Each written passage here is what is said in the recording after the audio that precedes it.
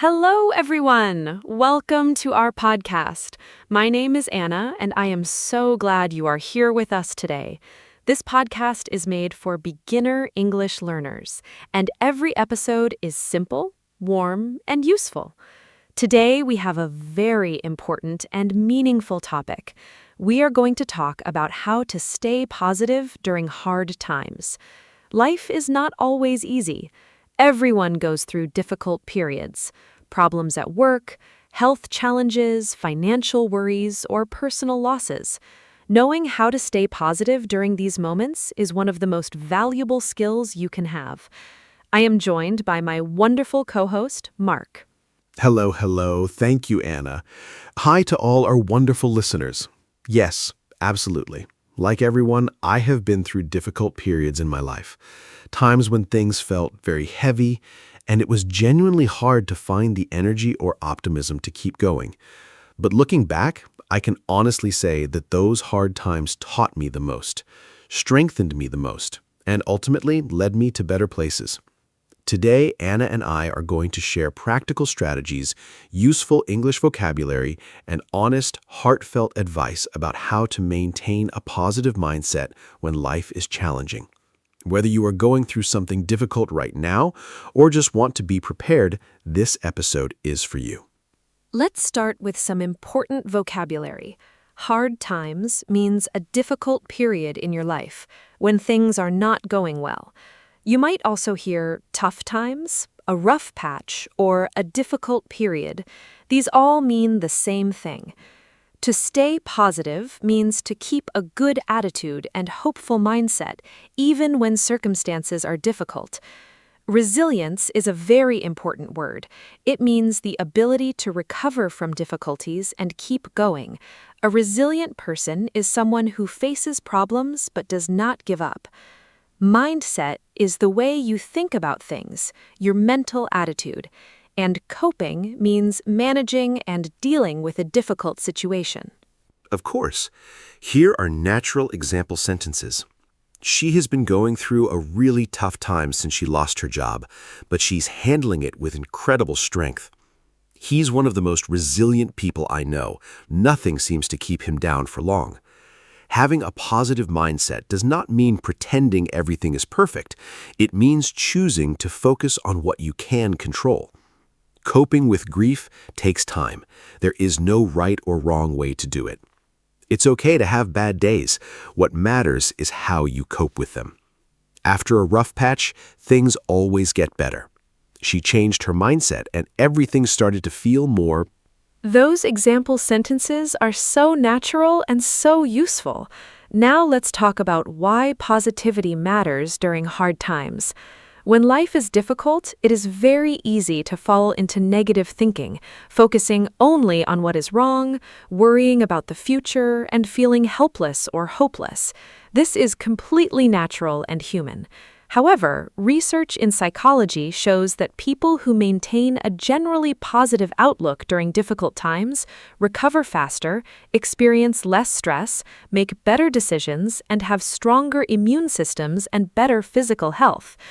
Positivity does not mean ignoring problems or pretending to be happy when you are not. It means choosing to also notice what is good, what is possible, and what you can learn. Positivity during hard times is important for so many reasons. First, your mindset directly affects your actions. When you feel hopeless, you stop trying. When you maintain even a small sense of hope, you keep looking for solutions. Second, positivity affects the people around you.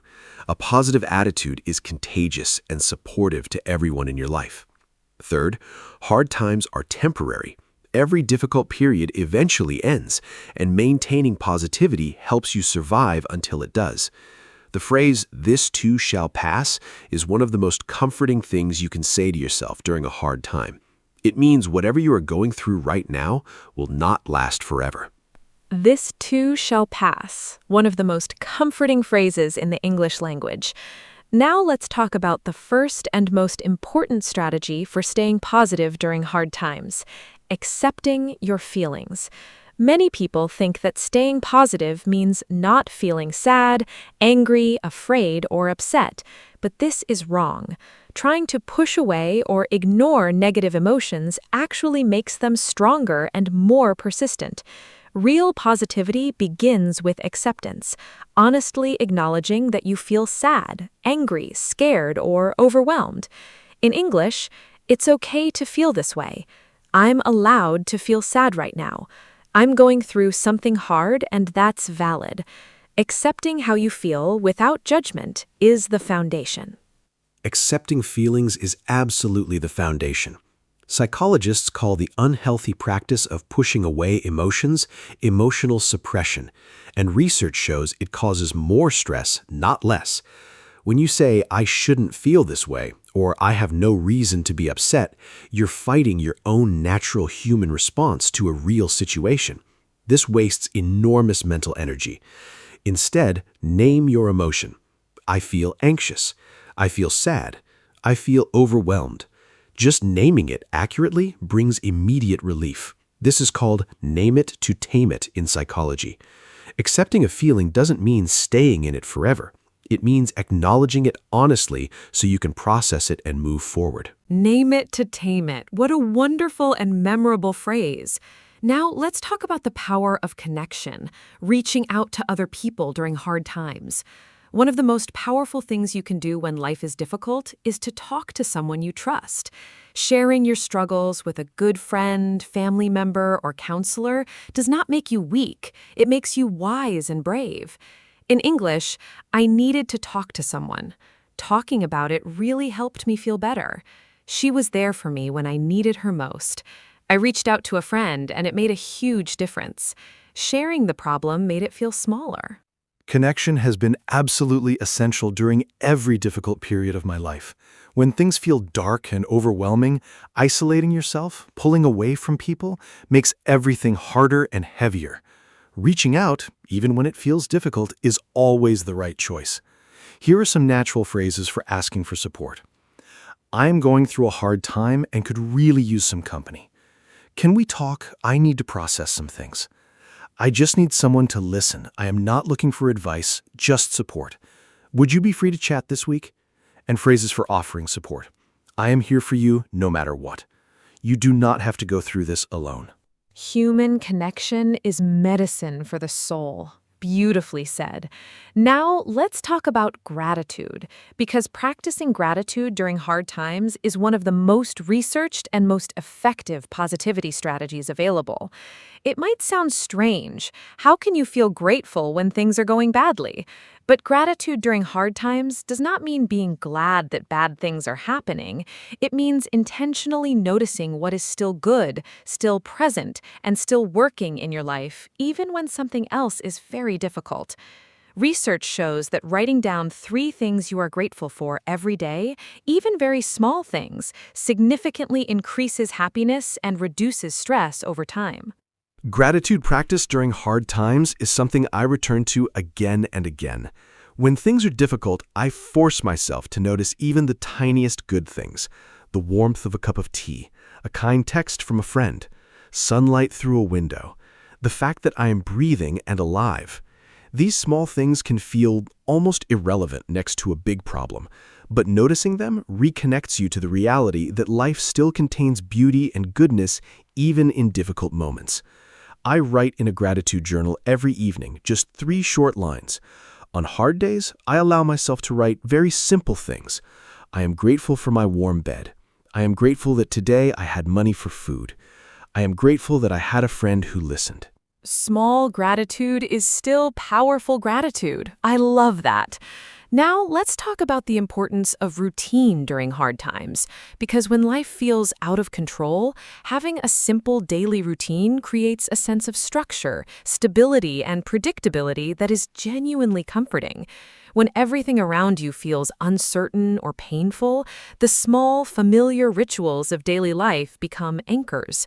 Making your bed in the morning, having your usual cup of coffee, going for a short walk at the same time each day, preparing a simple meal. These small acts of routine remind you that you still have agency, the power to act and choose, even when the bigger circumstances are out of your hands. Routine has saved me during hard times. When I went through a particularly difficult period a few years ago, Everything felt chaotic and uncertain. The one thing that helped me most was maintaining my daily routine, even a very simple one. Waking up at the same time, making breakfast, going outside for 20 minutes. These small acts felt almost too simple to matter, but they mattered enormously. They told me that I was still here, still capable, still moving. A useful phrase for this is just keep putting one foot in front of the other. It means keep doing the next small thing even when the big picture feels overwhelming. You do not need to solve everything today. One foot in front of the other and one day at a time, two of the most comforting English phrases for hard times.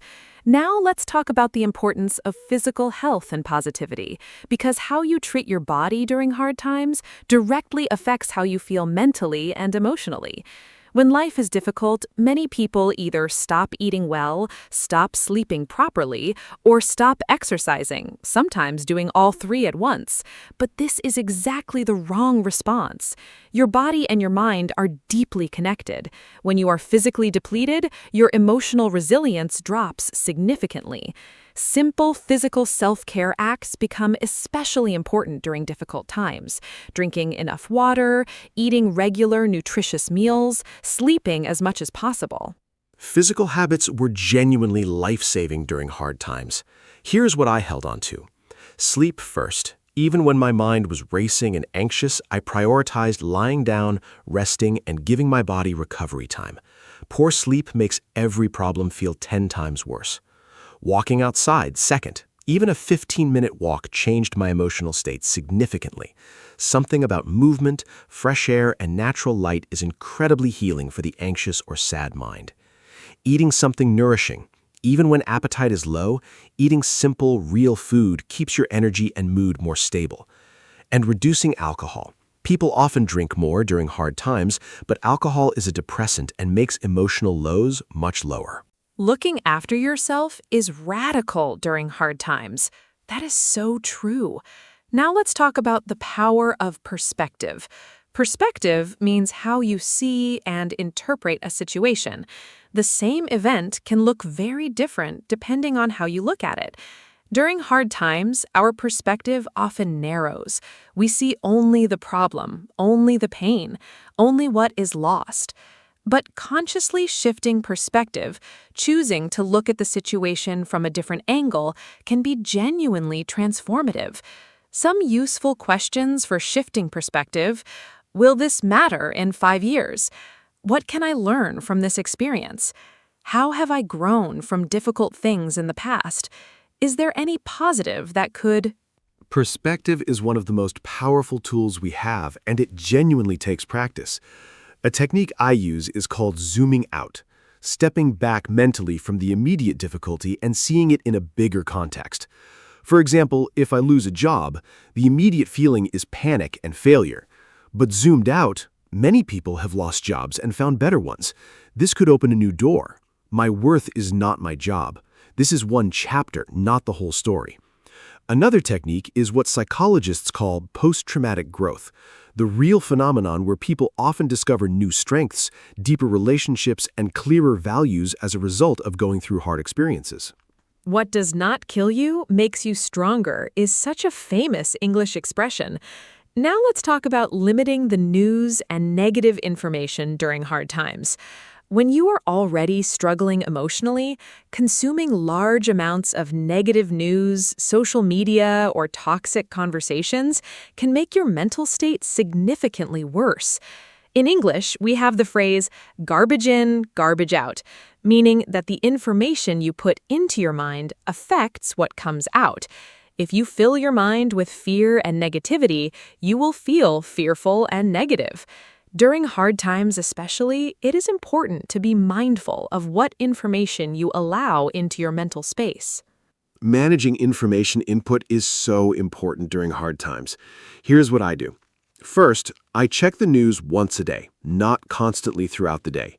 Constant news creates constant anxiety without adding much extra knowledge. Second, I limit or pause social media during difficult periods. Seeing other people's highlight reels when you are struggling is genuinely harmful to your mental state. Third, I'm selective about what conversations I have and with whom. During hard times, I prioritize conversations with supportive, kind, and constructive people, and limit time with those who are negative or draining. Curating your information environment? What a smart and modern concept. Now let's talk about something very powerful, helping others. It might seem counterintuitive when you are struggling yourself, why would you help others? But research consistently shows that acts of kindness and helping others during your own hard times is one of the most effective ways to boost your own well-being. When you focus on someone else's needs, even briefly, it shifts your perspective away from your own pain. It reminds you that you still have something to give. It creates a feeling of purpose and connection. In English, helping someone else helped me feel better too. Being useful to someone gave me a reason to get. Yes, very powerfully. During one of the most challenging periods of my life, I started volunteering at a local charity once a week. My own problems felt overwhelming, but for a few hours each week, I focused entirely on helping others in different but equally real situations. The effect was remarkable. When I left each week, my own problems felt slightly lighter, not because they had changed, but because my perspective had. I was reminded that pain is universal, that kindness matters, and that I was still capable and still useful. There's also a beautiful chemical explanation. Helping others triggers the release of serotonin and oxytocin, brain chemicals associated with happiness and connection. A small act of kindness is good for the giver as much as the receiver. So beautifully true. Now let's talk about professional help, because sometimes hard times are very serious and the strategies we have discussed on their own are not enough. There is absolutely no shame in seeking professional support during difficult times.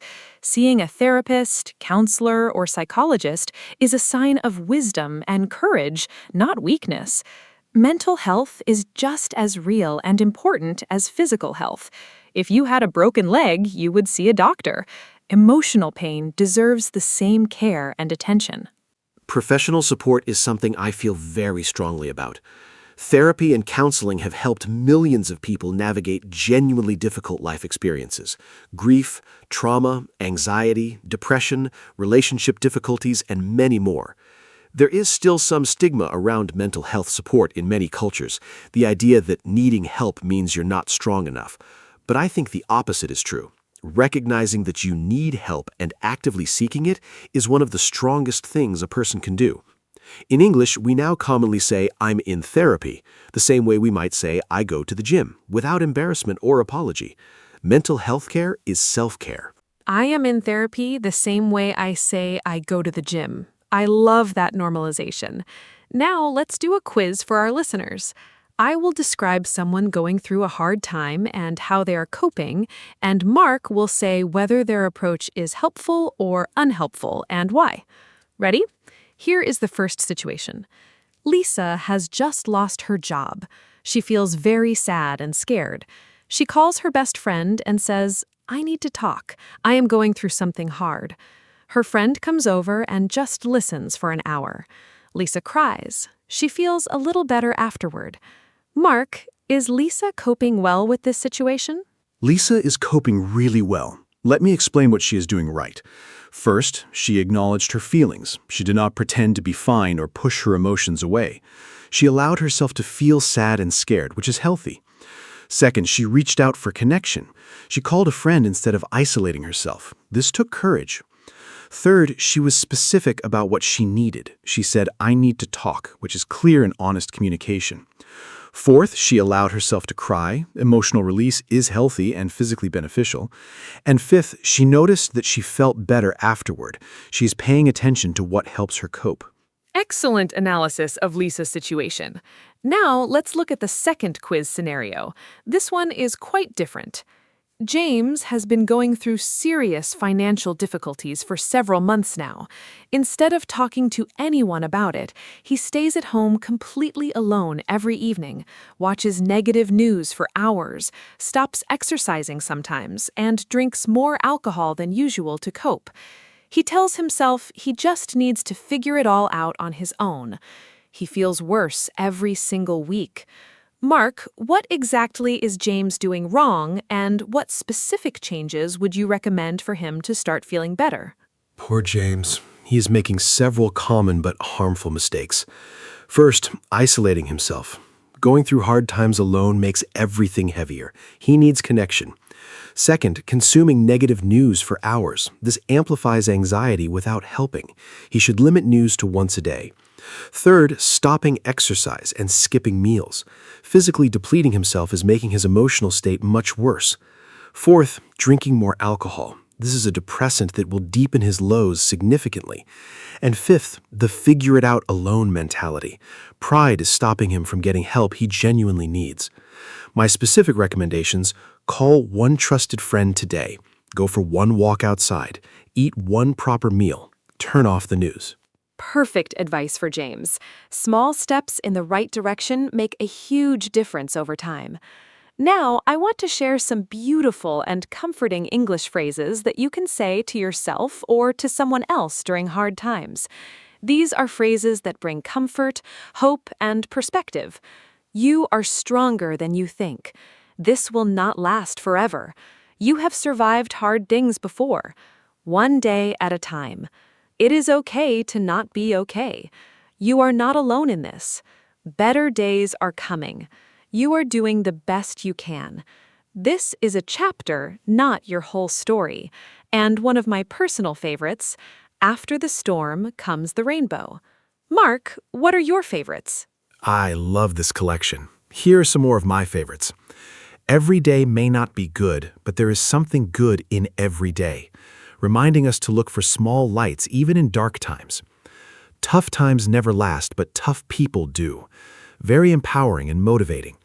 Fall 7 times, stand up 8. The Japanese proverb, meaning resilience is about getting up one more time than you fall. The darkest hour is just before dawn. When things seem at their worst, improvement may be very close.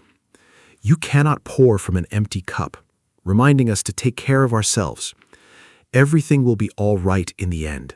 If it is not okay, it is not the end. I think that might be the most comforting sentence in the English language. Now, let's talk about something that many people overlook during hard times. Rest. Real rest. When life is difficult, many people feel guilty about resting. They feel they should be doing something, fixing something, or working harder to solve the problem. But rest is not laziness during hard times. Rest is medicine. Rest is recovery. When you are carrying emotional or physical weight, your body and mind need extra recovery time, not less. In English, I need to rest and recover. Give yourself permission to rest. Rest is productive. You cannot pour from an empty cup. Giving myself permission to rest during hard times is something I have had to actively learn. It did not come naturally. My mind used to say, resting is wasting time when things are hard. You should be solving the problem. But I've learned that rest is essential, not optional, during difficult periods. Here's how I give myself genuine permission. First, I remind myself that a rested mind thinks more clearly and solves problems better than an exhausted one. Second, I reframe rest as an active choice, not a passive failure. I'm choosing to rest so I can face tomorrow better. Feels very different from I'm giving up for today. And third, I make rest intentional. Rest with intention is genuinely restorative. I love how you reframe it as an active, positive choice. Now let's talk about creativity and expression as tools for staying positive. Many people find that engaging in creative activities during hard times is incredibly helpful, not to produce perfect work, but to express what is inside and process difficult emotions. Writing in a journal, drawing or painting, playing music, dancing, cooking a new recipe, gardening. These activities get you out of your head and into your hands. They create something, even when life feels like it is taking things away. Creativity has been a significant source of healing for me during difficult periods. Writing, especially, keeping a journal during hard times, allows me to externalize the thoughts that would otherwise circle endlessly in my mind. Getting thoughts onto paper makes them more manageable and more clearly visible. I can see patterns, question them, and release them more easily when they are written down rather than trapped in my head. I also play the guitar sometimes, not professionally, just for myself. Playing music is one of the few activities that fully absorbs my attention and gives my worried mind a complete rest. Lose yourself in something. Such a perfect expression for creative immersion. Now let's talk about hope, because hope is perhaps the most essential ingredient for staying positive during hard times. Hope is the belief that things can and will get better, that the current situation is not permanent, and that good things are still possible in the future. In English, hope-related phrases include, "I have not given up hope. There is still reason to hope. I believe things will get better. Hold on, better days are coming. Never lose hope." Hope does not mean being naive or ignoring reality. It means maintaining a genuine belief in the possibility of positive change. Holding on to hope during dark times is something I do very deliberately. Several things help me. First, evidence from the past. I remind myself of previous hard times I survived and eventually moved through. If I did it before, I can do it again. Second, small improvements. Even on the darkest days, there are usually tiny signs of progress or small good moments. I look for these actively. Third, other people's stories.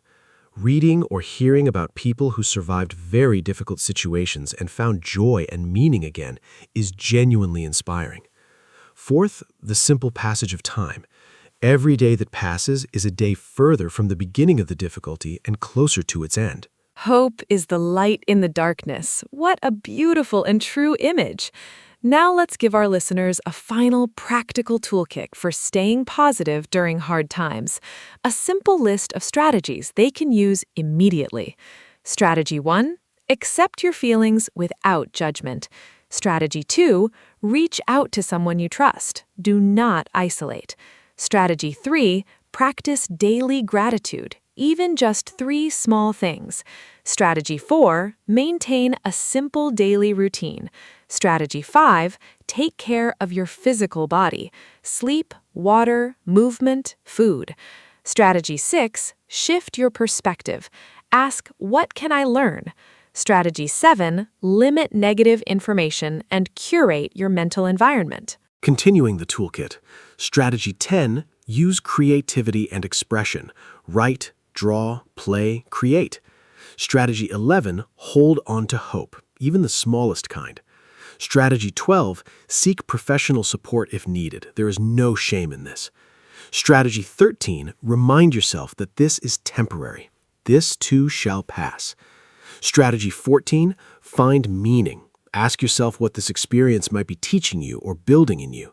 Strategy 15, be gentle with yourself. Do not add self-criticism to an already heavy load. And strategy 16, celebrate small victories. Getting through a hard day is a real achievement worth acknowledging.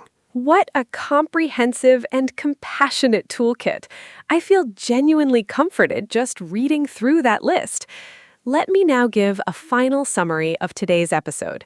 We talked about what positivity during hard times really means, not pretending to be happy, but choosing to also notice what is good and possible.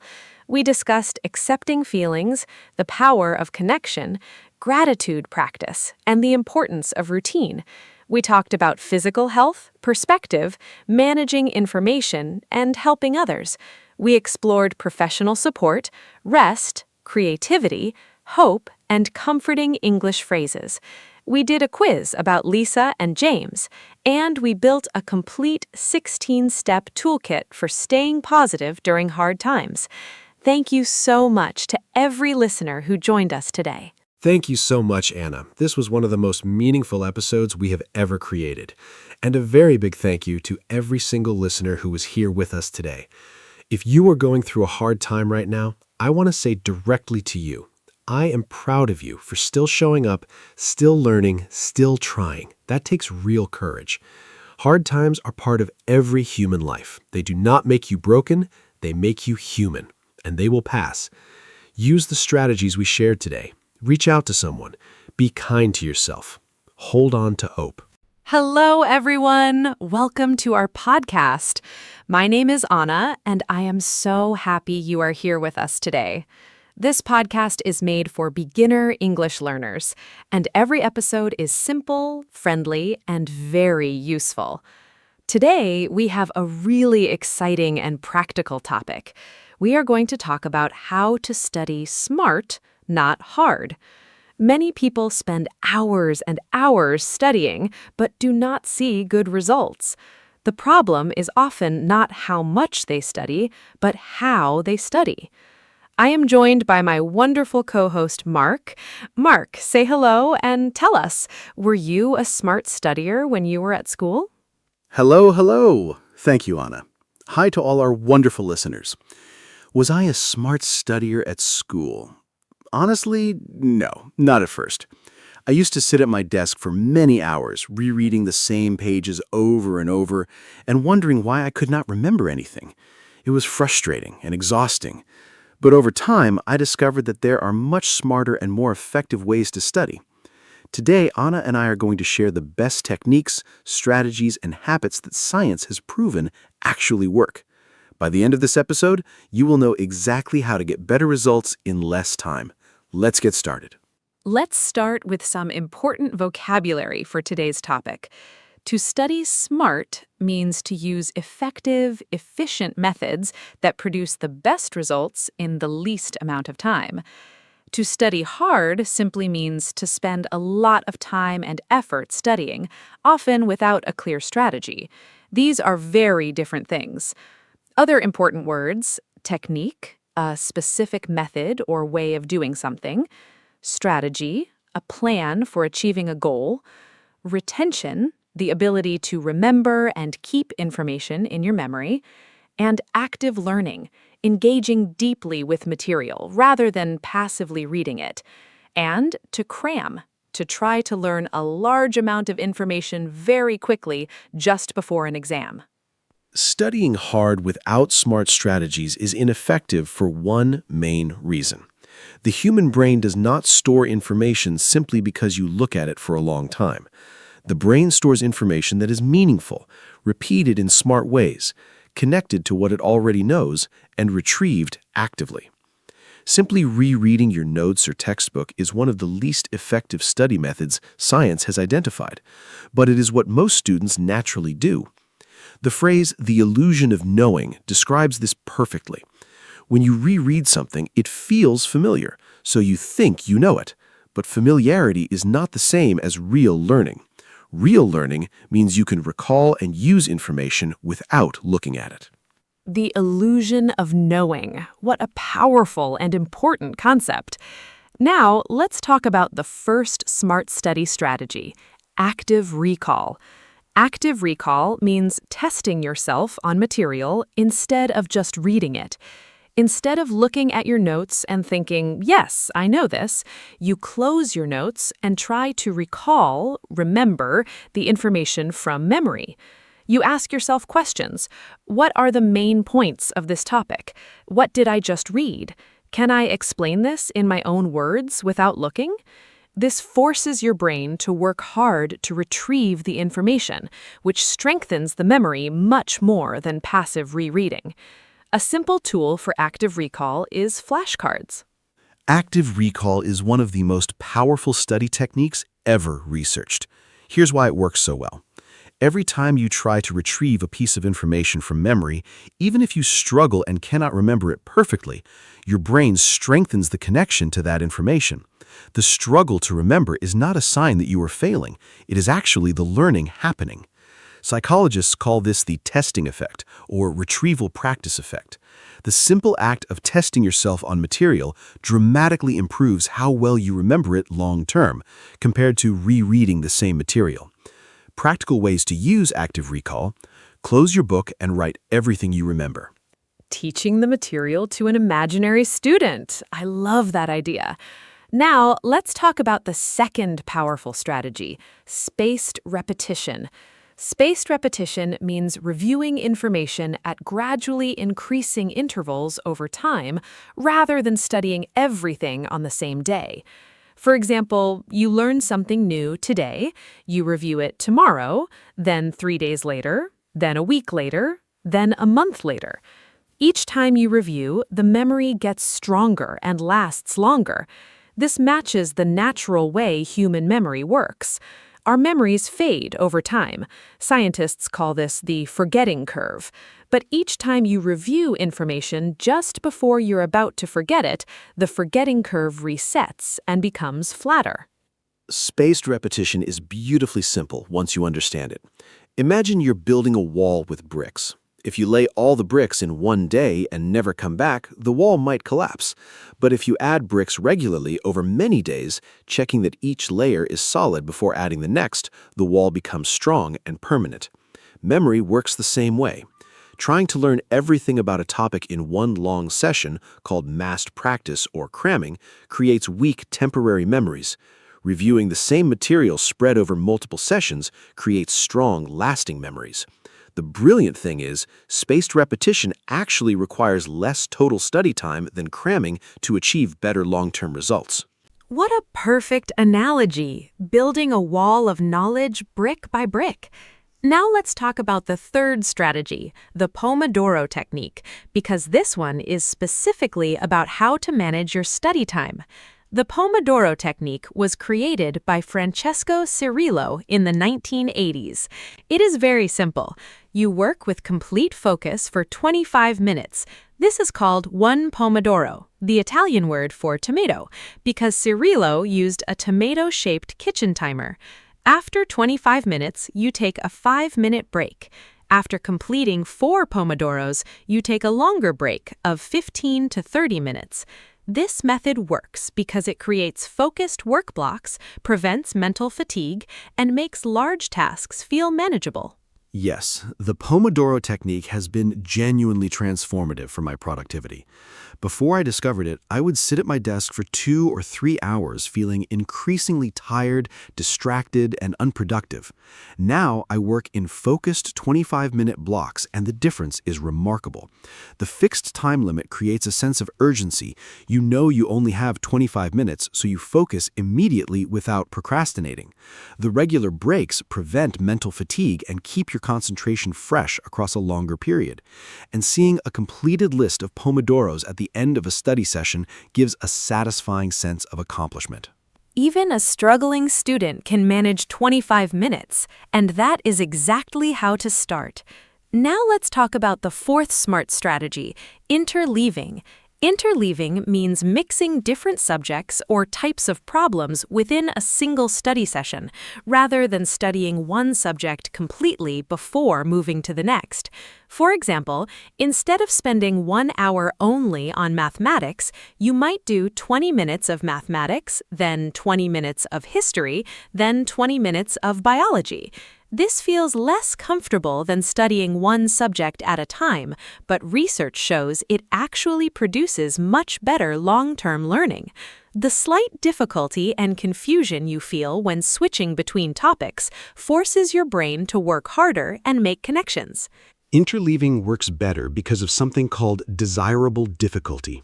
When studying feels slightly hard and uncomfortable, your brain is actually working more deeply with the material. Studying one subject in one big block feels comfortable and efficient, but it creates an illusion of mastery. You were just warming up to the material. When you switch subjects, you have to start fresh, re-engage your brain, and actively recall what you were working on when you return. This active re-engagement is the real learning happening. Research studies comparing blocked practice, one subject at a time, with interleaved practice consistently find that interleaved learners perform significantly better on tests, even though they often feel less confident during studying. Desirable difficulty. What a wonderful concept. The slight discomfort is actually the learning. Now let's talk about the environment, because where and how you study has a significant impact on the quality and effectiveness of your studying. A good study environment has several key features. It is free from distractions, especially your phone and social media. It is comfortable, but not too comfortable. Studying in bed, for example, makes many people sleepy. It has good lighting, natural light is best, it is quiet or has only non-distracting background sound, and it is associated in your mind with studying. If you always study at the same desk, your brain begins to automatically shift into My ideal study environment has a few non-negotiables. First, my phone is in another room or on airplane mode, completely out of sight. Notifications are the #1 enemy of focused study. Research shows that even having your phone visible on your desk, even face down, reduces your cognitive capacity. Just seeing it makes you think about it. Second, I sit at a proper desk with good lighting, not on a sofa or in bed. Third, I use noise-canceling headphones, either with silence or instrumental music without lyrics. Lyrics are very distracting when reading or thinking. Fourth, I keep my desk clear of unnecessary objects. Clutter creates mental noise. a prepared environment is a productive environment. I love that. Now let's talk about something many students do wrong, highlighting and underlining. Many students use colored highlighters on their textbooks and feel very productive while doing it. The page looks neat and colorful, and it feels like studying. But research consistently shows that highlighting and underlining are among the least effective study techniques available. Why? Because they are passive. You are just marking text, not deeply engaging with it. And because students tend to highlight too much, which does not help them identify the most important information. Marking your textbook in yellow does not make your brain remember it better. Instead of highlighting, students should annotate and engage actively. Here is what effective reading looks like. As you read, ask yourself questions. Why is this important? How does this connect to what I already know? Can I think of an example? Write these thoughts in the margins. This is called annotation. Summarize each section in your own words in the margin or in a separate notebook. This forces active processing. Create a simple outline of the main points without looking at the text. And after finishing a section, close the book and try to write everything you remember. Then check what you missed. These active reading strategies produce dramatically better retention than any amount of highlighting. Annotation and summarizing in your own words, so much more powerful than highlighting. Now let's talk about the importance of sleep for learning, because many students make the serious mistake of staying up very late to study more, but this is counterproductive. During sleep, especially during the deep sleep and REM stages, your brain actively consolidates memories. It sorts, organizes, and strengthens everything you learned during the day, moving information from short-term to long-term memory. If you deprive yourself of sleep to study more, you are actually undermining the very process that makes your studying effective. The phrase "sleep on it" has real scientific meaning. Sleeping after learning significantly improves how well you remember. Sleep is possibly the single most important study tool that almost no student talks about. Here is what happens neurologically. During deep sleep, your brain replays and strengthens the neural pathways formed during the day's learning. During REM sleep, your brain makes creative connections between new information and things you already know. This is why you sometimes wake up with a new understanding of something you were confused about the day before. Studies show that sleeping between a learning session and a test dramatically improves test performance compared to staying awake from more study time. The practical advice? Do your studying, then sleep. Do not cram at the expense of sleep. Sleep is studying. Every student needs to hear that. Now let's talk about exercise and its relationship to learning, because this surprises many people. Physical exercise is not just good for your body, it is directly beneficial for your brain and your ability to learn. Exercise increases blood flow to the brain, promotes the growth of new brain cells, and releases chemicals like BDNF, brain-derived neurotrophic factor, which scientists sometimes call miracle grow for the brain because it helps neurons connect and memories form.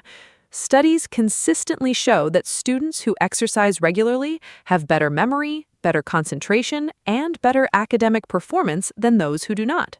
The difference in my mental performance after exercise is remarkable. On days when I go for a morning run or do even a short workout before studying, my concentration is sharper, my thinking is clearer, and I learn new information much more quickly. On days when I sit at my desk all day without moving, my mind feels foggy and slow by the afternoon. The research strongly supports this personal experience. A study from Harvard found that aerobic exercise, activities that raise your heart rate, actually causes new brain cells to grow in the hippocampus, the area of the brain most responsible for learning and memory. Move your body to improve your mind. Such a simple and powerful message. Now let's talk about something very important for all learners, the importance of breaks. Many students feel guilty about taking breaks. They think every minute not studying is a minute wasted. But this is wrong. Regular, planned breaks are essential for effective studying. Your brain cannot maintain deep focus indefinitely. After a period of concentrated work, typically 20 to 45 minutes, the quality of your attention decreases significantly. Working through this fatigue does not produce more learning, it produces less. Planned breaks allow your brain to consolidate recent learning, reset your attention, and approach the next session with fresh focus. Effective study breaks are those that genuinely rest your brain, not those that simply replace one screen with another. Here is what I recommend. Stand up and move. Even walking to the kitchen and back gets blood flowing. Go outside briefly if possible. Fresh air and natural light are genuinely restorative for mental energy. Do a few minutes of gentle stretching. Your body gets stiff from sitting. Have a healthy snack and drink water. Hydration significantly affects cognitive performance. Or simply sit quietly for a few minutes without any screens. What I do not recommend for breaks: checking social media, watching videos, or playing phone games. A real break means stepping away from all screens. So important and so often ignored. Now let's talk about goal setting for studying, because studying without a clear goal is like driving without a destination. Effective study goals are specific and measurable. Not, I will study English today, but I will learn and review 20 new English vocabulary words with flashcards for 30 minutes today. Not, I will study for my exam, but I will complete and self-test on chapters 3 and 4 today. When your study goal is specific, you know exactly when you have achieved it. This creates motivation, focus, and a satisfying sense of completion when you finish. Setting effective study goals has transformed my productivity. Here's my simple system. The night before, I decide specifically what I want to accomplish the next day. Not what I want to go over, but what I want to be able to do by the end of the session. For example, by the end of this session, I will be able to recall all 50 vocabulary words without looking at my notes. Or I will complete 10 practice problems and check my answers. Notice that the goal describes a result, something I can verify, not just an activity. I also estimate how long each task will take and plan my sessions accordingly. Specific outcomes make studying more effective and more satisfying. Perfectly said. Now, let's talk about the myth of multitasking, because many students believe they can study effectively while also doing other things, watching television, texting friends, or listening to music with lyrics. But research is very clear. Multitasking, truly doing two mentally demanding things simultaneously, is not possible for the human brain. What we call multitasking is actually task switching, rapidly moving attention between tasks. And every time you switch, there is a cost, called switching cost, where your attention takes time to fully engage with the new task. This makes every individual task slower and less accurate. The impact of distractions during studying is much greater than most people realize. Research by Gloria Mark at the University of California found that after being interrupted, even briefly, it takes an average of 23 minutes to fully return to the original task. So one quick check of your phone does not cost you 30 seconds. It potentially costs you more than 20 minutes of full concentration. This means that students who study for 2 hours with frequent phone checks may achieve far less deep learning than students who study with complete focus for just 45 minutes. Protect your focus fiercely. It is your most precious resource. I want to write that on every student's desk.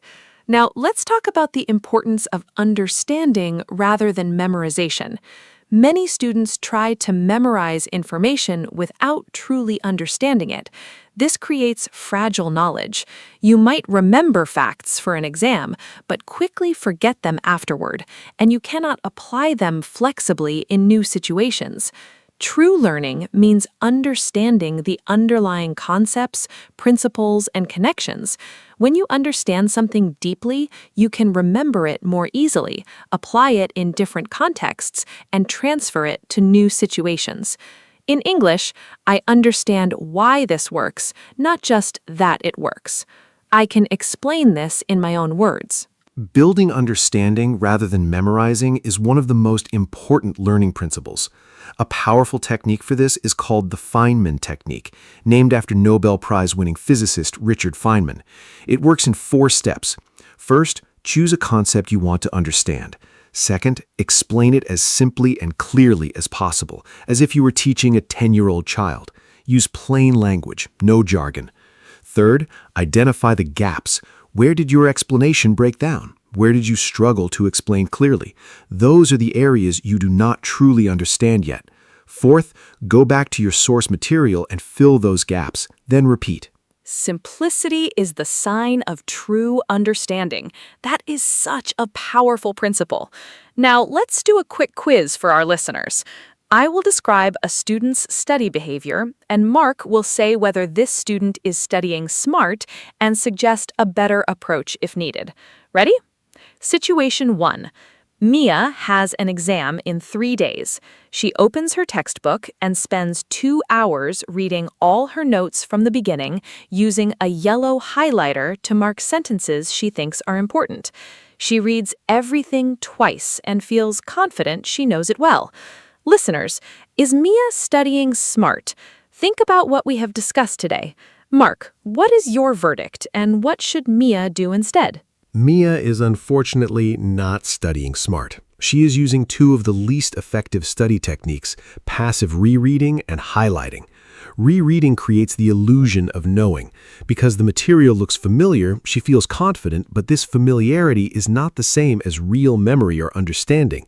And highlighting is passive. It does not make her brain work hard to remember anything. Here's what Mia should do instead. After one reading, she should close the book and write down everything she can remember. Active recall. She should use flashcards to test herself on key facts. She should spread her review over 3 days, 1 solid session today, a review tomorrow, and a final review. Perfect advice for Mia. Now let's look at situation 2. Daniel studies for 30 minutes with complete focus. No phone, no music, at his desk. He uses flashcards to test himself on vocabulary. After 30 minutes, he takes a 10-minute walk outside, then he returns and studies a different subject for 25 minutes using the Pomodoro technique. In the evening, he reviews his earlier flashcards briefly and goes to bed at 10:30 to ensure 8 hours of sleep. Listeners, is Daniel studying smart? What is he doing well?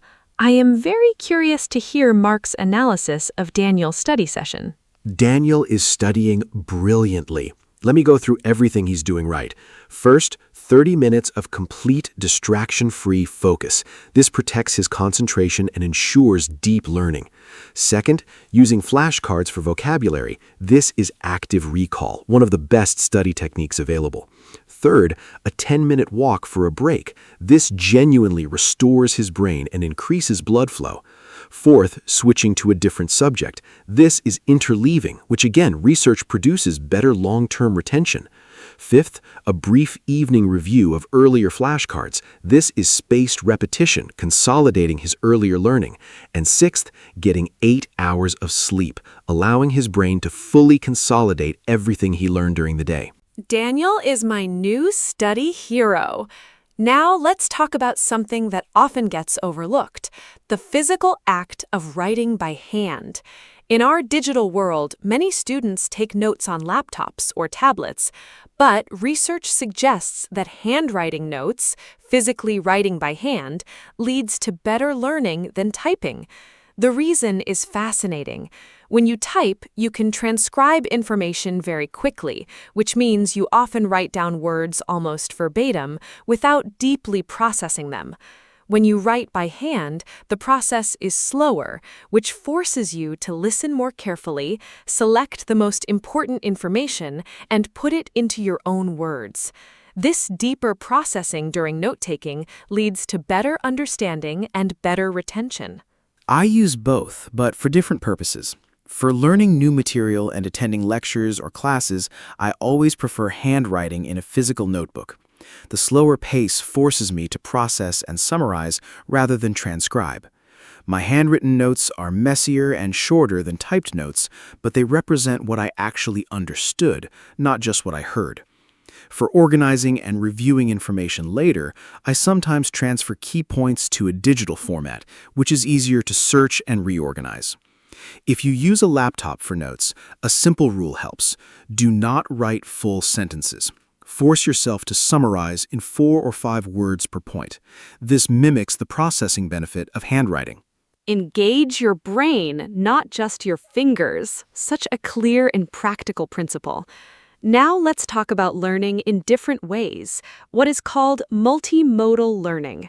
Our brains process and remember information much better when we encounter it in multiple different formats. Reading about a topic is one way, watching a video explanation is another, drawing a diagram is another, explaining it aloud to someone is another, creating a mind map is another. Each different format activates different parts of your brain and creates more connections to the new information, making it easier to remember and apply. For language learners especially, combining reading, listening, speaking, and writing creates much stronger learning than any single method alone. Multimodal learning is something I practice naturally now, though I did not always do it deliberately. When I'm learning something new, I try to encounter it in at least 3 different ways. First, I read about it from a textbook or article. Second, I find a video explanation. Watching and listening adds a visual and auditory dimension. Third, I write a summary in my own words. This activates writing and deepens processing. And sometimes I also draw a simple diagram or mind map connecting the key ideas visually. For language learning specifically, which is what many of our listeners are doing right now, this means reading English, listening to English, speaking English, and Every episode of this podcast is already multimodal learning. I love that. You are already studying smart by listening to us. Now let's give our listeners a complete summary of all the smart study strategies we have covered today. Strategy 1. Use active recall. Test yourself instead of rereading. Strategy 2. Use spaced repetition. Review at increasing intervals over time. Strategy 3. Use the Pomodoro technique. 25 minutes focused, 5 minutes break. Strategy 4. Try interleaving. Mix different subjects in one session. Strategy 5. Create a distraction-free study environment. Strategy 6. Annotate and summarize instead of highlighting. Strategy 7. Protect your sleep. It is essential for memory consolidation. Continuing the strategy list, Strategy 9 sets specific, measurable study goals for each session. Strategy 10, eliminate all distractions, protect your focus fiercely. Strategy 11, build understanding, not just memorization. Use the Feynman technique. Strategy 12, use multimodal learning. Read, watch, write, speak. Strategy 13, take handwritten notes to deepen processing. Strategy 14, never cram. Distributed practice always beats massed practice. Strategy 15, do practice tests and questions, the best exam preparation available. And Strategy 16, teach what you have learned to someone else, or to yourself out loud. If you can explain it clearly and simply, you truly know it. 16 smart study strategies. What an incredible toolkit. I feel like going back to school just listening to this episode. Let me give a final summary of today. We talked about the difference between studying smart and studying hard. We covered active recall, spaced repetition, the Pomodoro technique, and interleaving. We discussed creating a good study environment, the failure of highlighting, and the power of annotation.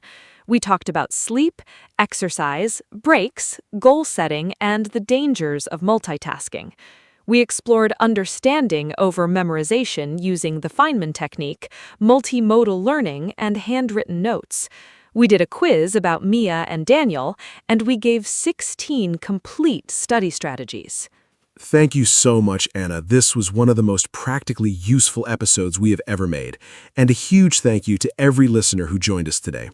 Remember, studying smart means using your time and energy in the most effective way possible so that you learn more, remember more, and enjoy the process more.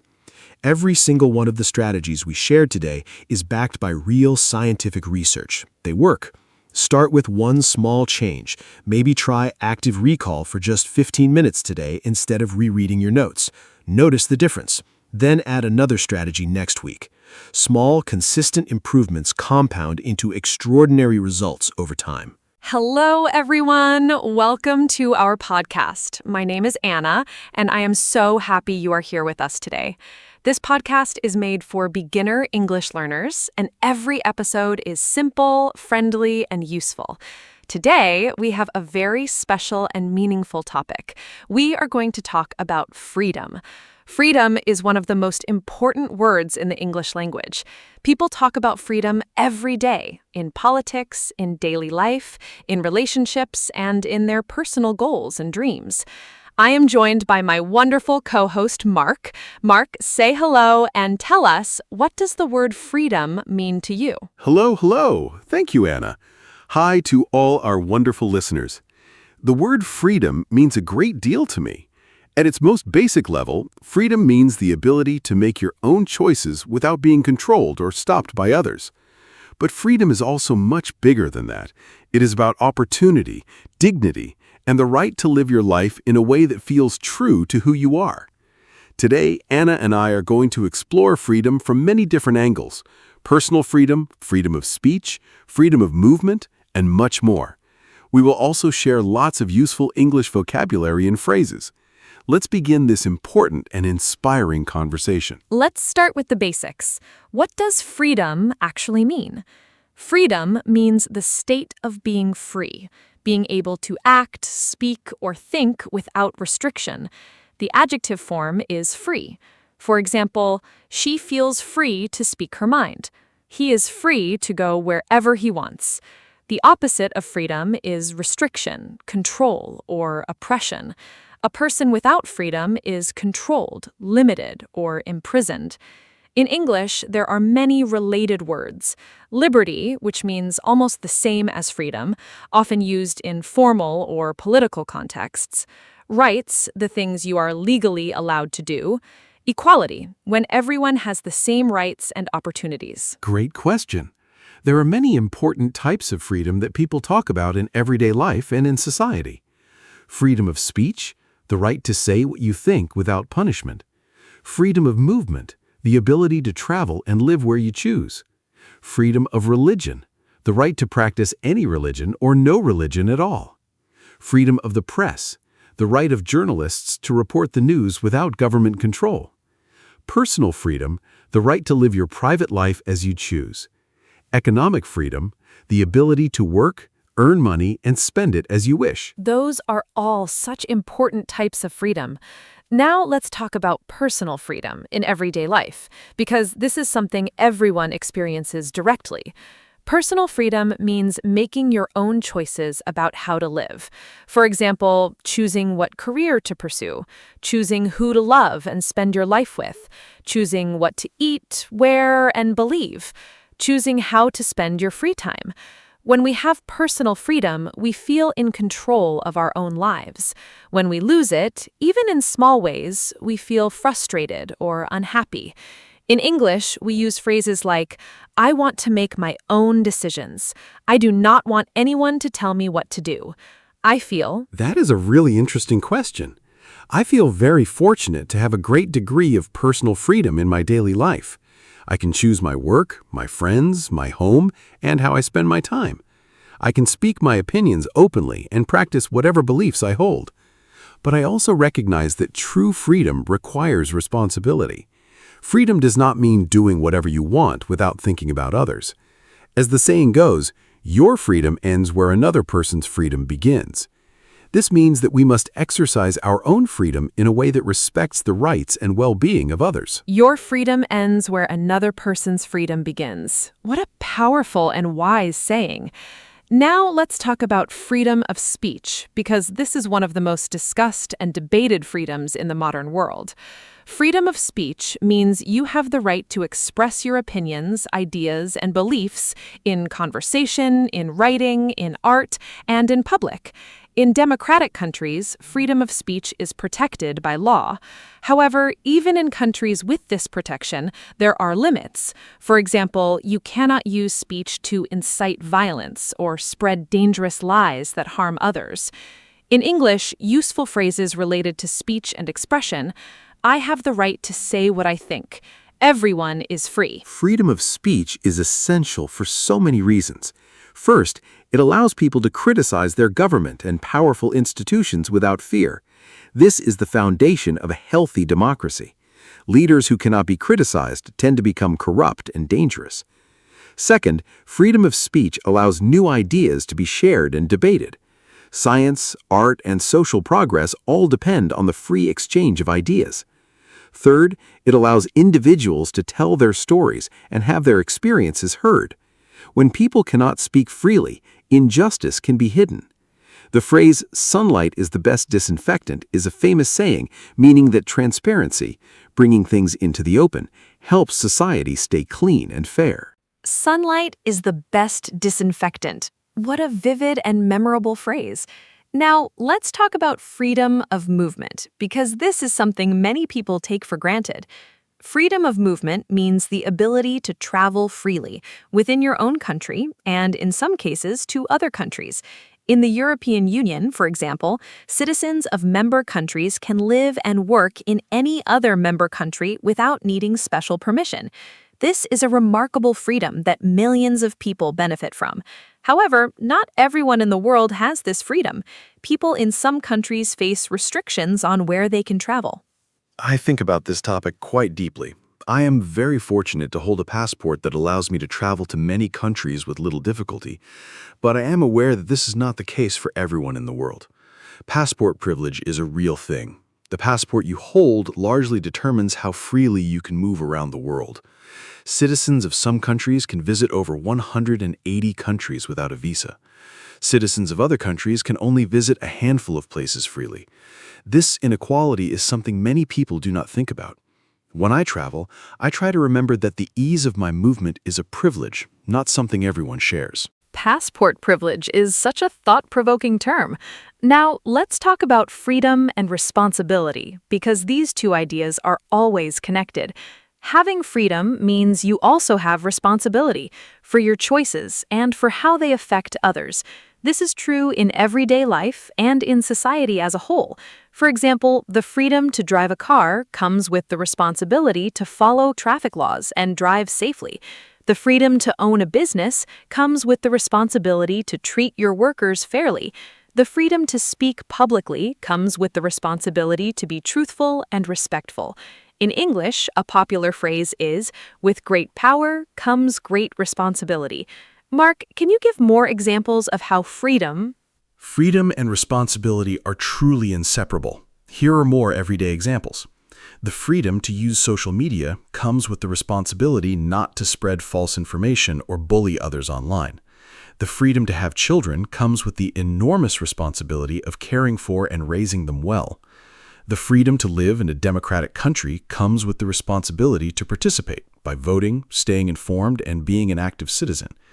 The freedom to eat whatever you choose comes with the responsibility to consider the impact on your health and on the environment. And the freedom to have a voice comes with the responsibility to listen as well as speak.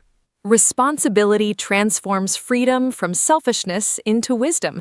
Beautifully said. Now, let's talk about financial freedom, because this is something many people dream about. Financial freedom means having enough money saved and invested that you do not need to work just to pay your basic bills. It means you have choices about how to spend your time, rather than being forced to work long hours in a job you dislike. Some people achieve financial freedom through saving carefully, investing wisely, and spending less than they earn over many years. Others build businesses that eventually provide passive income, money that comes in without requiring constant active work. Financial freedom is something I think about a lot. To me, it does not necessarily mean being extremely wealthy. It means having enough to cover your needs comfortably, enough savings to handle unexpected problems, and enough flexibility to make choices based on what you value rather than just financial necessity. I do believe it is achievable for many people through consistent saving habits, living within your means, and making smart decisions about money over time. However, I also recognize that structural inequalities in society make financial freedom much harder for some people than others. Wages, access to education, healthcare costs, and economic opportunity are not equally distributed. Living within your means is such a key phrase for financial freedom. Now, let's talk about freedom and relationships, because the way freedom operates within personal relationships is very interesting. In a healthy relationship, whether a friendship, a romantic relationship, or a family relationship, both people should feel free to be themselves. They should be able to express their thoughts and feelings honestly, pursue their own interests and friendships outside the relationship, and make personal decisions without constant control or judgment. When one person in a relationship controls or restricts the other too much, it becomes unhealthy. In English, we use phrases like, "I feel free to be myself with you." A good relationship gives you space. Healthy freedom in a relationship is so important. I think it means mutual trust and respect, trusting your partner enough to give them space and respecting their individuality and independence. It means supporting each other's separate friendships, hobbies, and personal goals. It means being able to disagree, express different opinions, and even spend time apart without feeling threatened or jealous. The phrase, "love sets you free," suggests that real love does not trap or restrict, it liberates. A partner who loves you genuinely wants you to grow, explore, and be your full self. Controlling behavior, checking someone's phone, limiting their friendships, or making all decisions for them is the opposite of love. Real love and real freedom go hand in hand. What a beautiful and true statement. Now let's talk about freedom and creativity. When we have the freedom to create, to write, paint, sing, dance, build, or imagine, we express our most genuine and unique selves. Creative freedom means making art or ideas without being told exactly what to think or produce. History shows us that some of the greatest works of art and literature were created in conditions of restriction, people finding creative freedom even in difficult circumstances. In English, we often say someone has creative freedom when they are given space to make their own artistic decisions. Creativity and freedom are deeply connected, though creativity is remarkably resilient. It finds expression even in the most restrictive conditions. Many great artists, writers, and musicians have created extraordinary work under censorship, poverty, or oppression. They found ways to communicate truth through metaphor, symbol, and hidden meaning. However, I believe creativity truly flourishes when people have genuine freedom. Freedom to explore ideas without fear, freedom to challenge conventions, freedom to fail and try again. When people feel free, they take creative risks, and creative risk-taking leads to real innovation and beauty. The phrase, "necessity is the mother of invention," suggests that even restriction can drive creativity, but I believe freedom is still the best environment for it. Freedom is the best environment for the human creative spirit to bloom. I love that image. Now let's talk about freedom and nature. Many people feel a profound sense of freedom when they are in nature, in the mountains, by the sea, in a forest, or in a wide open field. Being in nature removes the restrictions of daily life. No screens, no schedules, no demands. You can move freely, breathe fresh air, and feel connected to something larger than yourself. In English, we have beautiful phrases about this feeling. Feeling free as a bird, the open road, the great outdoors, and breathing room, meaning space to relax and think freely. I feel enormously free in nature. There is something almost magical about being in a wide-open natural landscape. When I hike in the mountains, I feel the weight of everyday worries literally lift from my shoulders.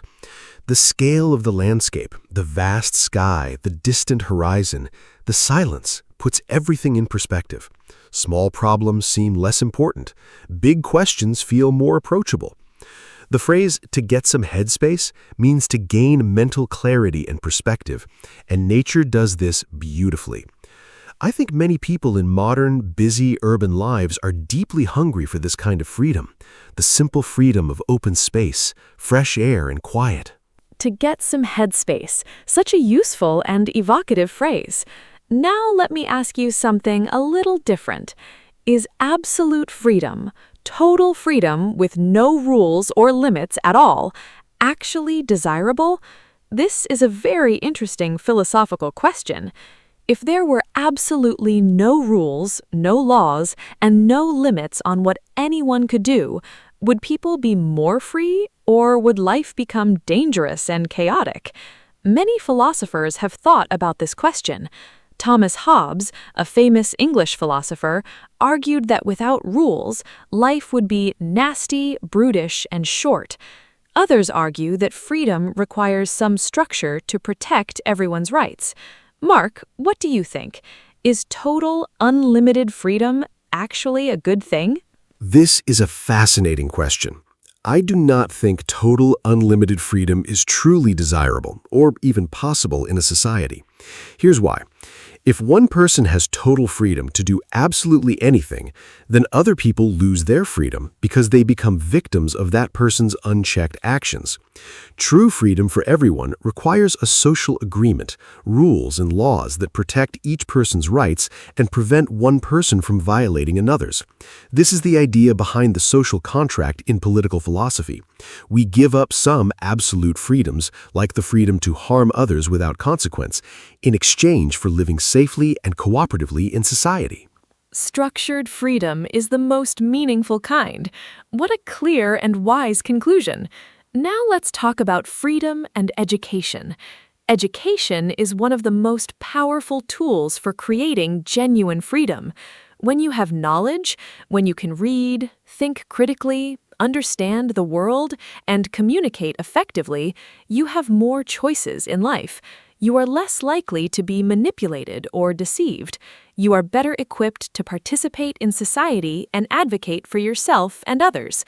In English, the phrase "knowledge is power" directly connects learning to freedom and empowerment. Nelson Mandela, one of the world's most famous advocates for freedom, said, "Education is the most powerful weapon which you can use to change the world." Education creates freedom in so many ways. First, it opens economic doors. People with education generally have more career options, higher earning potential, and greater financial security.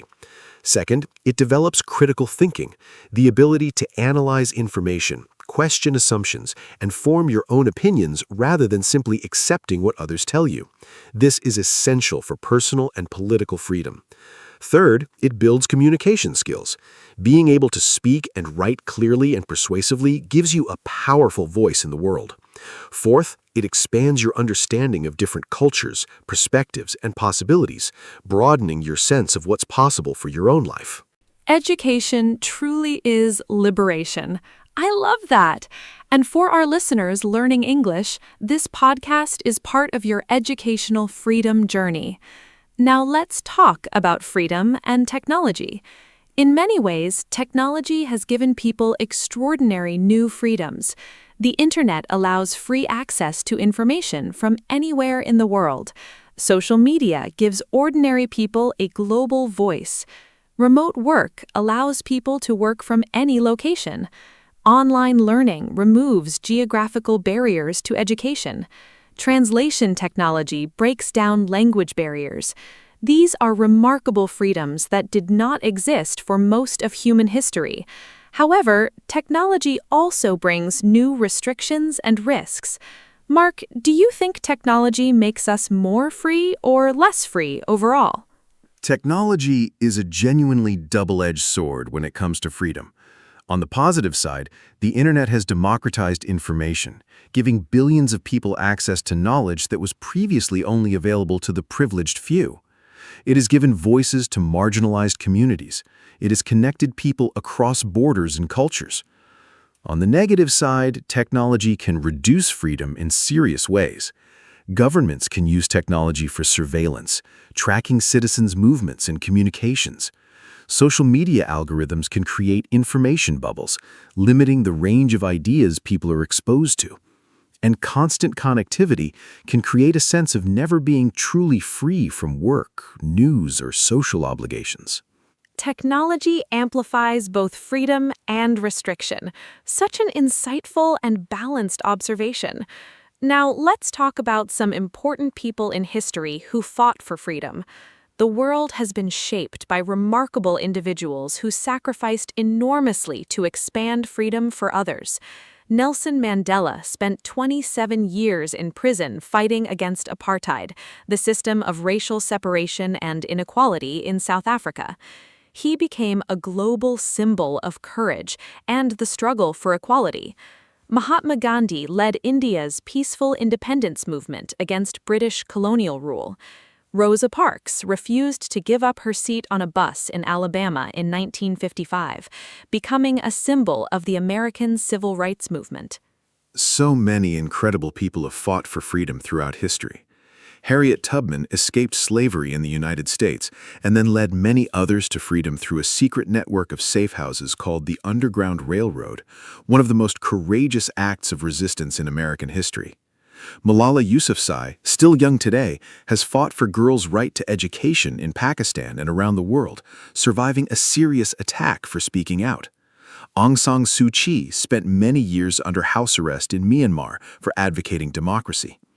Frederick Douglass escaped slavery and became one of the most powerful voices against it through his writing and speeches. What an inspiring list of extraordinary people. Freedom is not given, it must often be fought for. That sentence gives me goosebumps. Now let's talk about a very simple but meaningful question. What does freedom feel like in everyday life? Not the big political or philosophical kind, but the small, daily feeling of being free. The feeling when you finish work on a Friday evening and have a whole weekend ahead. The feeling when you finish an exam or a difficult project. The feeling when you step outside on a beautiful morning with nowhere specific to be. The feeling of being completely understood by a good friend. Oh, I love this question. The everyday moments of freedom are some of the most precious. My favorites, the feeling of finishing a challenging piece of work and closing my laptop, knowing the task is done and I am free.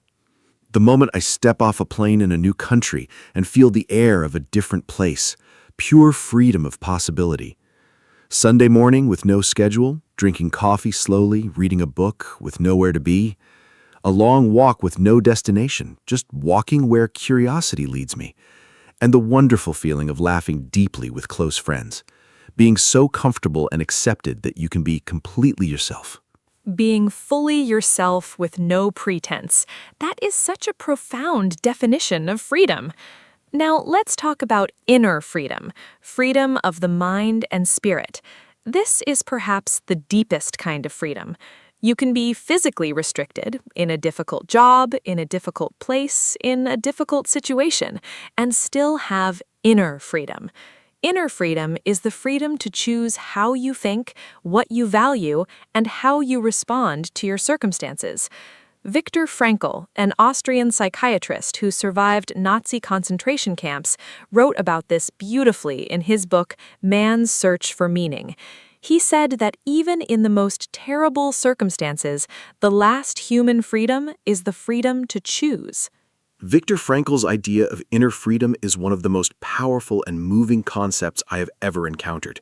He demonstrated that even in conditions of extreme suffering and total physical restriction, a person can maintain their dignity and their inner life. They can choose to find meaning, to maintain hope, to act with love and courage.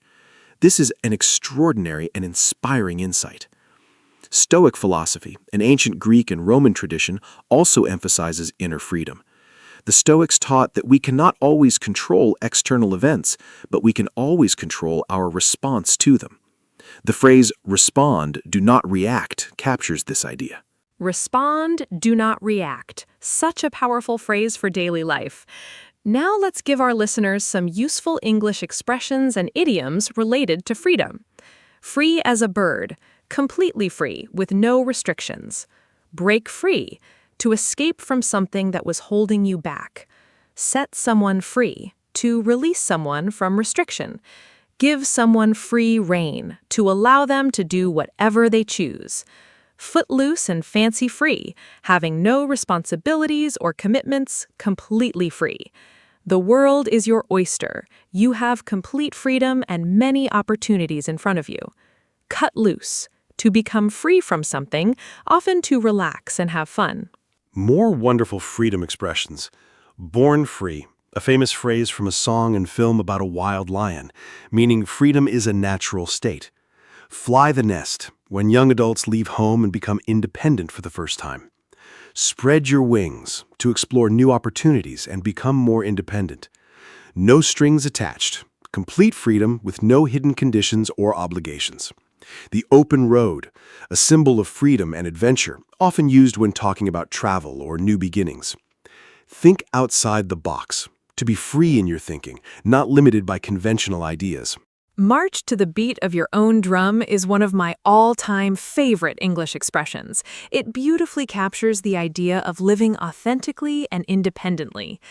Now let's talk about the relationship between freedom and happiness. Research in psychology suggests that having choices, having freedom, does make people happier, to a point. But too many choices can actually cause anxiety and dissatisfaction. This is called the paradox of choice. Psychologist Barry Schwartz found that when people have too many options, they often feel less satisfied with their final choice because they wonder if a different choice would have been better. So freedom and happiness are connected, but the relationship is more complex than it first appears. The paradox of choice is a fascinating idea. I think freedom is essential for happiness, but you are right that unlimited choices do not automatically mean more happiness. The research suggests that a moderate amount of meaningful choice is most conducive to well-being, enough to feel autonomous and self-determining, but not so many options that you feel overwhelmed and paralyzed. I also think the kind of freedom matters enormously. Freedom to pursue meaningful relationships, creative work, and personal values tends to produce lasting happiness.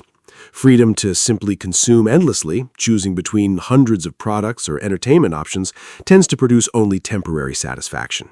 Simple, bounded freedom exercised with intention. I am going to write that down. Now let's do a quick and fun quiz for our listeners. I will give a definition, and Mark will tell us the correct word or phrase. Listeners, try to answer before Mark speaks. First, this is the freedom to say what you think without punishment. What is the correct term in English? Think about it. We talked about this earlier in today's episode.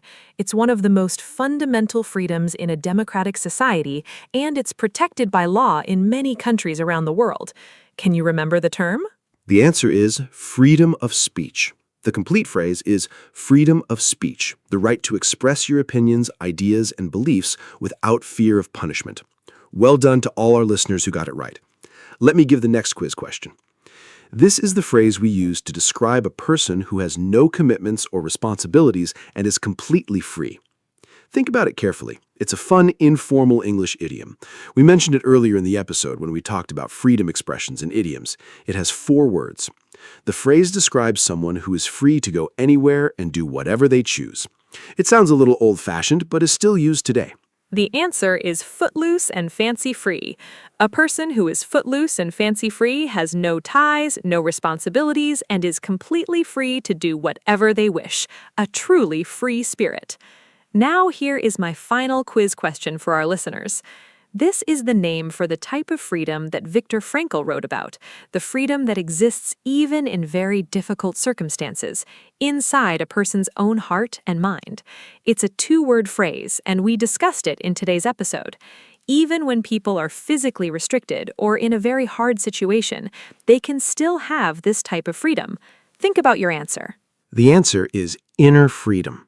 Viktor Frankl wrote about inner freedom, the freedom to choose your attitude, your values, and your response to any situation, no matter how difficult. Even when external circumstances are beyond our control, inner freedom remains available to everyone. This idea is profoundly hopeful and empowering.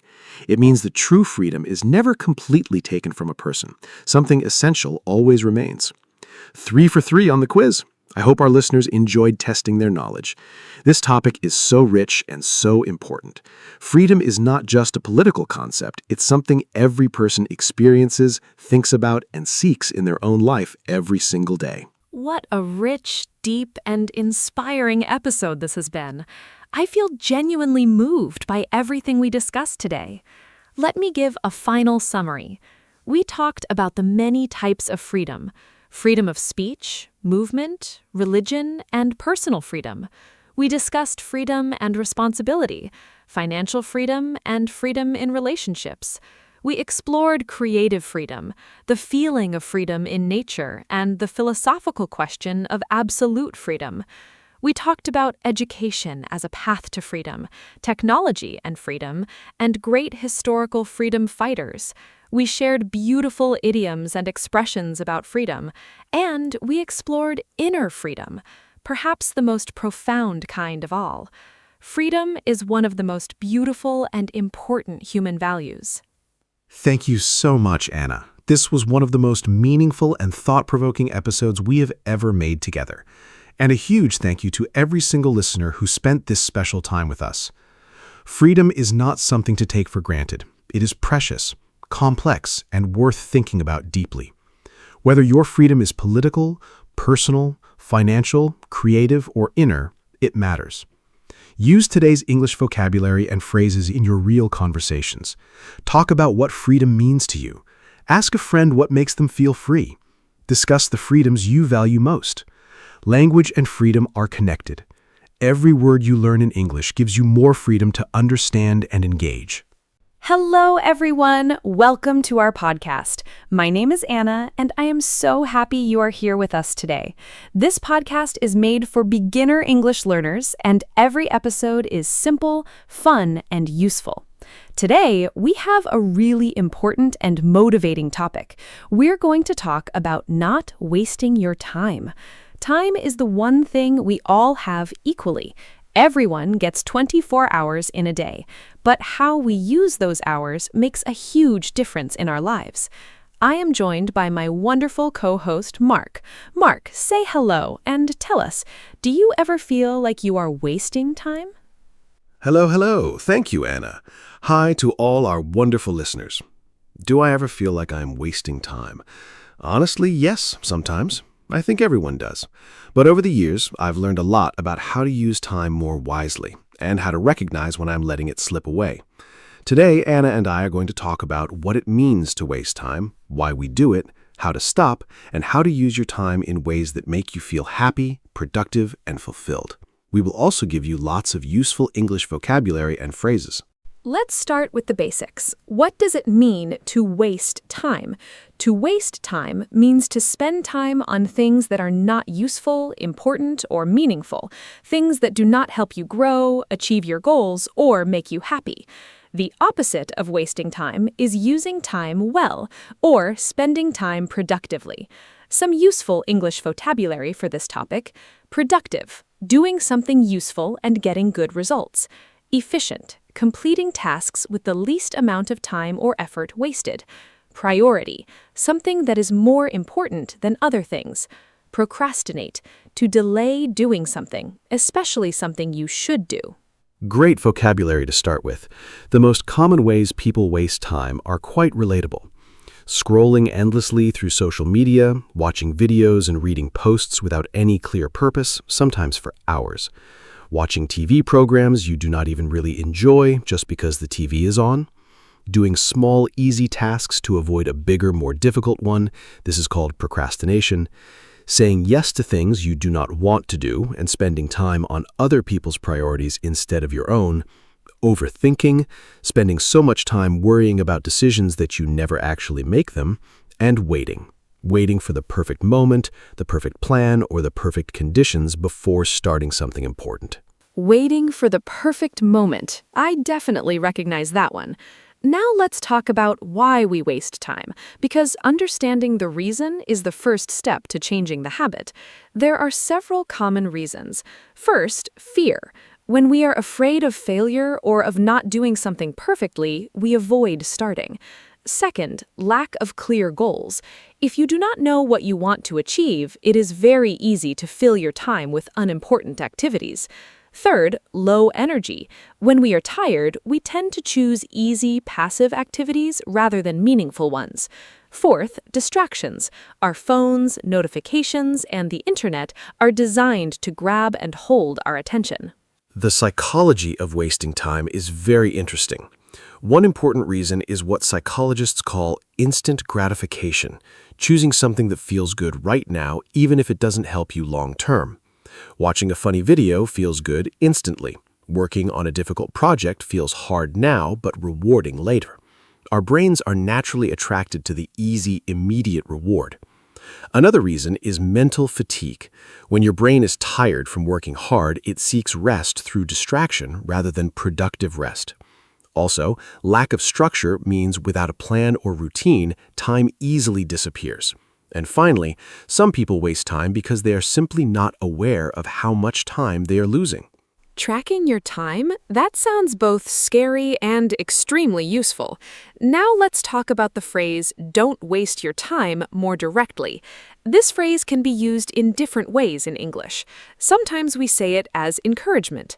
Don't waste your time worrying about things you cannot change. Sometimes we say it as advice. Don't waste your time with people who do not appreciate you. And sometimes we say it to warn someone. Don't waste your time on that project. It will never work. The phrase is very flexible and comes up in many different conversations.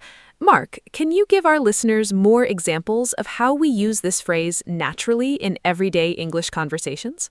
Sure, here are many natural examples of don't waste your time in everyday use. Don't waste your time watching that show. It is really not good. Don't waste your time explaining it to him. He has already made up his mind. I realized I was wasting my time at that job. He was going nowhere. Stop wasting time on social media and do your homework. She doesn't waste any time. She always gets straight to the point. This is actually a compliment, meaning she's very efficient. I wasted 2 hours trying to fix it, and it wasn't even necessary. Every minute you waste worrying is a minute you could spend doing. Those examples are perfect. I especially love "she gets straight to the point." What a great compliment for an efficient person. Now, let's talk about time management, because this is one of the most important skills for not wasting time. Time management means planning and controlling how you spend your hours to make sure you achieve your goals and priorities. Some key time management strategies: making a to-do list, writing down everything you need to do, setting priorities, deciding which tasks are most important and doing those first, using a schedule or planner, assigning specific times to specific tasks, breaking large tasks into small steps so they feel less overwhelming. Yes, time management is something I think about every day. My personal system is quite simple. Every evening, I write a short list of the 3 most important things I want to achieve the next day. Just 3, not 20. Keeping the list short forces me to think carefully about what really matters. In the morning, I do the most difficult or most important task first, before I check emails or social media. This is called eating the frog, doing the hardest thing first so everything else feels easy afterward. I also use a simple timer technique, working for 25 minutes without distraction, then taking a 5-minute break. This is called the Pomodoro technique. Eating the frog. What a vivid and memorable phrase. Now, let's talk about the difference between being busy and being productive, because these are not the same thing. Many people are very busy all day, but do not actually achieve much that is truly important or meaningful. Being busy means your time is full of activity. Being productive means your activity is leading to real results and progress toward your goals. In English, we have a useful expression, working smarter, not harder.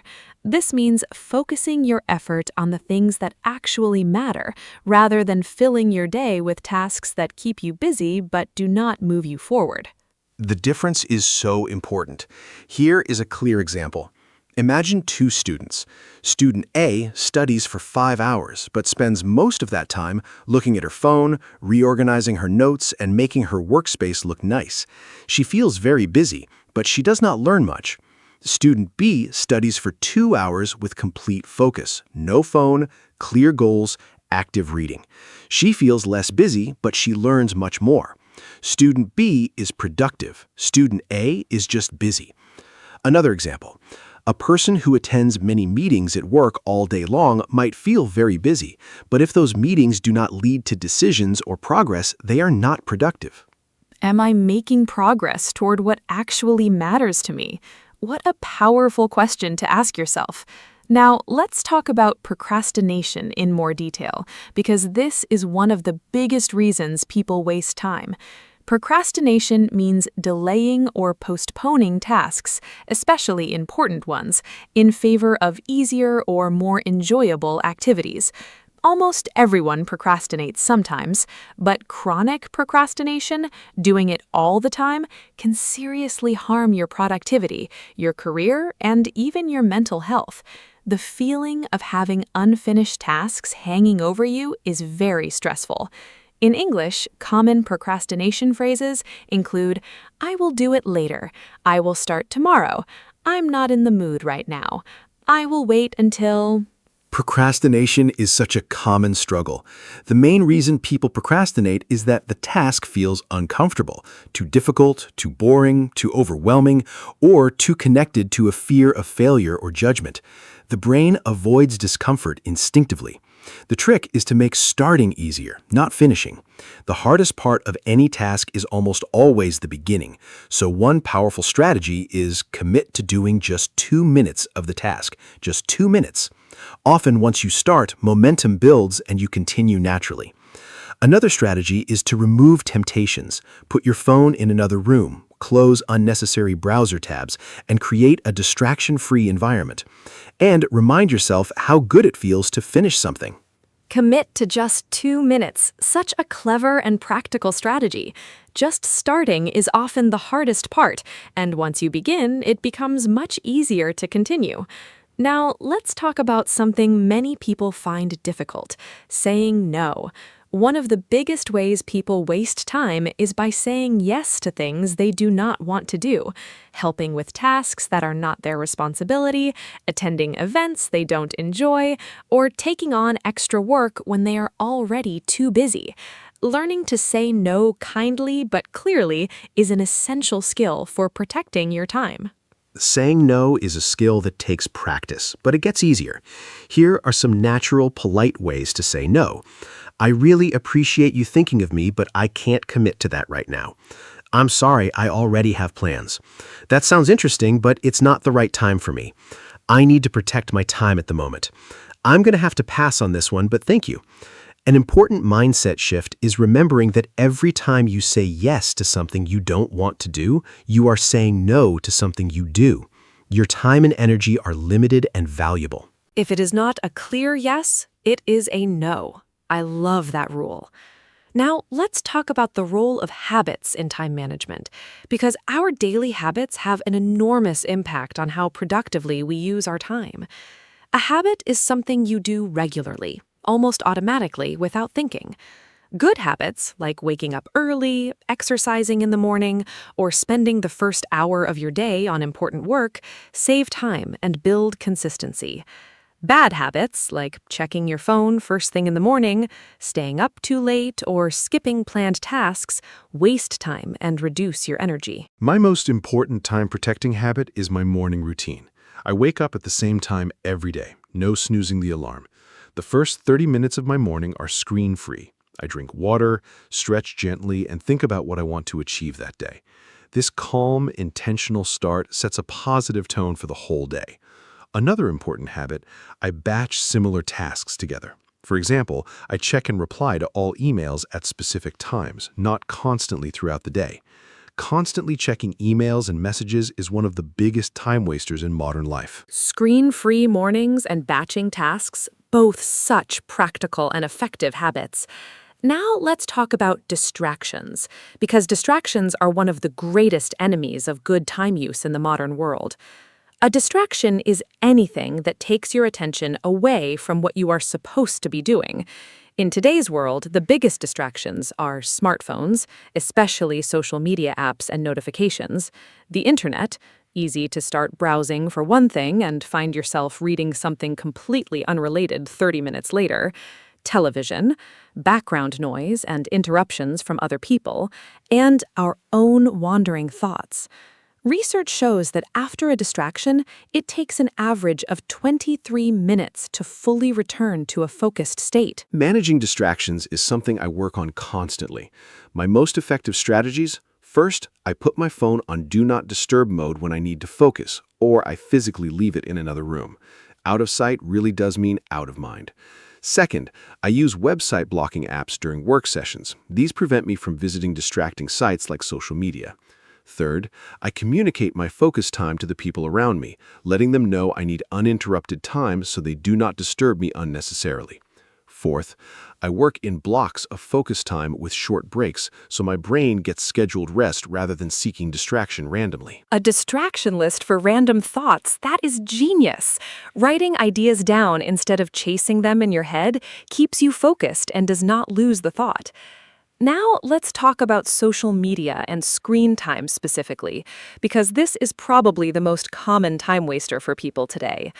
Research shows that the average person spends about 6 to 7 hours per day looking at screens, phones, computers, and televisions. Social media platforms are specifically designed to keep you scrolling as long as possible, using psychology to trigger dopamine, the brain's pleasure chemical, with every notification, like, and new post. My relationship with social media has changed a lot over the years. I used to scroll mindlessly for long periods and feel vaguely empty afterward. Now I approach it much more intentionally. I deleted most social media apps from my phone and only access them on my computer at specific limited times. I set a daily 30-minute limit for social media, enough to stay connected without losing hours. I also regularly ask myself, is this adding value to my life or am I just passing time? If the honest answer is the second one, I put the phone down. The feeling without the substance. That is such a powerful and honest description of mindless scrolling. Now let's talk about the value of rest and leisure, because not all non-productive time is wasted time. This is a really important distinction. Rest is necessary and healthy. Your brain and body need recovery time to function well. Leisure activities that bring you joy, reading, cooking, spending time with loved ones, walking in nature, are not wasted time at all. They restore your energy, nurture your creativity, and contribute to your overall well-being and happiness. The key difference is intentionality. Choosing to relax and enjoy yourself is very different from mindlessly drifting from one distraction to another. Restorative rest is so important and so different from passive time wasting. Here's the distinction I use. Genuine rest leaves you feeling refreshed, energized, and ready to engage with life again. True leisure activities are ones you actively choose because they bring you real joy or restoration. For me, restorative activities include sleeping 8 hours and taking short walks, reading books that genuinely interest me, cooking a new recipe, having meaningful conversations with friends, spending time in nature, and doing absolutely nothing, sitting quietly, thinking, watching the world. What does not restore me? Scrolling social media, watching TV I'm not truly enjoying, or staying in bed beyond what my body actually needs. After this activity, do I feel better or worse? The perfect test for genuine rest versus time wasting. Now let's talk about goals and time, because having clear goals is one of the most powerful motivators for using time well. When you know exactly what you want to achieve, it is much easier to make decisions about how to spend your time. A useful framework for setting goals is the SMART system. SMART stands for specific, clearly defined, not vague; measurable, you can track your progress; achievable, realistic, not impossible; relevant, connected to what truly matters to you; and time-bound, with a deadline. Clear goals are transformative for time management. When you have a specific goal with a deadline, every day becomes clearer. You can look at any activity and ask, does this bring me closer to my goal or does it not? If the answer is no, you can choose to spend less time on it. Goals also create motivation and momentum. Progress toward a meaningful goal feels very different from just being busy. Even small daily progress builds confidence and energy. For language learners especially, having a clear goal like, I want to hold a 5-minute conversation in English by the end of this month is so much more motivating and actionable than just, I want to improve my eng. Time as a tool for building the life you want. What a beautiful way to think about it. Now, let's do a fun quiz for our listeners. I will describe a situation, and Mark will say whether this person is wasting time or using their time well, and why. Ready? Situation 1. Maria has a big exam in 3 days. She sits down to study, but first spends 20 minutes tidying her desk, sharpening all her pencils, organizing her notes by color, and making a cup of tea. Then she checks her phone briefly. Then she thinks about what to study first. After an hour, she has not actually studied anything. Listeners, what do you think? Maria is definitely wasting her time, in a very common and recognizable way.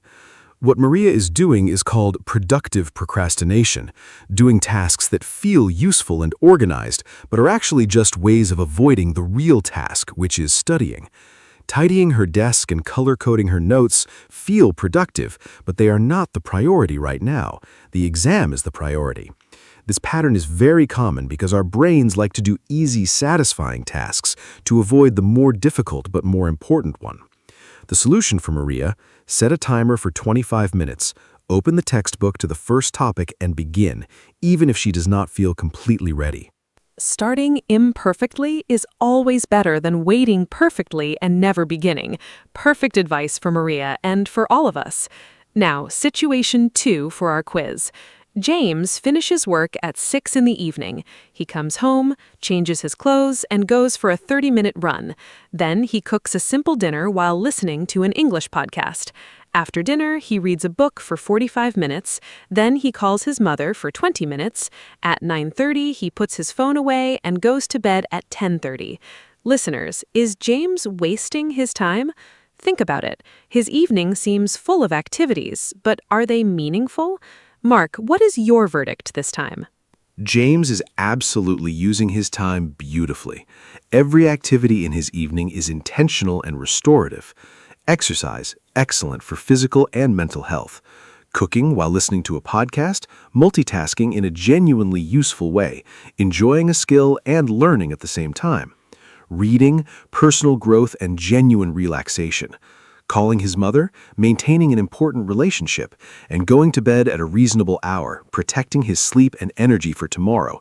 None of these activities is passive or mindless. James is choosing activities that serve his health, his learning, his relationships, and his well-being. This is the ideal evening, not because it is perfect, but because every choice is deliberate and meaningful. James is my new role model for evenings. Now let's talk about something that many people struggle with: the fear of missing out, or FOMO. FOMO is a common modern feeling, the anxiety that other people are doing exciting things and you're missing out by not being there or not being involved. FOMO often drives people to waste enormous amounts of time on social media, checking what others are doing, attending events they do not truly want to attend, or constantly looking at their phone. The solution to FOMO is sometimes called JOMO, the joy of missing out. This means finding genuine contentment and peace in your own choices, even when others are doing something different. FOMO is very real, and I have definitely experienced it. The turning point for me was realizing that social media only shows the highlights of people's lives, the best moments, the most exciting experiences. It's never the full picture. So comparing your ordinary Tuesday to someone else's curated holiday photos is always going to make your life seem less interesting, even when your life is actually wonderful. I now practice JOMO very deliberately. When I choose to stay home and read instead of going to a loud party, I enjoy that choice fully, rather than wondering what I'm missing. Comparison is the thief of joy. That is one of my favorite English expressions. And presence is the antidote to FOMO. What a beautiful and wise thought. Now let's talk about the relationship between time and energy, because managing your energy is just as important as managing your time. You might have 24 hours in a day, but if you spend them exhausted and unfocused, you will not use them well. Understanding when your energy is highest, when you feel most alert, creative, and motivated, is very useful for scheduling your most important tasks at those times. For most people, energy is highest in the morning.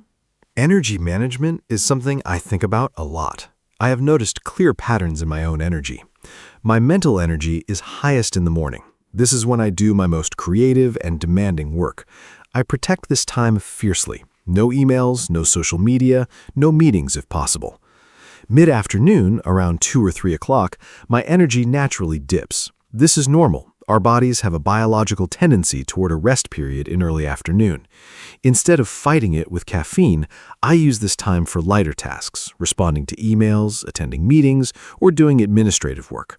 In the late afternoon, energy often rises again for several hours. Working with your natural energy rhythms, what a smart and practical approach. Now let's give our listeners some final practical tips for not wasting time. These are simple, actionable steps they can start using immediately. Tip 1. Start each day by identifying your top 3 priorities. Tip 2. Do the most important task first before distractions begin. Tip 3. Put your phone away during focused work time. Tip 4. Use a timer. Work in focused blocks with short breaks. Tip 5. Track your time for 1 week. Write down what you do each hour. The results might surprise you. Tip 6. Learn to say no kindly but clearly. More practical tips. Tip 8. Set specific times for checking emails and social media, not continuously throughout the day. Tip 9. Get enough sleep. A tired mind wastes far more time than a rested one. Tip 10. Remove apps from your phone that consume time without adding value. Tip 11. Plan your week on Sunday evening. Knowing your schedule reduces decision fatigue during the week. Tip 12. Stop multitasking. Research shows that doing 2 things at once means doing them both worse. Focus on one thing at a time. Tip 13. Celebrate progress, not perfection. Getting 80% of something done is far better than planning a perfect version forever. Every hour is an hour of your one precious life. That is perhaps the most important reminder of the entire episode. Let me now give a final summary of everything we talked about today. We discussed what it means to waste time and why people do it: fear, lack of goals, distractions, and procrastination. We talked about the difference between being busy and being productive. We explored procrastination and practical strategies to overcome it. We discussed saying no, daily habits, distractions, social media, and the value of true rest. We talked about SMART goals, energy management, FOMO and JOMO, and we did a fun quiz with Maria and James. Thank you so much, Anna. This was one of my favorite episodes. And a huge thank you to every single listener who spent this time with us today. And what an appropriate topic that is. You chose to spend time listening to this podcast, learning English, and thinking about how to live more intentionally. That is already an excellent use of your time. Take today's ideas and try just one or two of them this week. Put your phone away for 1 hour. Write your top 3 priorities tomorrow morning. Say no to one thing that does not serve you. Small changes made consistently create enormous transformations over time. Hello, everyone. Welcome to our podcast. My name is Anna, and I am so happy you are here with us today. This podcast is made for beginner English learners, and every episode is simple, fun, and useful. Today, we have a really important topic. We are going to talk about health. Health is one of the most important things in our lives, and we talk about it every day in English. How do you feel? What do you eat? Do you exercise? These are all very common questions. I am joined by my wonderful co-host, Mark. Mark, say hello and tell us, how is your health these days? Hello. Thank you, Anna. Hi to all our fantastic listeners. How is my health? I am happy to say I feel great. I have been making good choices lately, sleeping well, exercising regularly, and eating more vegetables. Today's topic is really important because your health affects every single part of your life. When you feel good, everything is better. Your mood, your work, your relationships. Anna and I are going to talk about different aspects of health: healthy eating, exercise, sleep, mental health, and much more. We will also give you lots of useful English vocabulary and phrases. By the end of this episode, you will be able to talk about health confidently. Let's begin. Okay, so let's start with a very basic question. What does health mean? Health means the condition of your body and your mind. When we say someone is healthy, we mean their body and mind are working well and they feel good. The World Health Organization defines health as a state of complete physical, mental, and social well-being. That means health is not just about your body, it is also about how you feel emotionally and how you connect with other people. In English, we have a common saying, health is wealth. This means good health is the most valuable thing you can have. Mark, can you give our listeners some simple ways to say how you feel in English? Sure. Here are some common and useful phrases for talking about how you feel. I feel great. You feel very good. I feel fine. You feel okay, not bad. I do not feel well. Something is wrong with you. I feel under the weather. This is a common idiom meaning you feel slightly sick. I have a cold, a common illness with a runny nose and sore throat. I have a headache, pain in your head. My back hurts. You have pain in your back.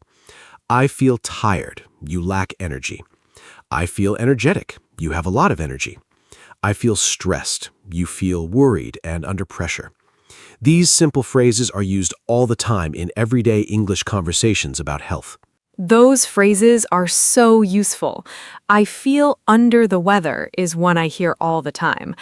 Now, let's talk about healthy eating, because food is one of the most important things for our health. The food you eat gives your body energy and the nutrients it needs to function properly. Nutrients are things like vitamins, minerals, protein, carbohydrates, and fats, all essential for a healthy body. A balanced diet means eating a variety of different foods in the right amounts. Fruits and vegetables are especially important. Health experts recommend eating at least 5 portions of fruit and vegetables every day. Mark, what does a healthy diet look like? Can you describe what you eat in a typical day? A healthy diet varies from person to person, but the general principles are similar for everyone. In a typical healthy day, I try to eat 3 balanced meals. For breakfast, I usually have oatmeal with fruit and a cup of green tea. For lunch, I often make a salad with protein, like chicken, eggs, or beans, plus plenty of vegetables. For dinner, I try to have a balanced plate: half vegetables, a quarter protein, like fish or lean meat, and a quarter whole grains, like brown rice or quinoa. I drink lots of water throughout the day, at least 8 glasses. I also try to limit sugary drinks, processed foods, and too much salt. Eating mindfully and not rushing helps too. That sounds like a really healthy and balanced diet. Now, let's talk about some specific healthy foods and what makes them good for your body. Fruits and vegetables are full of vitamins and minerals that protect against disease. Whole grains like brown rice, oats, and whole wheat bread give you lasting energy. Protein foods like chicken, fish, eggs, beans, and nuts help build and repair your muscles. Healthy fats found in avocado, nuts, and olive oil are good for your heart and brain. And dairy products, or dairy alternatives like plant-based milk, provide calcium for strong bones. Mark, are there any foods you think are especially important for good health? Any superfoods you particularly recommend? I love the concept of superfoods. Some of my favorites: blueberries, tiny but packed with antioxidants which protect your body from damage. Spinach, a leafy green vegetable rich in iron, vitamins A, C, and K. Salmon, an excellent source of omega-3 fatty acids, which are wonderful for brain and heart health. Garlic has natural antibacterial and immune-boosting properties. Eggs, a complete protein source with many essential vitamins. Walnuts, great for brain health because of their healthy fats. And sweet potatoes, rich in beta-carotene, which your body converts to vitamin A, important for eye health and immunity. The key is not to eat just one or two superfoods, but to eat a wide variety of colorful, natural whole foods every day. Blueberries, spinach, salmon, eggs, walnuts, such a wonderful list. Now let's talk about foods and habits that are not so good for our health, because understanding what to avoid is just as important as knowing what to eat. Some things to limit or avoid: sugary drinks like soda and juice. They have a lot of sugar but almost no nutritional value. Ultra-processed foods like chips, packaged cookies, and instant noodles, these often contain unhealthy fats, too much salt, and artificial additives. Too much red and processed meat linked to higher risk of heart disease and certain cancers. And too much alcohol. This damages the liver and many other organs. Mark, what other unhealthy habits affect people's health? Beyond food, there are many other unhealthy habits to be aware of. Smoking is one of the most harmful things you can do to your health. It causes lung cancer, heart disease, and many other serious conditions. Sitting for too long without moving is also bad, called sitting disease by some experts. It is linked to obesity, diabetes, and heart problems. Getting too little sleep weakens your immune system and affects mental health. Eating too late at night disrupts your digestion and sleep quality. Skipping breakfast is a habit that can lead to overeating later. And high stress levels without proper management can cause serious long-term health problems. Being aware of these habits is the first step towards changing them for better health outcomes. Smoking and sitting too much, both such important points. Now let's talk about exercise, because physical activity is one of the most powerful things you can do for your health. Regular exercise helps control your weight, strengthens your heart, builds muscles and bones, improves your mood, and reduces the risk of many diseases. The World Health Organization recommends that adults do at least 150 minutes of moderate exercise per week. That is about 30 minutes 5 days a week. Moderate exercise means things like walking briskly, cycling, swimming, or dancing. Activities that raise your heart rate but still allow you to hold a conversation. Mark, do you exercise regularly? What kind of exercise do you do? Yes, I exercise regularly and I really enjoy it. My main activities are running and cycling. I run 3 times a week, usually 30 to 40 minutes per session. I find running incredibly good for both my body and my mind. After a good run, I always feel clear-headed and positive. On weekends, I like to go for longer cycle rides in the countryside. I also do some strength training twice a week, exercises using weights or my own body weight to build muscle strength. And I try to walk as much as possible in daily life, taking the stairs instead of the lift, walking to the shops, and taking short walks during lunch breaks. Even small amounts of movement throughout the day add up. Running, cycling, strength training, and walking more in daily life. What a great combination. Now let's talk about some simple types of exercise for our listeners who are just starting out. You do not need a gym or special equipment to be more active. Walking is the simplest and most accessible form of exercise. It's free, you can do it anywhere, and it's gentle on your joints. Swimming is another excellent whole-body exercise that is kind to your joints. Yoga improves flexibility, strength, and mental calmness. Dancing is fun and a great workout. And home exercises like squats, push-ups, and planks require no equipment at all. Mark, what advice would you give to someone who wants to start exercising but doesn't know where to begin? Great question. My top advice for beginners, start very small and be consistent. Do not try to do too much on the first day. You'll feel exhausted and discouraged. Start with just 10 or 15 minutes of walking every day. Then gradually increase the time and intensity. Find an activity you genuinely enjoy. If you love dancing, dance. If you love being in nature, hike or walk in the park. Enjoyment is the key to consistency. Set small, achievable goals, like walking for 20 minutes every day this week. Get a partner. Exercising with a friend makes it much more fun and helps you stay motivated. And remember, any movement is better than no movement. Even small daily habits transform your health over time. Any movement is better than no movement. I love that. Now let's talk about sleep, because sleep is one of the most underrated aspects of health.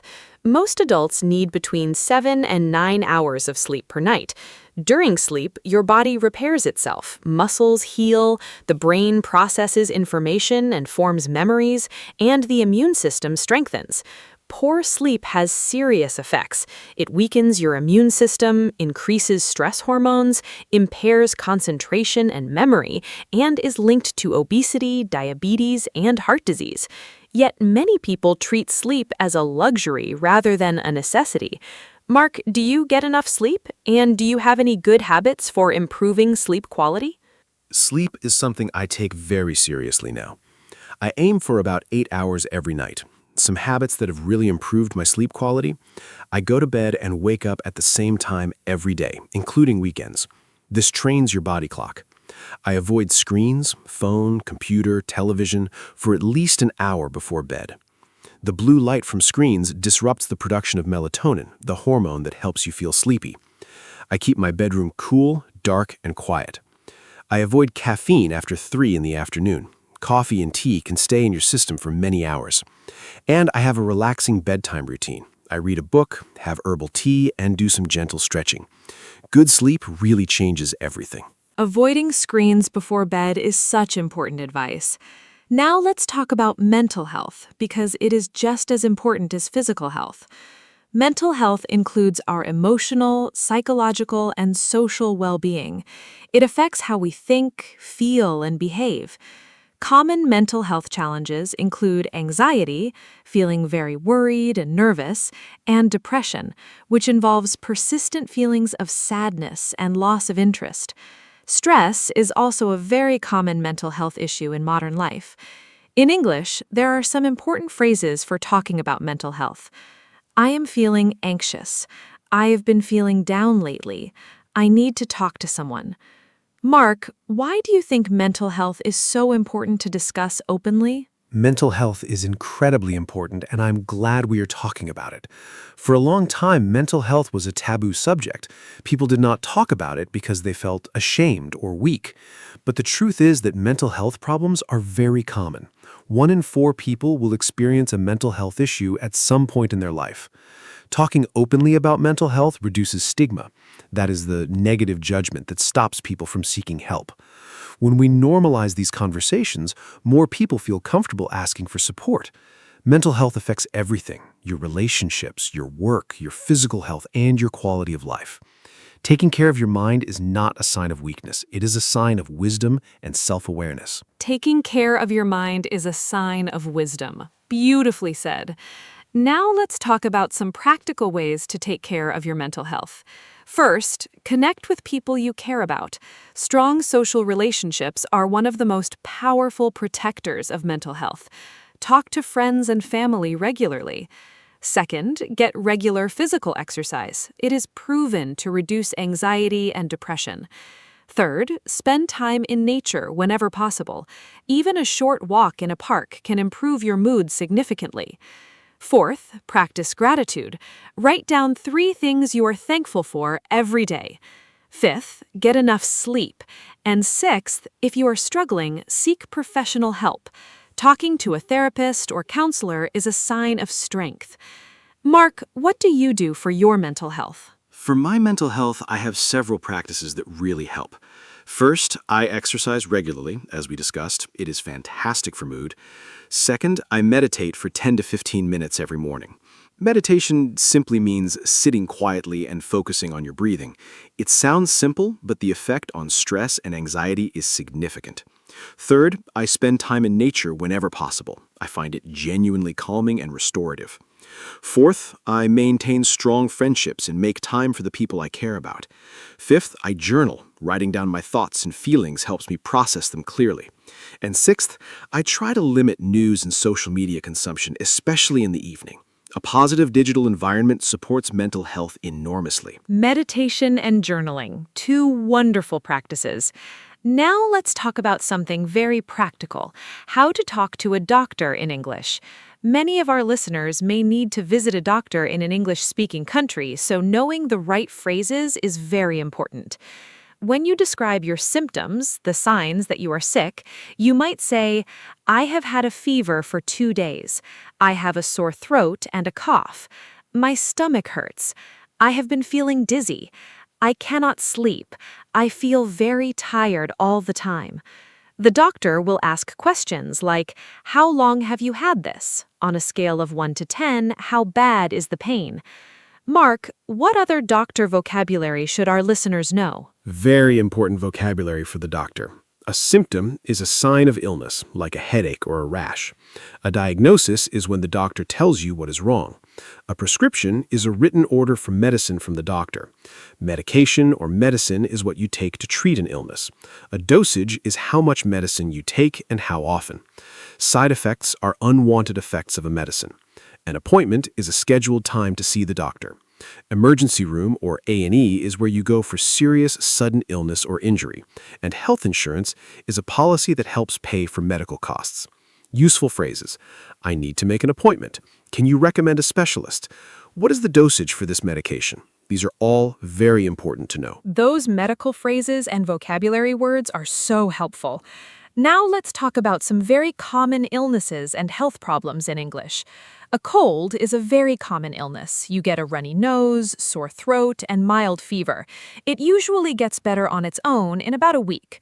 The flu, or influenza, is more serious than a cold. You feel very unwell, have a high fever, body aches, and extreme tiredness. Allergies happen when your immune system overreacts to something harmless, like pollen, pet hair, or certain foods. High blood pressure is very common and can lead to heart disease if untreated. And diabetes is a condition where the body cannot manage blood sugar properly. Mark, what are some important ways to prevent these common illnesses? Prevention is always better than cure. Here are some key prevention strategies.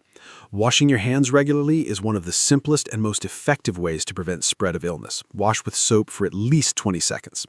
Getting vaccinated, flu vaccines, COVID vaccines, and other immunizations protect you and the people around you. Eating well and exercising strengthens your immune system so your body can fight off illness more effectively. Getting enough sleep is also crucial for immunity. Avoiding smoking completely, limiting alcohol, managing stress, and having regular health checkups. Visiting your doctor for routine tests even when you feel well can catch problems early before they become serious. Early detection saves lives and makes treatment much more effective. Prevention is always better than cure, one of the most important sayings in health. Now, let's talk about hydration, because drinking enough water is something many people underestimate. Your body is about 60% water, and every system in your body needs water to function properly. Water helps regulate body temperature, transport nutrients, flush out waste products, and keep your joints lubricated. When you do not drink enough water, you become dehydrated. Signs of dehydration include dark yellow urine, dry mouth, feeling tired, headache, and difficulty concentrating. Most adults should drink about 2 liters or about 8 glasses of water per day. Mark, how do you make sure you drink enough water every day? Staying hydrated is something I am very intentional about. I keep a large water bottle on my desk at all times. If it is visible, I am much more likely to drink from it. I start every morning by drinking a large glass of water before my coffee. This rehydrates my body after sleep. I also try to eat water-rich foods. Cucumbers, watermelon, tomatoes, and oranges all have high water content. A helpful tip: if you are not used to drinking much water, try adding a slice of lemon, cucumber, or mint to make it more appealing. And pay attention to your body's signals. By the time you feel thirsty, you are already slightly dehydrated. Drink water regularly throughout the day, not just when thirsty. Drink before you feel thirsty. Such useful advice. Now, let's do a short quiz for our listeners. I will describe a health situation, and Mark will tell us what we should do. Situation 1. You have a mild cold, a runny nose, slight sore throat, and you feel a little tired. You do not have a high fever. What should you do? Think about it, listeners. Should you go to the emergency room, stay home and rest, or take strong medicine immediately? Mark, what do you think is the right answer and why? For a mild cold, the best thing to do is stay home and rest. A mild cold is caused by a virus, and antibiotics, medicine for bacterial infections, do not work against viruses. The best treatment is rest, plenty of fluids, and some simple relief like honey and lemon tea or paracetamol for discomfort. You should also avoid going to work or school if possible, not just for your own recovery, but also to avoid spreading the cold to others. Drink lots of water and warm liquids. Eat nutritious food to support your immune system. Most mild colds resolve on their own within 7 to 10 days. You only need to see a doctor if symptoms are very severe, last more than 10 days, or you develop a high fever. Perfect answer. Rest, fluids, and time, the best treatment for a mild cold. Now let's move to situation 2. You've had a very high fever, above 39 degrees Celsius, for 3 days, along with severe body aches and extreme tiredness. This sounds like it could be the flu. What should you do in this situation? Listeners, think about whether you should stay home, call your doctor, or go to an emergency room. The high fever and how long it has lasted are important details here. Mark, what is the right advice for someone experiencing these more serious symptoms? With a high fever above 39 degrees Celsius for 3 days, you should definitely contact your doctor. This is more serious than a common cold. Your doctor may recommend antiviral medication for flu if you are in a high-risk group. For example, elderly people, young children, pregnant women, or people with chronic health conditions. You should still rest, drink plenty of fluids, and take appropriate fever-reducing medicine.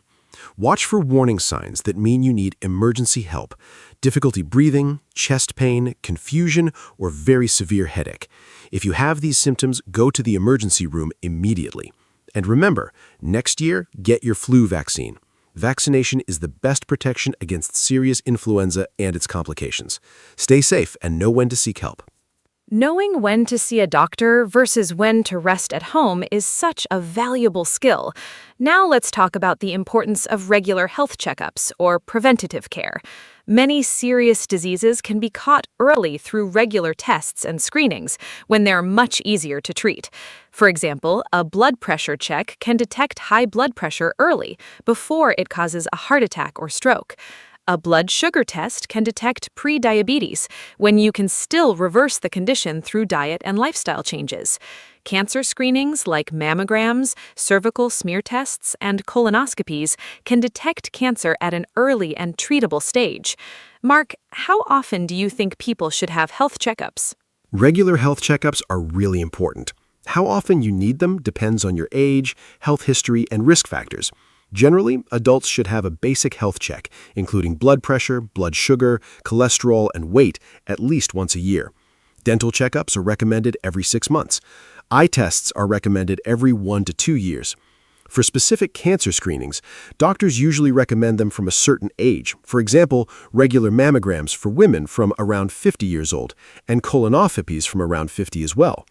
The most important thing is to know your family health history. If your parents or grandparents had certain conditions, you may be at risk higher. Regular checkups and open communication with your doctor are your best tools for long-term health. Family health history is such an important point. Now let's talk about some healthy habits that are easy to start and make a big difference over time. Habit 1, drink a glass of water first thing every morning. Habit 2, take a short walk every day, even 15 minutes helps. Habit 3, eat at least one piece of fruit or one serving of vegetables with every meal. Habit 4, go to bed at the same time every night to regulate your sleep. Habit 5, wash your hands before eating and after using the bathroom. And habit 6, take the stairs instead of the lift or elevator whenever possible. These are all small, simple habits, but together they make a significant difference. Mark, what healthy habits do you practice daily? I practice most of the habits you mentioned. A few more I would add for my personal routine. Every morning, I do 5 minutes of light stretching. It wakes up my body and reduces muscle stiffness. I take a few deep breaths whenever I feel stressed during the day. Just 3 slow, deep breaths can significantly reduce tension. I try to eat lunch away from my computer. Stepping away from screens for meals is good for both digestion and mental rest. I limit my coffee to 1 or 2 cups per day and switch to herbal tea in the afternoon. And every evening, I write down 3 good things that happened that day. This simple gratitude practice has genuinely improved my overall mood and sense of well-being over time. Deep breathing and gratitude, such simple but powerful practices. Now let's talk about something many people wonder about, vitamins and supplements. A supplement is a product, usually a tablet, capsule, or powder, that you take to add nutrients to your diet. Common supplements include vitamin D, especially important in countries with little sunshine, vitamin C, popular for supporting the immune system, omega-3 fish oil, good for heart and brain health, probiotics, these are beneficial bacteria that support gut health, iron, important for people who are anemic or do not eat much red meat. Mark, do you take any supplements, and what do you think about the role of supplements in a healthy lifestyle?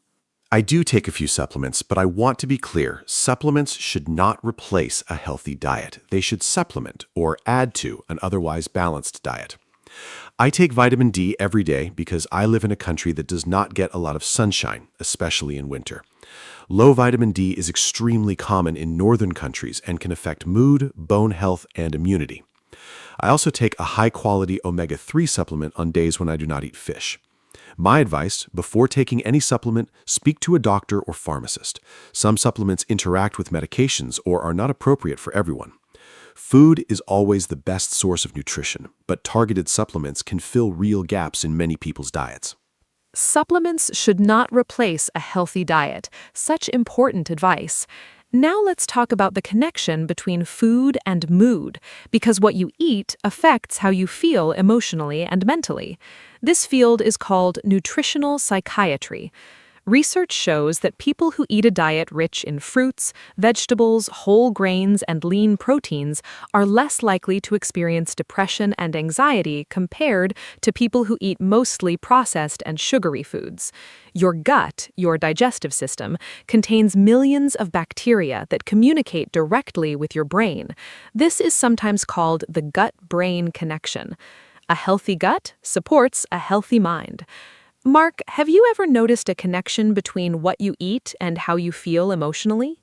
Absolutely. The connection between food and mood is something I have noticed very clearly in my own life.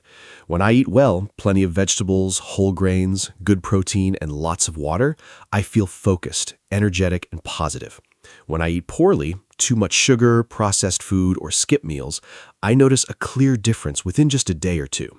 I feel more irritable, foggy in my thinking, and generally less happy. The biggest change I noticed was when I reduced sugar in my diet. Initially, I craved it a lot, but after a couple of weeks without much sugar, my energy became much more stable throughout the day, no more sudden crashes in the afternoon. Food really is medicine for the body and the mind. Food is medicine. What a powerful way to think about eating. Now let's do one more quiz.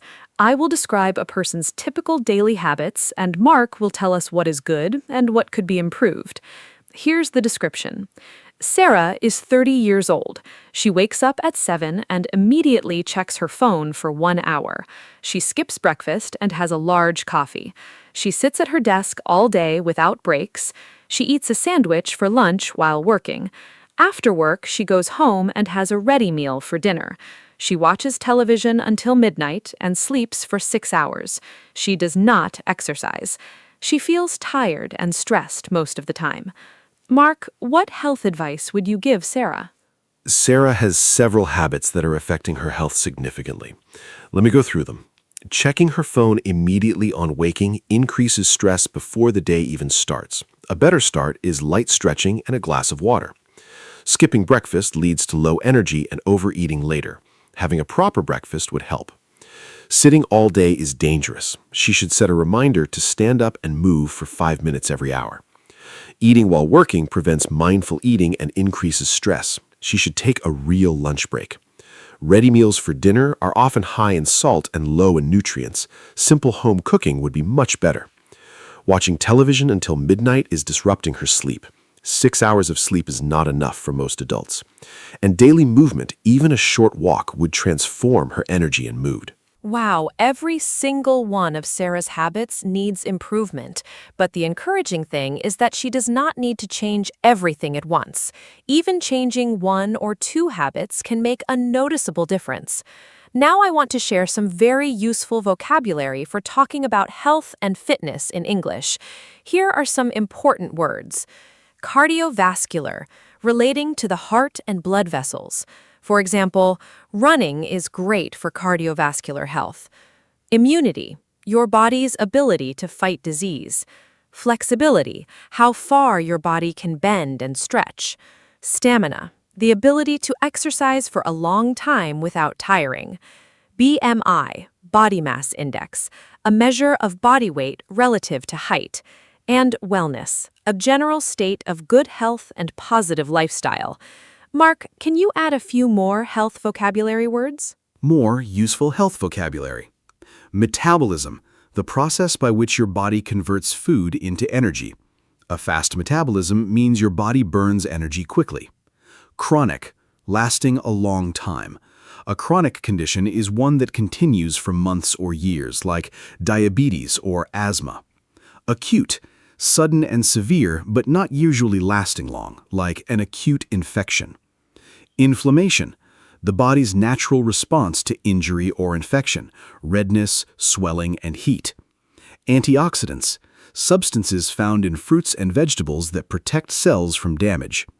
Hydration, the process of maintaining the right amount of water in your body. Sedentary, describing a lifestyle with very little physical activity.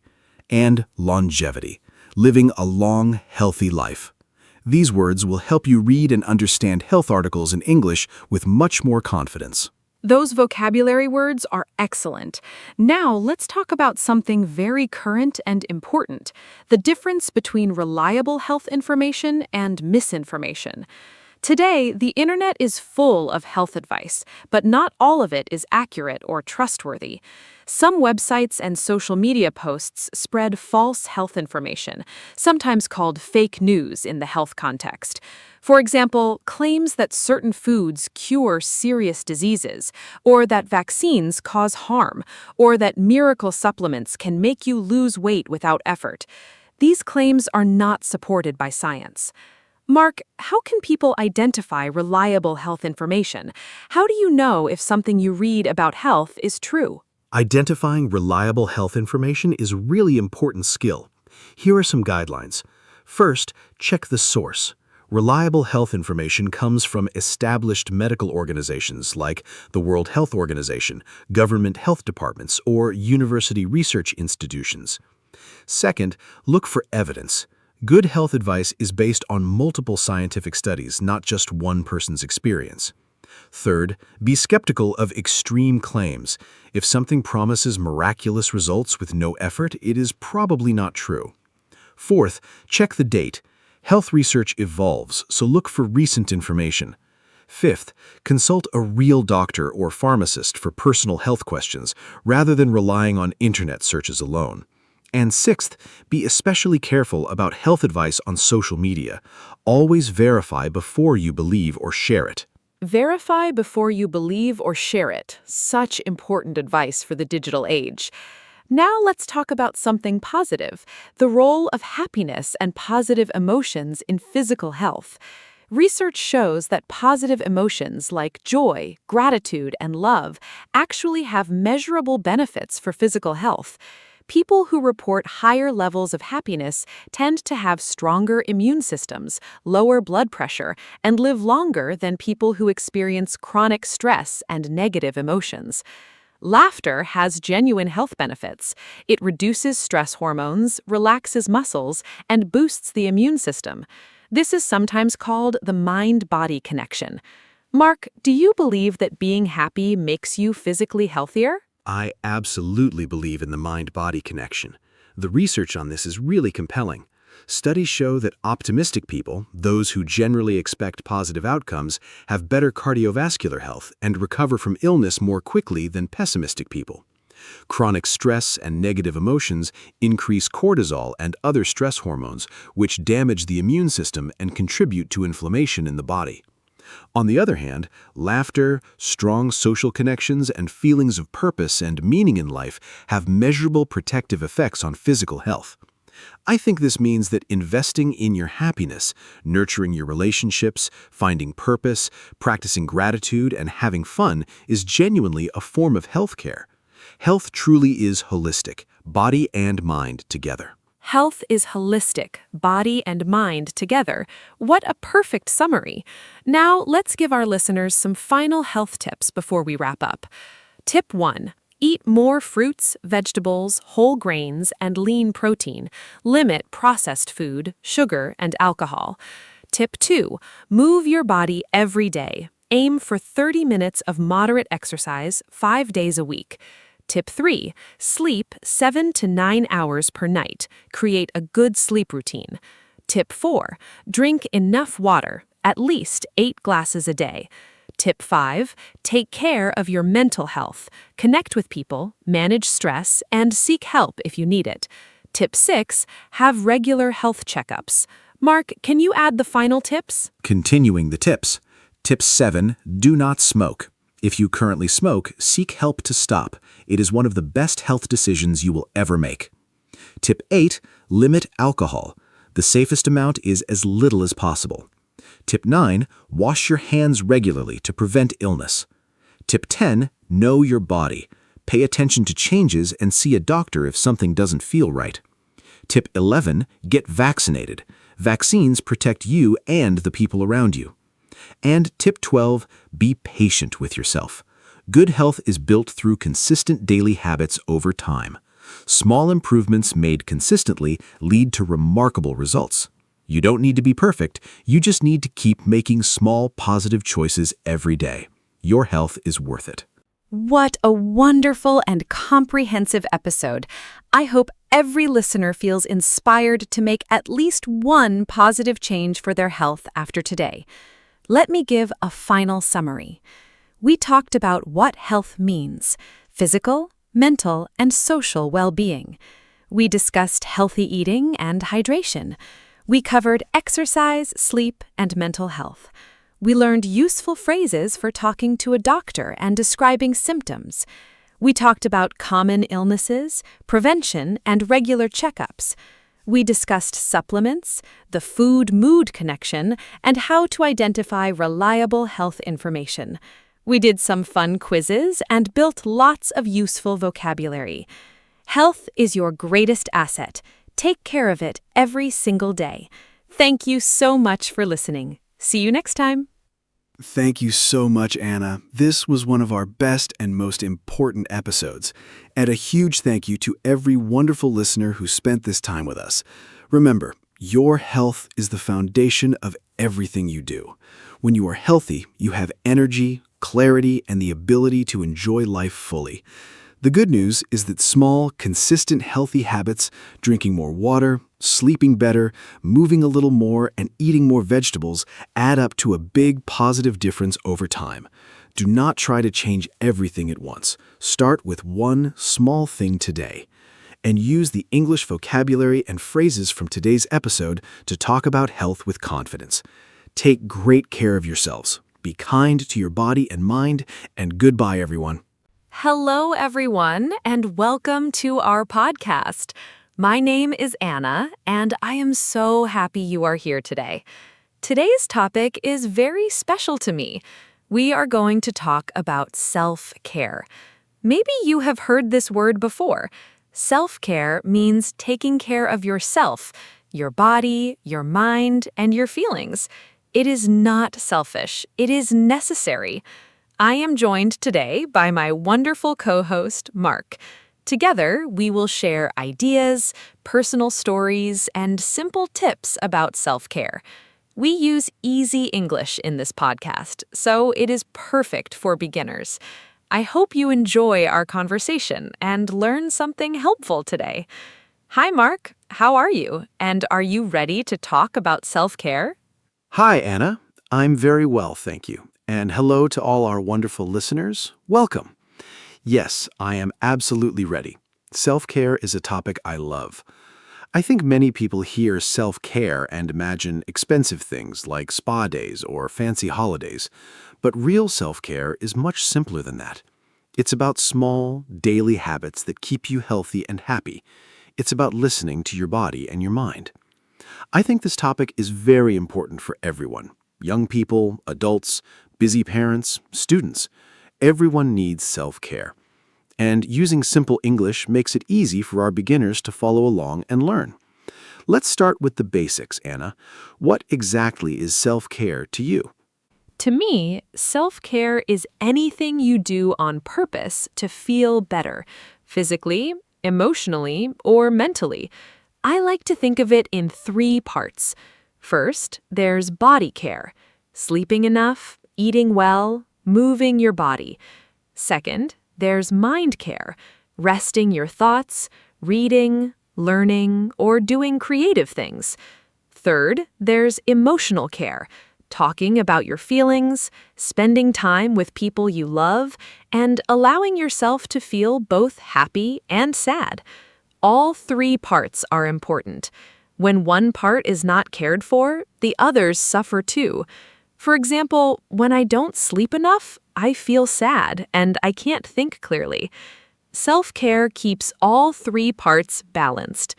Mark, how would you describe self-care in one simple sentence? In one sentence, I would say self-care means giving yourself what you need to feel well and function in daily life. Simple but powerful. I think many people confuse self-care with being lazy or selfish, but that is completely wrong. Self-care is the opposite of laziness. Lazy means doing nothing because you don't want to try. Self-care means making an active choice to rest, to recover, or to do something that helps your well-being. And it is definitely not selfish. When you take care of yourself, you have more energy and patience for others, for your family, your friends, your work. Think of it like charging your phone. If your phone battery is at 0, it does nothing. You need to charge it to use it. Self-care is your daily charge. Do you agree, Anna? I love that comparison. Charging your phone is such a perfect way to explain it. And just like a phone needs regular charging, people need regular self-care. You cannot charge your phone once a month and expect it to work every day. The same is true for people. Self-care needs to be consistent. Small things every day are better than one big thing once a month. I think one reason people struggle with self-care is that they feel they don't have time. Life is very busy. Work, family, chores, everything takes time. But I believe self-care does not always need a lot of time. Even 5 or 10 minutes of something good for you can make a real difference. Mark, what are some quick self-care things people can do when they are very busy? Great question. When I'm very busy, I use small self-care moments during the day. For example, I take 3 slow, deep breaths before a meeting. It takes 30 seconds, but it calms my mind. I also drink a full glass of water in the morning before I check my phone. That one habit helps my body wake up. Another thing I do is take a 5-minute walk outside at lunchtime. Fresh air and a little movement really help my mood and focus. I also try to eat lunch away from my desk. Just changing the location and not looking at a screen for 20 minutes gives my brain a real rest. These are tiny things, but together they add up. What's your favorite quick self-care moment, Anna? My favorite quick self-care moment is what I call my morning 5 minutes.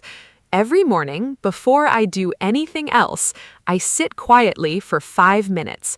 No phone, no news, no talking. I just sit with a warm cup of tea, look out the window, and breathe.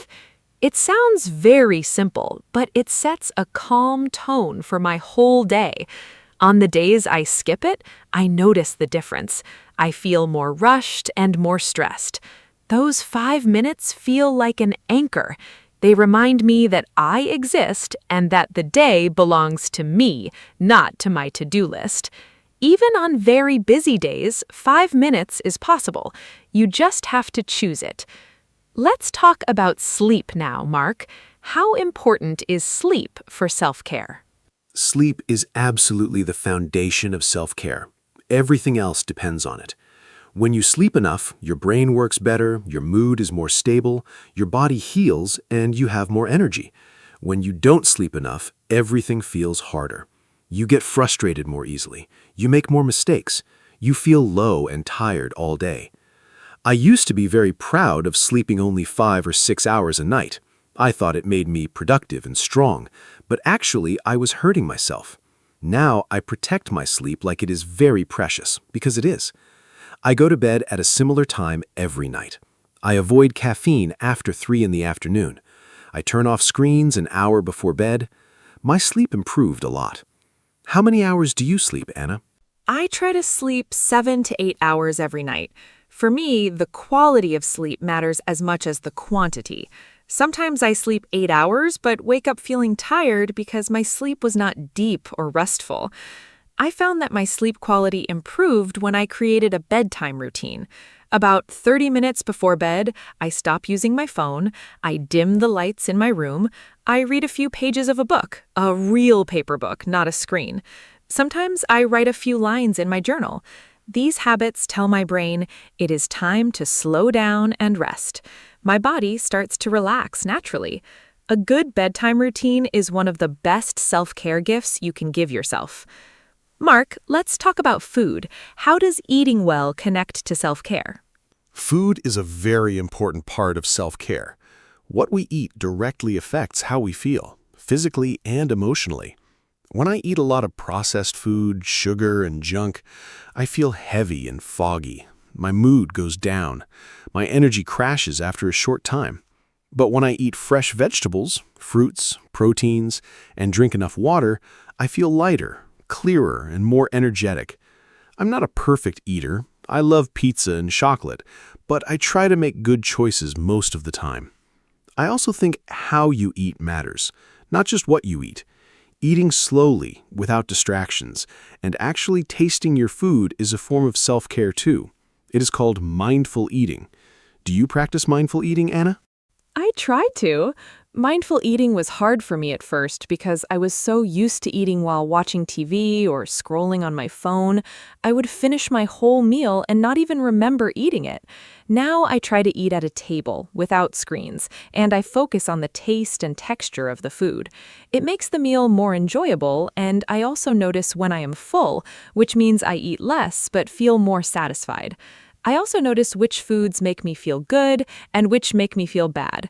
For example, too much coffee makes me anxious. Heavy food at night makes me sleep badly. Paying attention to your body is a form of self-care. Your body sends signals. You just have to listen. What about movement and exercise, Mark? Movement is one of the most powerful forms of self-care, and it does not have to mean going to the gym every day. Any movement counts. Walking, dancing, swimming, cycling, stretching, yoga, they all help your body and your mind. When I exercise, my brain releases chemicals that make me feel happier and more relaxed. It's a natural mood booster. I used to hate exercise. I thought it was boring and painful, but then I found activities I actually enjoy. I love cycling outdoors and playing basketball with friends. Because I enjoy them, I actually do them. That's the key. Find movement you enjoy, not movement you force yourself to do. When it feels like fun, it's not hard to keep doing it. What kind of movement do you enjoy, Anna? I love walking and dancing. Walking is my everyday movement. I try to walk at least 30 minutes a day. I often walk in the park near my home. I listen to music or a podcast while I walk, which makes it very enjoyable. Sometimes I walk with a friend and we talk the whole time, so I get exercise and social connection at the same time. Dancing I do at home, just for fun. I put on music I love and I just dance alone in my kitchen. It always makes me laugh and feel joyful. I think movement connected to joy is the best self-care. You don't need a perfect body or special equipment, you just need to move in a way that feels good. Let's talk about something different now. Rest and relaxation. Is rest the same as self-care? Absolutely. Rest is a vital part of self-care. And I think many people feel guilty about resting. They think resting means wasting time, but that is a harmful mindset. Rest is productive. When you rest, your body repairs itself, your brain processes information, and your creativity recovers. There are different types of rest, too. Physical rest means your body stops moving, sleeping, or lying down. Mental rest means your brain stops working hard. Maybe you listen to calm music or sit quietly. Social rest means you spend time alone, away from people. Creative rest means you stop creating and just enjoy other people's art or beauty. Most people only think of sleep when they hear rest, but we need all these types. Which type of rest do you find hardest, Anna? The hardest type of rest for me is mental rest. My brain is always thinking. Even when I lie down to relax, my mind is making lists, replaying conversations, planning tomorrow. It is very hard to switch it off. I've been practicing techniques to help with this. One thing that really works for me is a body scan. I lie down, close my eyes, and slowly bring my attention to each part of my body, from my feet up to my head. It takes about 10 minutes, and it usually quiets my mind. Another thing that helps is writing a brain dump in my journal before bed.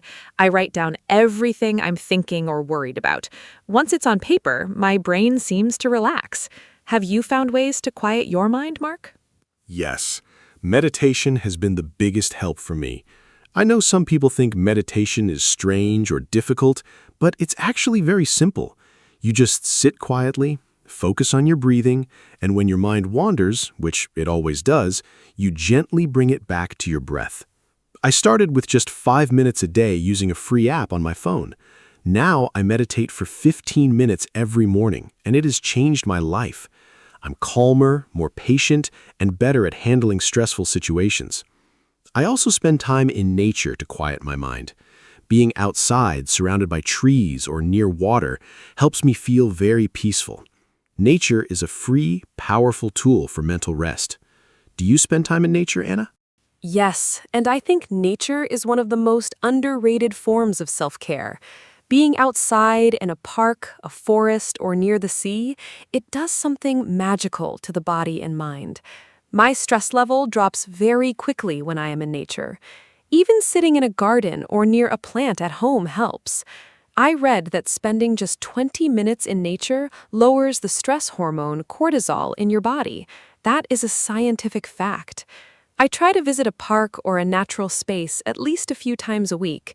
In winter, when it is cold, even just opening a window and listening to birds helps me feel connected to the natural world. Mark, let's talk about hobbies now.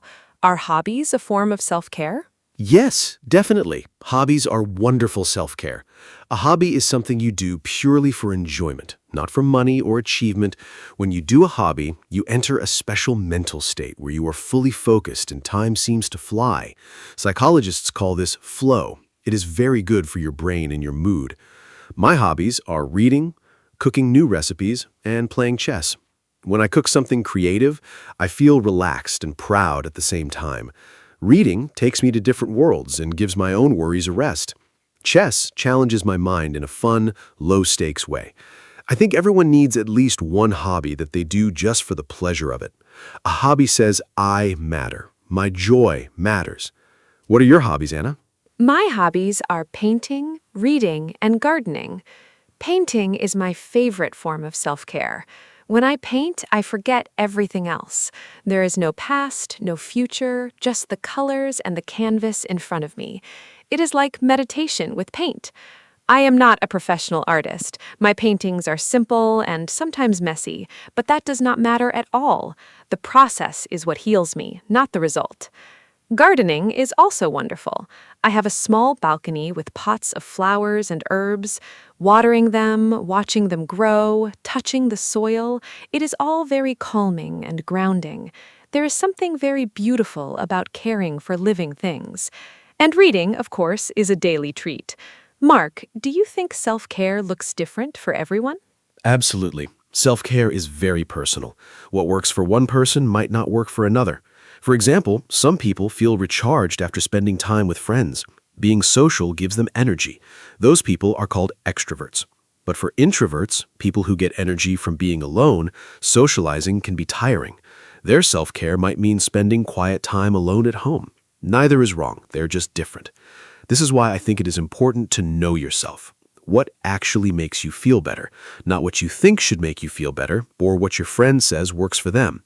What works for you in your life? It takes some trial and error to figure that out. Have you always known what self-care works for you, Anna? No, it took time. When I was younger, I didn't really think about self-care at all. I just pushed through every day doing what I had to do. I didn't rest properly, I didn't eat well, I didn't have many hobbies. I thought that was normal life. Then I went through a very stressful period, a lot of pressure at work and some personal problems. I felt completely exhausted and empty. That was my wake-up call. I started paying attention to what made me feel better and what made me feel worse. Slowly, I built my self-care habits. It was like building a house, one brick at a time. Now I have a solid routine that really supports me. I think sometimes we need a difficult period to understand the importance of taking care of ourselves. Did you have a wake-up call like that, Mark? Yes, I did. Mine came about 4 years ago. I was working very long hours at my job. I was sleeping very little, skipping meals, not exercising, and seeing my friends almost never. I thought I was being strong and dedicated, but one day I just broke down. I felt completely overwhelmed and I couldn't stop crying, and I didn't even know exactly why. I went to my doctor. She told me I was burned out. That was a new word for me then. Burnout means you are so exhausted, physically and emotionally, that your mind and body stop functioning well. My doctor said, "Mark, you cannot pour from an empty cup." That sentence changed everything for me. I started making self-care a real priority from that point. What does burnout feel like to you, Anna? Burnout feels like running on empty. You are awake, but not really present. You feel tired all the time, even after sleeping. Simple tasks that were easy before now feel huge and impossible. You lose interest in things you used to enjoy. You feel irritable and sometimes very sad or empty inside. I experienced a mild burnout once, and the scariest part was that I didn't even recognize it at first. I just thought I was tired. But the tiredness didn't go away with sleep. That is a key sign. When rest doesn't help, something deeper is wrong. The best thing you can do to prevent burnout is to practice self-care consistently before you reach that empty point. Prevention is always better than recovery. Mark, how do you prevent burnout now? Now I have a few rules I try not to break. First, I stop work at a fixed time every evening. Work does not follow me into the evening or weekend unless there is a real emergency. Second, I take all my annual holiday days. Before, I used to skip holidays to work more. Now I know that rest and breaks make me more productive, not less. Third, I check in with myself every Sunday evening. I ask, how do I feel this week? Do I feel balanced? Is something bothering me? This short check-in helps me notice early warning signs before they become a big problem. Fourth, I say no to things that are not necessary when my energy is low. Protecting your energy is self-care. Do you also do regular check-ins with yourself, Anna? Yes, I do a quick daily check-in and a deeper weekly one. My daily check-in is very simple. Every evening, I ask myself 3 questions. What felt good today? What felt hard today? What do I need tomorrow? I write the answers in my journal. It takes about 5 minutes, but it helps me process my feelings and not let them pile up. The weekly check-in is a little longer. I look at how I slept, how I ate, how I moved, how I connected with people. I ask, is anything out of balance? Did I spend time on things I enjoy? The weekly check-in also helps me plan self-care for the next week. I think many people wait for the weekend to recover from a bad week, but it is better to manage your well-being all week long. Let's talk about social connection, Mark. Is that part of self-care? Yes, social connection is a very important part of self-care for most people. Humans are social animals. We need connection, belonging, and love to be healthy. Research shows that people with strong social connections live longer and are happier and healthier than people who are lonely. Loneliness is actually very bad for your health. Some scientists say it is as harmful as smoking. I try to invest time in my friendships and family relationships. I call a friend or family member at least once or twice a week. I try to meet people in person regularly, even just for a short coffee. These connections give me joy and support. When I go through a hard time, having good people around me makes everything more bearable. How do you maintain your social connections, Anna? I am quite intentional about my friendships. I have a small group of close friends, and I prefer deep connections over many shallow ones. I have a regular phone call with my best friend every Thursday evening. We have been doing that for 3 years. Even if we are both busy, we protect that time. I also have a small group of friends, 4 of us, and we meet for dinner once a month. Those evenings are always wonderful. We laugh, we talk honestly, we support each other. I also believe in the quality of connection, not just the frequency. A 2-hour honest conversation with a good friend is worth more than 10 quick text messages. Mark, what about alone time? Is being alone also part of self-care? Absolutely. Alone time is essential self-care, especially for introverts like me. I need regular alone time to recharge. After spending a lot of time with people, even people I love, I feel drained and I need quiet time to recover. Loneliness is not the same as alone time. Loneliness is when you want connection but don't have it. Alone time is when you choose to be by yourself to rest and restore your energy. I love spending Sunday mornings alone. I make a good breakfast, I read, I go for a quiet walk, no calls, no plans, just myself and my thoughts. That alone time fills me up for the week. I think in our very connected social world, many people are afraid to be alone, but learning to enjoy your own company is a great form of self-care.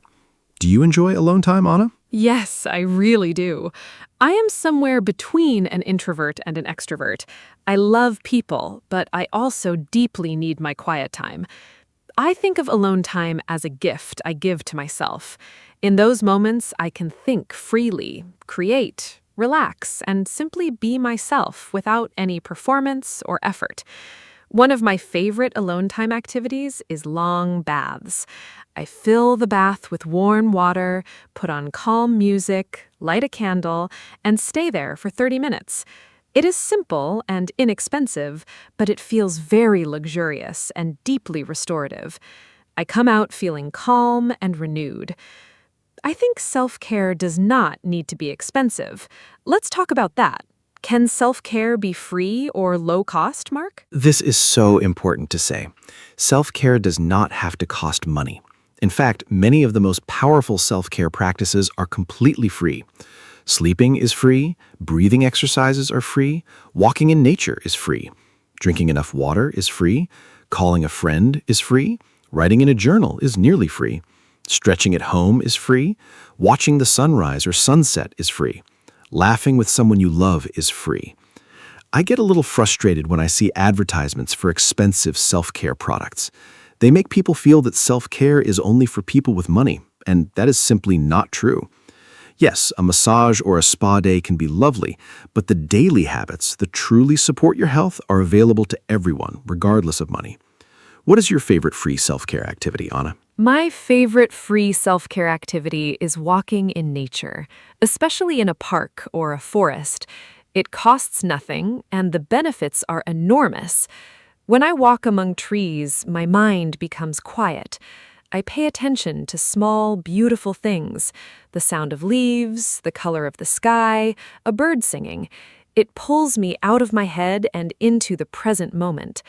That is another very important self-care skill, being present. So many people live in the past, replaying old memories, or in the future, worrying about things that haven't happened yet.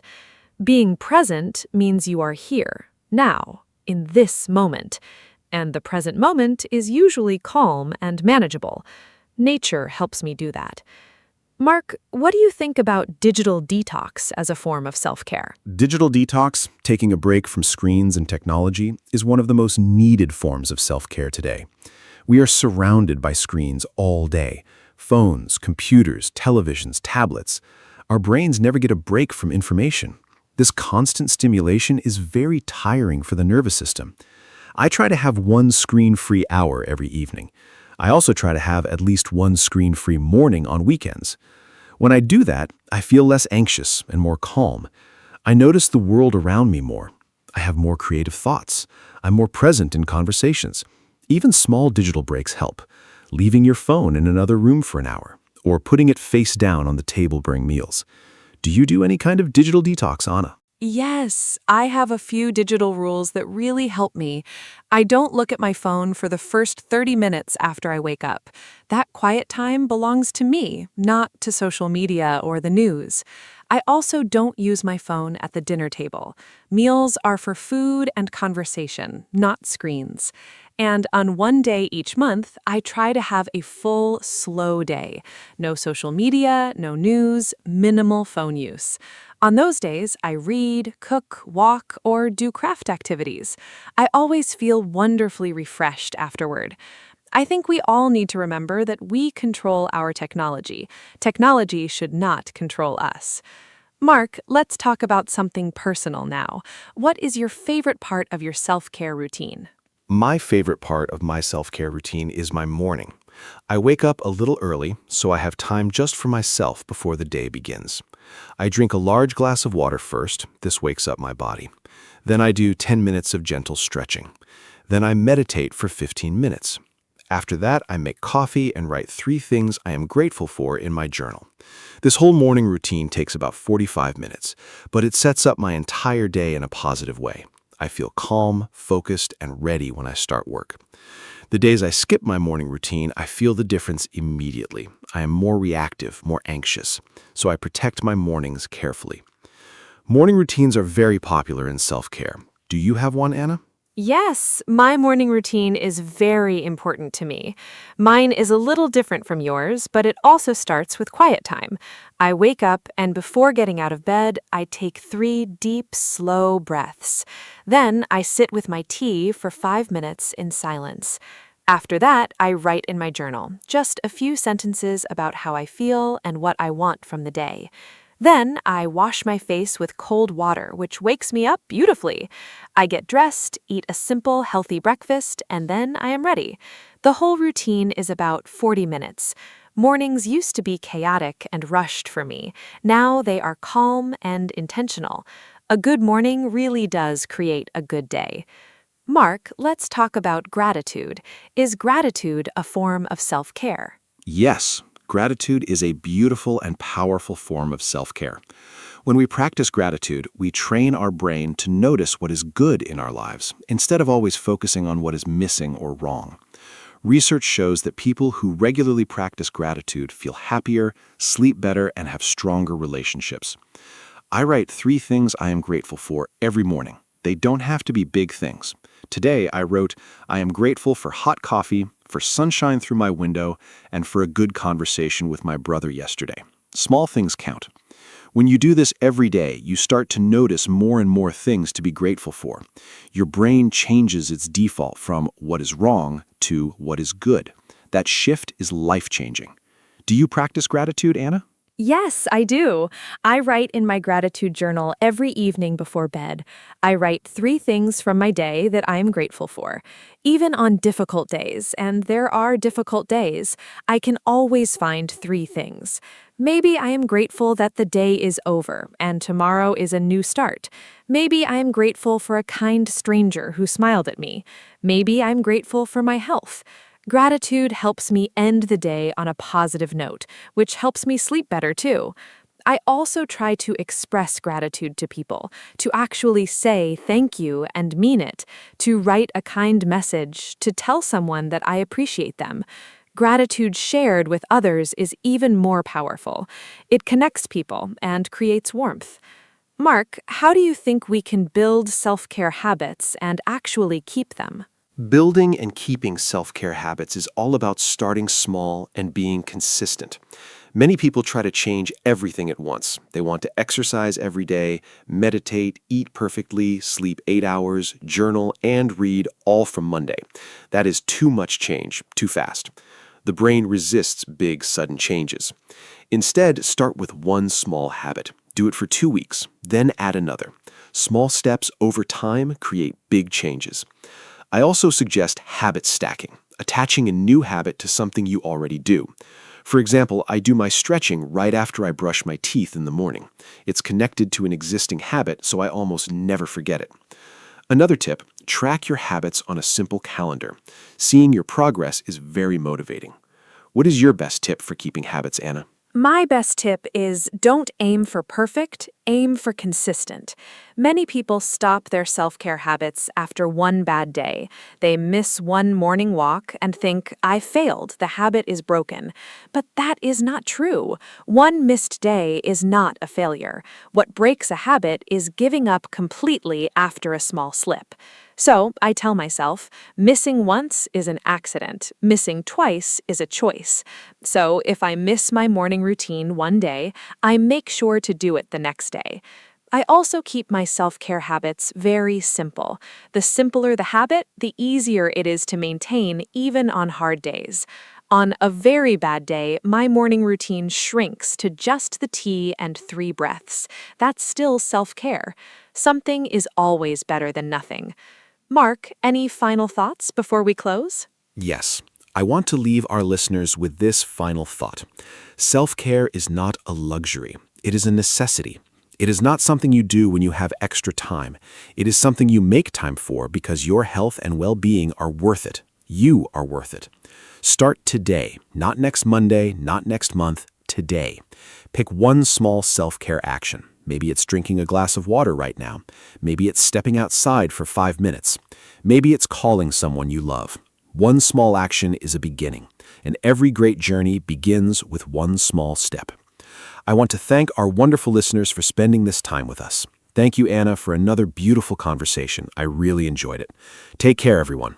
Thank you so much, Mark. This was truly a wonderful conversation, full of warmth and practical ideas. And a huge, heartfelt thank you to all of you listening. I hope this episode reminded you that you deserve care, your own care first. Please don't wait for a crisis to start taking care of yourself. Start now with something small and gentle. Remember, self-care is not selfish, it is not lazy, and it does not need to be expensive. It's simply choosing yourself every day in small and loving ways. If today's episode helped you, please share it with someone who might need it. And come back next time for more friendly English conversations. Until then, be kind to yourselves. Goodbye and take care. From me, Anna. Hello, everyone. Welcome to our podcast. My name is Anna, and I am so happy you are here with us today. This podcast is made for beginner English learners, and every episode is simple, fun, and useful. Today, we have a really wonderful topic. We are going to talk about books. Reading is one of the best things you can do, and talking about books is very common in English. What is your favorite book? What kind of books do you like? Do you read every day? These are all great conversation questions. I am joined by my fantastic co-host, Mark. Mark loves books too. Mark, say hello and tell us, are you a big reader? Hello, hello. Thank you, Anna. Hi to all our wonderful listeners. Yes, I am absolutely a big reader. Books have been a huge part of my life since childhood.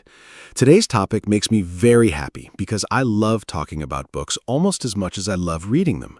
Books are a fantastic topic for English learners because the vocabulary is practical and useful. You can talk about books at school, at work, or with a friend over coffee. Anna and I will share our favorite books, talk about genres, and give you lots of useful phrases. By the end of this episode, you will talk about books naturally. Let's go. Okay, let's start with the most important question. What is your favorite book? This is one of the most common questions people ask. In English, you can ask it in different ways. What is your favorite book? Or what book do you recommend? Or what are you reading right now? To answer, you say, my favorite book is, or I really love, or I recommend. You can also say why. I love it because the story is exciting, or the characters are very interesting. Mark, what is your favorite book? Tell our listeners. Make it sound interesting so everyone wants to read it. Great question. My absolute favorite book is The Alchemist by Paulo Coelho. It is a short novel, not very long, but it is incredibly powerful. The story follows a young shepherd boy named Santiago who travels from Spain to Egypt looking for treasure, but the real journey is inside him. He learns about following your dreams, listening to your heart, and finding your purpose in life. The language is simple and beautiful, which makes it perfect for English learners too. I have read it 3 times. Every time I read it, I find something new. It gives me a feeling of hope and motivation. I genuinely recommend it to everyone. Anna, what is your favorite book? Oh, I love The Alchemist too. My absolute favorite book is Anne of Green Gables by Lucy Maud Montgomery. It is a classic novel about a young orphaned girl named Anne who goes to live with an older brother and sister on a farm in Canada.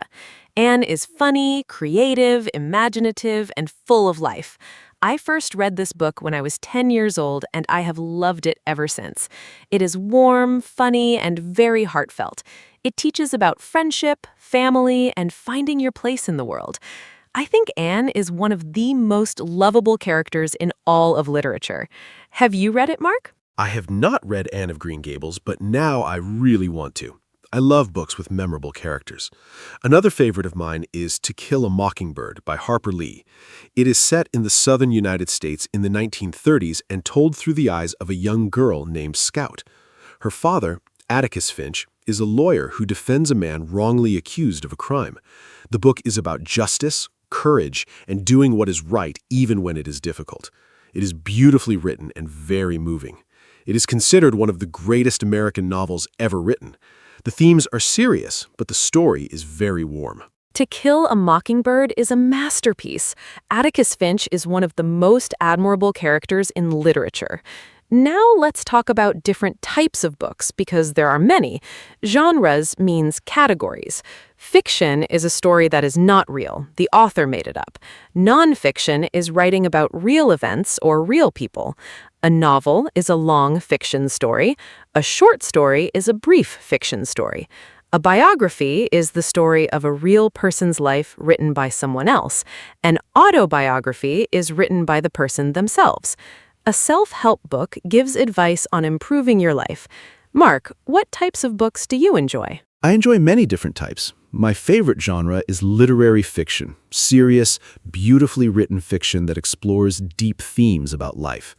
But I also love historical fiction, stories set in the past, mixing real events with invented characters. The Name of the Rose and Wolf Hall are incredible examples. I also enjoy nonfiction, especially books about science, philosophy, and history. And I love poetry. Short, beautiful language that captures a feeling in just a few words. Reading different types of books makes you a more well-rounded person. What about you, Anna? I love literary fiction too, but I also really enjoy mystery and detective novels. There is something so satisfying about following the clues and trying to solve the mystery before the detective does.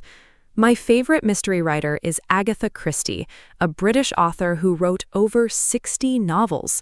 Her most famous characters are Hercule Poirot, a brilliant detective, and Miss Marple, an elderly woman who solves crimes. Christie's writing is very clear and clever. I also love travel writing and memoirs, personal stories about someone's real experiences. They make me feel inspired and motivated to try new things. Mark, do you like mystery books? I enjoy mystery books, but I prefer something with more psychological depth. One genre I love is magical realism, when realistic stories have elements of magic treated as completely normal. Gabriel Garcia Marquez is the most famous example. His novel, 100 Years of Solitude, is one of the greatest novels ever written. It tells the story of a family over many generations, and magical things happen alongside ordinary life. It is dreamy, beautiful, and unlike anything else I have read. I also love science fiction, stories set in the future or in space. I grew up reading science fiction, and it expanded my imagination greatly. Anna, do you like fantasy or science fiction? I enjoy some fantasy, but I am more of a realistic fiction reader. However, I absolutely love the Harry Potter series by J.K. Rowling. I know many people consider it children's literature, but these books have something magical for readers of all ages. The story of Harry's friendship with Ron and Hermione is beautiful. The themes of love, friendship, and courage are universal.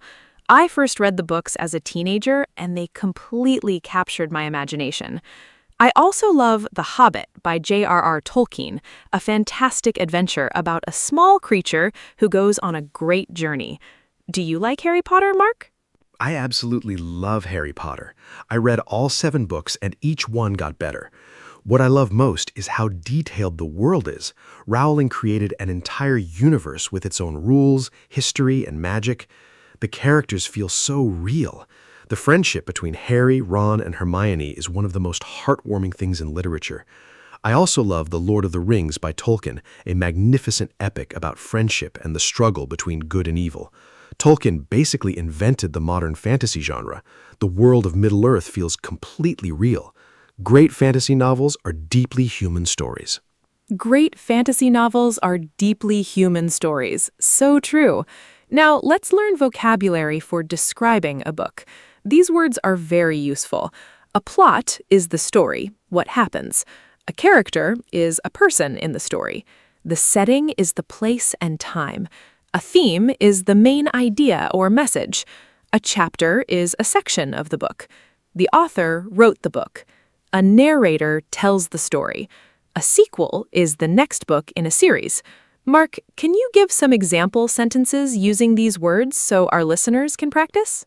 Here are natural example sentences. The plot is very exciting. Something surprising happens in each chapter. My favorite character is the main hero. He's brave, kind, and funny. The setting is Paris in the 1920s. The main theme is about finding courage when life is difficult. I finished the last chapter at midnight. I could not put it down. The author writes in a very clear style, which makes the book easy to enjoy. The narrator is a child, which gives a fresh perspective. I loved this book so much, I immediately bought the sequel. Try using these words in your own sentences.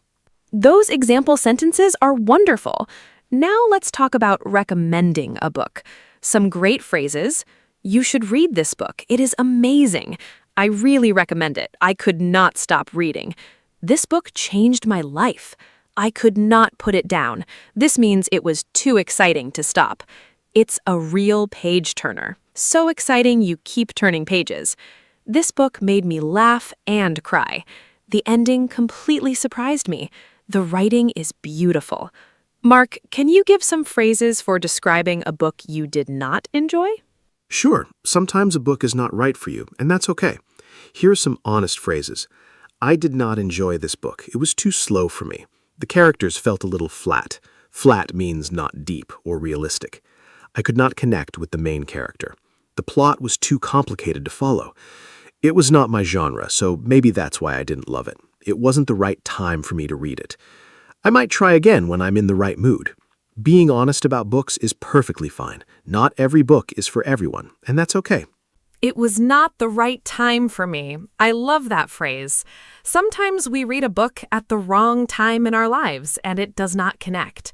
But if we read it later, it becomes a favorite. Now let's talk about reading habits. In English, you talk about habits using usually, always, sometimes, and never. For example, I usually read before bed. I always have a book in my bag. I sometimes read on the bus. I never read when I am very tired. Mark, tell our listeners about your reading habits. When and where do you like to read? I try to read every day, even for 20 minutes. Reading before bed is my favorite habit. It helps me relax and fall asleep. My favorite place to read is in a comfortable armchair by the window with a cup of tea. I also love reading in a park when the weather is nice. I always have a book with me, on my phone as an e-book or a paperback in my bag. I read a mix of fiction and nonfiction throughout the year. I usually read about 20 books per year and track them in a little notebook. What about you, Anna? I read every night before bed, too. It helps my mind slow down after a busy day much better than looking at a phone. I love reading in cozy places, in bed with a warm blanket, or in a cafe on a rainy afternoon. I prefer physical books because I love turning the pages and the smell of a new book. There is a special word for the smell of old books. It is called bibliosmia. Is that not a wonderful word? Mark, do you prefer ebooks or physical books? Bibliosmia. I love that word. I enjoyed both formats. Physical books are special. You can write notes in the margins and they look beautiful on a bookshelf. But ebooks are incredibly convenient. I can carry 100 books on my phone and buy one instantly. I use ebooks for travel because physical books are heavy in a suitcase. I also listen to audiobooks when I am cooking or exercising. Audiobooks are books read aloud, fantastic for language learners because you hear correct pronunciation and natural English. Audiobooks are amazing for language learning. You pick up vocabulary and pronunciation just by listening. Now let's do a quiz. I will describe a famous book, and Mark will guess the title. Listeners, you can try to guess too. Ready? Here is the first one. This book is about a young boy who receives a letter saying he is accepted at a special school for magic. He did not know he was a wizard. He makes two best friends and fights against a powerful, evil enemy. It is a very famous series of 7 books. Mark and listeners, what is it? This book is loved by children and adults all over the world. That is easy. Harry Potter by J.K. Rowling. The first book is Harry Potter and the Philosopher's Stone. Almost everyone in the world knows this story. Okay, here's one from me. A young girl falls asleep in a forest and enters a magical underground world. She meets very strange creatures. She plays cards with a queen who shouts, "Off with their heads," at everyone. When she wakes up, it was all a dream. Anna, what is the title? Listeners, think carefully. It was written by a British author in the 1800s and is a beloved classic. That is Alice's Adventures in Wonderland by Lewis Carroll. I love that story. Alice is so brave and curious. Here's one more for our listeners. A poor young woman in 19th century England works as a governess. She falls in love with her employer, a mysterious man named Mr. Rochester. But there is a terrible secret hidden in the house. It is a story of love, independence, and strong moral values. This is one of the most famous novels in English literature. Mark and listeners, what is the title? Take a guess. Jane Eyre by Charlotte Bronte. What a magnificent novel. Jane is one of literature's greatest heroines, so independent and self-respecting. The famous line, "Reader, I married him," is one of the most celebrated sentences in English literature. Okay, last quiz question from me.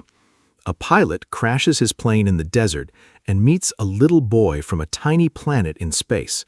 The boy asks deep and simple questions about love and friendship.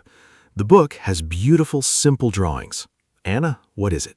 The Little Prince by Antoine de Saint-Exupéry, one of the most beautiful books ever written. It is the most translated book in history after the Bible. The most famous line is, "What is essential is invisible to the eye." The most important things, like love and friendship, cannot be seen, only felt in your heart. It sounds like a children's book, but is full of deep wisdom for adults. I first read it at school and did not fully understand it. I read it as an adult and cried. That is the sign of a truly great book. Mark, have you cried reading a book? Yes, I have cried reading books. Crying means the author really connected with your emotions. The book that made me cry most was The Road by Cormac McCarthy, about a father and son surviving in a destroyed world. The love between them is overwhelming to read. I also cried at Of Mice and Men by John Steinbeck, a short but devastating novel about friendship and broken dreams. And I always get emotional at Charlotte's Web, a beautiful children's book about a spider who saves her friend. Truly heartbreaking. Anna, have you cried reading a book? Yes, books make me cry more than films. A Little Life by Hanya Yanagihara made me cry the most. It is a very emotional novel about four friends in New York City. One of them has a very difficult and painful life. I also cried reading The Kite Runner by Khaled Hosseini, about friendship, guilt, and redemption set in Afghanistan. And I always cry at Bridge to Terabithia, a children's novel about two best friends. Books that make you feel deeply are the ones you remember forever. Mark, what book has made you laugh the most? Three Men in a Boat by Jerome K. Jerome makes me laugh the most. It's a comic novel from 1889 about three friends and a dog on a boat trip. Everything goes wrong in the funniest way. The writing is brilliantly witty and still feels modern. I also love Terry Pratchett's Discworld series, hilarious fantasy novels set on a flat world carried through space on a giant turtle. And The Hitchhiker's Guide to the Universe by Douglas Adams, a hilarious story about a man who accidentally travels across the universe. Incredibly funny. Now let's talk about children's books. Great children's books teach kids about empathy, courage, and imagination. They are also wonderful for adult English learners because the vocabulary is clear and simple. My favorite children's book is The Very Hungry Caterpillar by Eric Carle, a picture book about a caterpillar who eats lots of food and eventually becomes a beautiful butterfly. A beautiful message about growth. I also love Matilda by Roald Dahl, a story about a brilliant girl with magical powers who loves reading. Mark, what are your favorite children's books? Children's books are magical. My favorite is Where the Wild Things Are, a picture book about a naughty boy named Max who travels in his imagination to a land of wild monsters, but he misses home and returns. It's about imagination, home, and love. I also love all of Roald Dahl's books. Charlie and the Chocolate Factory, James and the Giant Peach, The BFG, and Fantastic Mr. Fox are all brilliant. Dahl wrote stories that are exciting, funny, and slightly dark, perfect for children and adults alike. Reading Dahl in English is great practice. Roald Dahl is absolutely a genius. Now let's talk about something practical, how reading in English can improve your skills. When you read in English, you see new vocabulary in real sentences. You learn grammar naturally, you improve your spelling, and absorb different writing styles. For beginners, I recommend starting with graded readers, books simplified to different difficulty levels like A1, A2, or B1. They are perfect for building reading confidence gradually. Mark, can you give some more tips on reading in English as a language learner? Here are my top tips for reading in English. First, start easy. Choose books below your level so you enjoy the experience. A book you enjoy is better than a difficult one you put down. Second, when you find a new word, guess the meaning from context before checking a dictionary. Third, read a little every day. Even 10 minutes is enough. Fourth, keep a vocabulary notebook for interesting new words. Fifth, try reading a book you already know in your language. The familiar story helps your brain fill in gaps. Happy reading, everyone! Those are fantastic tips. Starting easy is so important. Many learners choose difficult books and feel discouraged. Now let's talk about more book genres.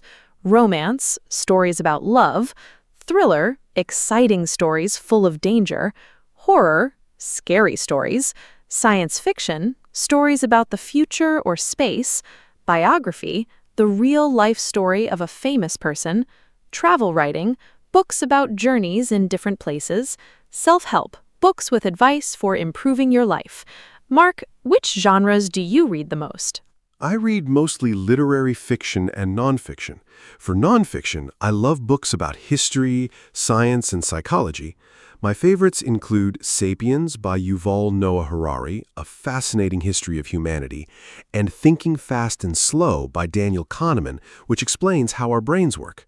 I also love The Power of Now by Eckhart Tolle, about mindfulness. For fiction, I love beautiful language and interesting ideas. I prefer slower, more thoughtful books, but every genre has value. The most important thing is to find what you love and read it. Sapiens is incredible. I love nonfiction that feels like reading a great story. Now let's talk about famous authors English learners should know.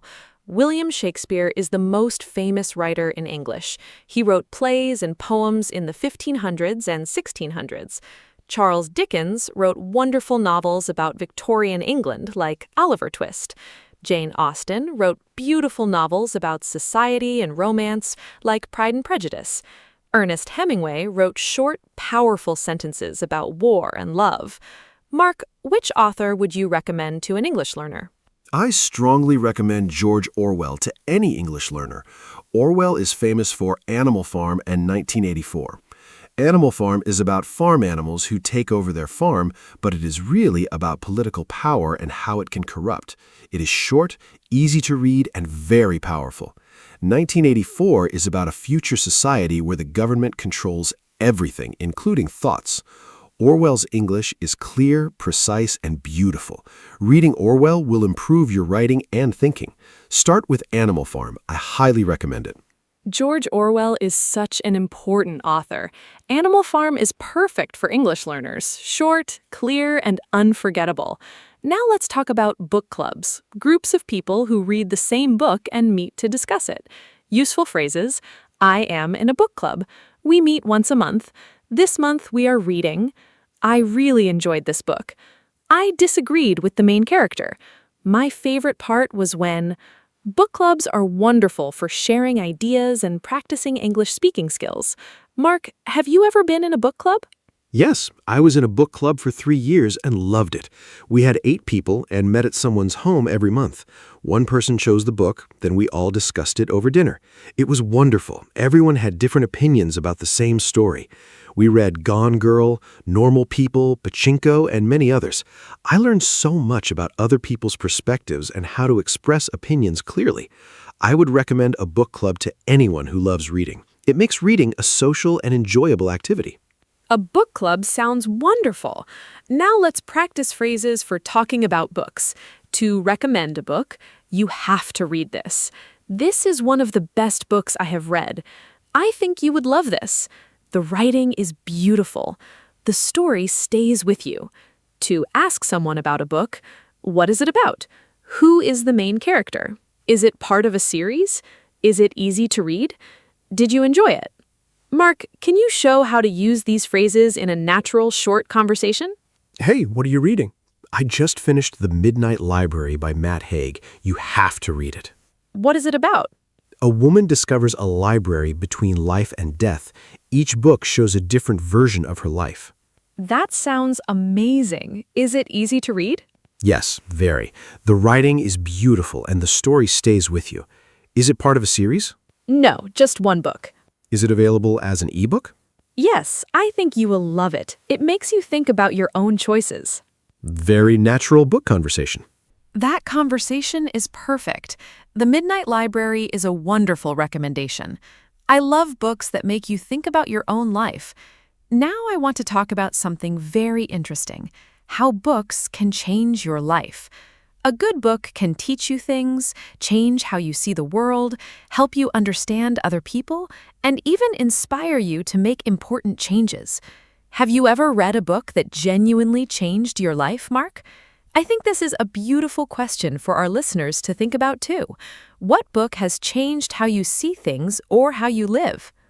Man's Search for Meaning by Viktor Frankl completely changed my perspective on life.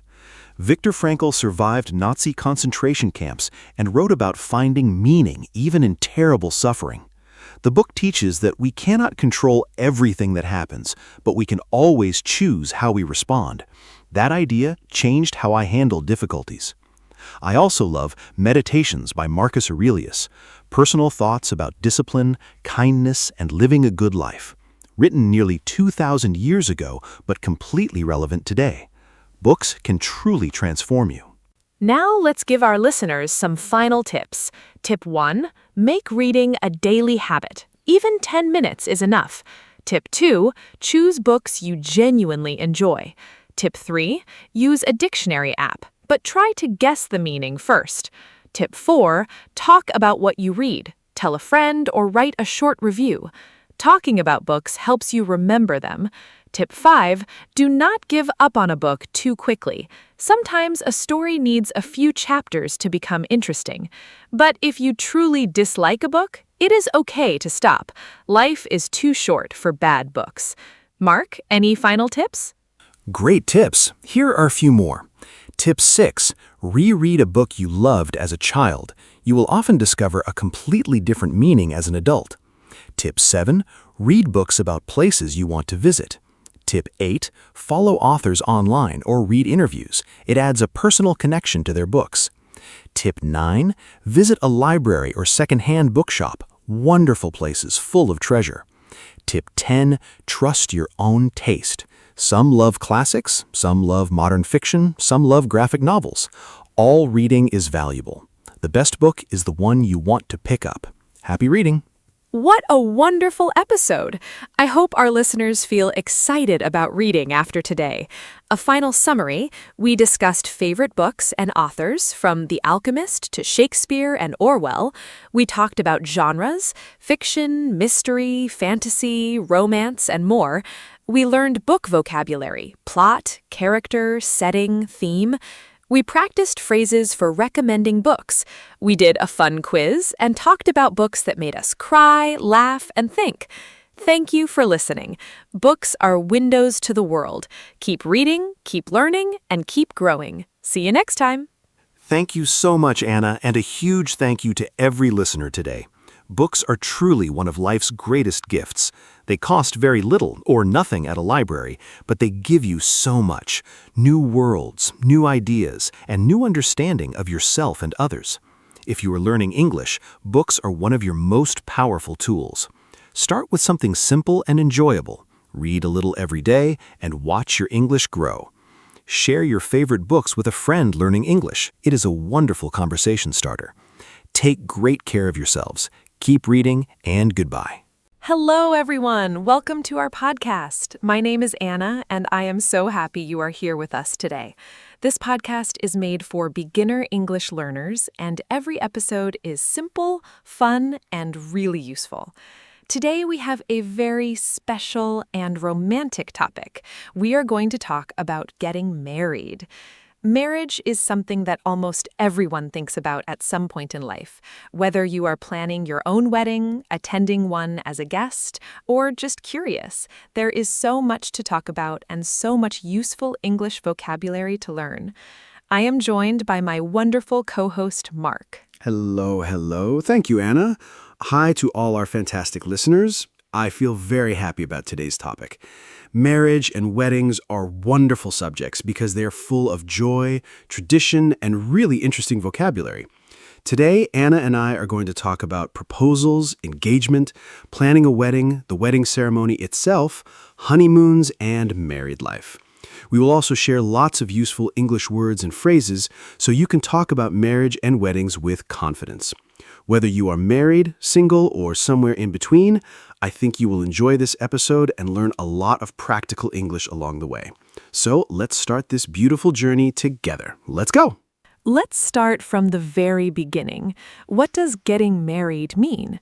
When two people decide to spend their lives together officially and legally, they get married.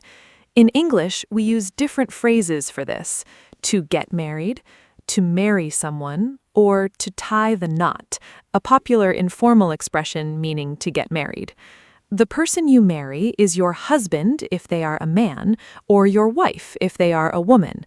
Together, you are a married couple, and you call each other spouses or partners. A marriage is the relationship itself, and a wedding is the ceremony and celebration. Mark, what other important basic words do beginners need to know about the topic of marriage? Great starting point. Here are more important basic words for this topic. Single, not in a romantic relationship or not married. Dating, spending time with someone you are romantically interested in. Boyfriend or girlfriend, a romantic partner before marriage. Engaged, when two people have decided to get married but have not had the wedding yet. Fiancé, a man who is engaged. Fiancée, a woman who is engaged. Divorced, when a married couple legally ends their marriage. Remarried, getting married again after a previous marriage ended. Those words are so useful. Now let's talk about the first step toward marriage, the proposal. A proposal is when one person asks the other person to marry them. The classic question is, "Will you marry me?" This is one of the most romantic and important sentences in English. Traditionally, the person proposing gets down on one knee. This means kneeling on one knee on the ground. They often hold up an engagement ring, a special ring given as a symbol of the promise to get married. Proposals can be very private and intimate, or very public and dramatic. Some people propose at a restaurant, on a beach, or even at a sports stadium. I think the perfect proposal depends completely on the couple. For some people, a very private, intimate moment, just the two of them in a beautiful location, is perfect. For others, a grand public gesture with friends and family present is more meaningful. What I think matters most is that the proposal feels genuine and personal. It should reflect the couple's relationship and what is special to them. If they love the outdoors, a mountain proposal could be magical. If they love art, a museum could be perfect. The words matter too, not just, "Will you marry me?" but sharing why you love that person and why you want to spend your life with them. I completely agree that a heartfelt, personal message is so important. Now let's talk about the engagement period, the time between the proposal and the wedding. When someone says yes to a proposal, the couple becomes engaged. The man traditionally gives the woman an engagement ring to wear on her ring finger, usually the fourth finger of the left hand. The engagement period can last a few months or several years. There is no fixed time. During this time, the couple usually announces their engagement to family and friends, and they start planning the wedding. In English, you can say, "We got engaged last month," or "They are engaged and planning a spring wedding." Mark, what? During the engagement, couples are usually very busy and very excited. First, they announce the news, often by calling close family members personally, then sharing the news on social media. Second, they choose a wedding date. This is one of the first and most important decisions. Third, they start planning the wedding, which involves many details we will discuss. Couples also often attend an engagement party, a celebration organized by family or friends to congratulate the couple. Some couples choose to do pre-marriage counseling or premarital classes, meeting with a counselor or religious leader to talk about important topics like finances, communication, and family goals before marriage. Pre-marriage counseling sounds like a very wise idea. Now, let's talk about wedding planning, because planning a wedding involves many important decisions and a lot of work. The first major decision is the type of wedding you want. A traditional church wedding, a religious ceremony in a church, a civil ceremony, a non-religious legal ceremony at a registry office or courthouse, a beach wedding outside near the water, a destination wedding held in another city or country where the couple and guests travel to, a small, intimate wedding with just close family and friends, or a large wedding with hundreds of guests. There are so many decisions to make when planning a wedding. I think the most important ones are, first, the guest list. Who will you invite? A small, intimate wedding or a large celebration? This decision affects the venue, the budget, and many other choices. Second, the budget. How much money can you realistically spend? Weddings can range from very affordable to extremely expensive, and setting a clear budget early helps avoid financial stress later. Third, the venue, the place where the wedding will happen. Fourth, the date, season, day of the week, and availability of the venue. And fifth, the overall style or theme, elegant and formal, relaxed and casual, traditional or modern. A clear budget is so important. Weddings can become very expensive very quickly. Now let's talk about the people who play special roles in a wedding. The bride is the woman getting married. The groom is the man getting married. The best man is the groom's closest friend or brother who helps organize and supports the groom on the wedding day. The maid of honor, or chief bridesmaid, is the bride's closest friend or sister. She helps the bride prepare and organize. Bridesmaids are female friends or family members who help and support the bride. Groomsmen, or ushers, help organize guests and support the groom. Sure. The best man has a very important job. He organizes the bachelor party, also called a stag party in British English, a celebration for the groom and his male friends before the wedding. On the wedding day, the best man holds the wedding rings until the right moment in the ceremony, gives a speech at the reception, the wedding party after the ceremony, and helps the groom stay calm and prepared. The maid of honor organizes the bachelorette party, called a hen party in British English, for the bride and her female friends. Bachelor party and bachelorette party, stag party and hen party in British English. Those are such useful vocabulary differences to know. Now let's talk about the wedding ceremony itself. A typical wedding ceremony has several important moments. First, the procession. The bride walks down the aisle, usually on the arm of her father or another loved one, to meet the groom at the front. The aisle is the central path between the rows of seats. Then come the vows, the promises that the bride and groom make to each other. Mark, what are wedding vows exactly, and can you give examples of what couples might say during this very special and emotional moment? Wedding vows are the promises, the most important part of the whole ceremony. Traditional vows in English include famous words like, "I take you to be my lawfully wedded husband/wife, to have and to hold from this day forward for better, for worse, for richer, for poorer, in sickness and in health, to love and to cherish, until death do us part." These traditional words are very old and very beautiful. Many modern couples also write their own personal vows, their own words expressing what they promise their partner. Personal vows can be funny, emotional, poetic, or simple, whatever feels true to the couple's relationship. You may now kiss the bride, one of the most famous sentences in English. After the kiss, the couple is officially married. Now let's talk about the wedding rings, because rings are such an important symbol in marriage. The engagement ring is given at the proposal, usually a more decorative ring, often with a diamond or other gemstone. The wedding band or wedding ring is given during the ceremony. It is usually a simple, plain metal band in gold, silver, or platinum. Both rings are worn on the ring finger of the left hand in most Western countries. In some cultures, the rings are worn on the right hand. Mark, what do wedding rings symbolize? Wedding rings are one of the most universal symbols of marriage. A ring is a circle. It has no beginning and no end. This symbolizes eternal love, love that never ends. The ancient Egyptians first used rings to symbolize eternity and everlasting love. The tradition spread through history and is now practiced in cultures all around the world. The material matters too. Gold is associated with purity and value. The act of giving and receiving a ring is a public declaration. I choose this person and I want everyone to know it. Wearing a ring every day after the wedding is a constant reminder of the promises made on that special day. A circle with no beginning and no end, eternal love. What a beautiful explanation.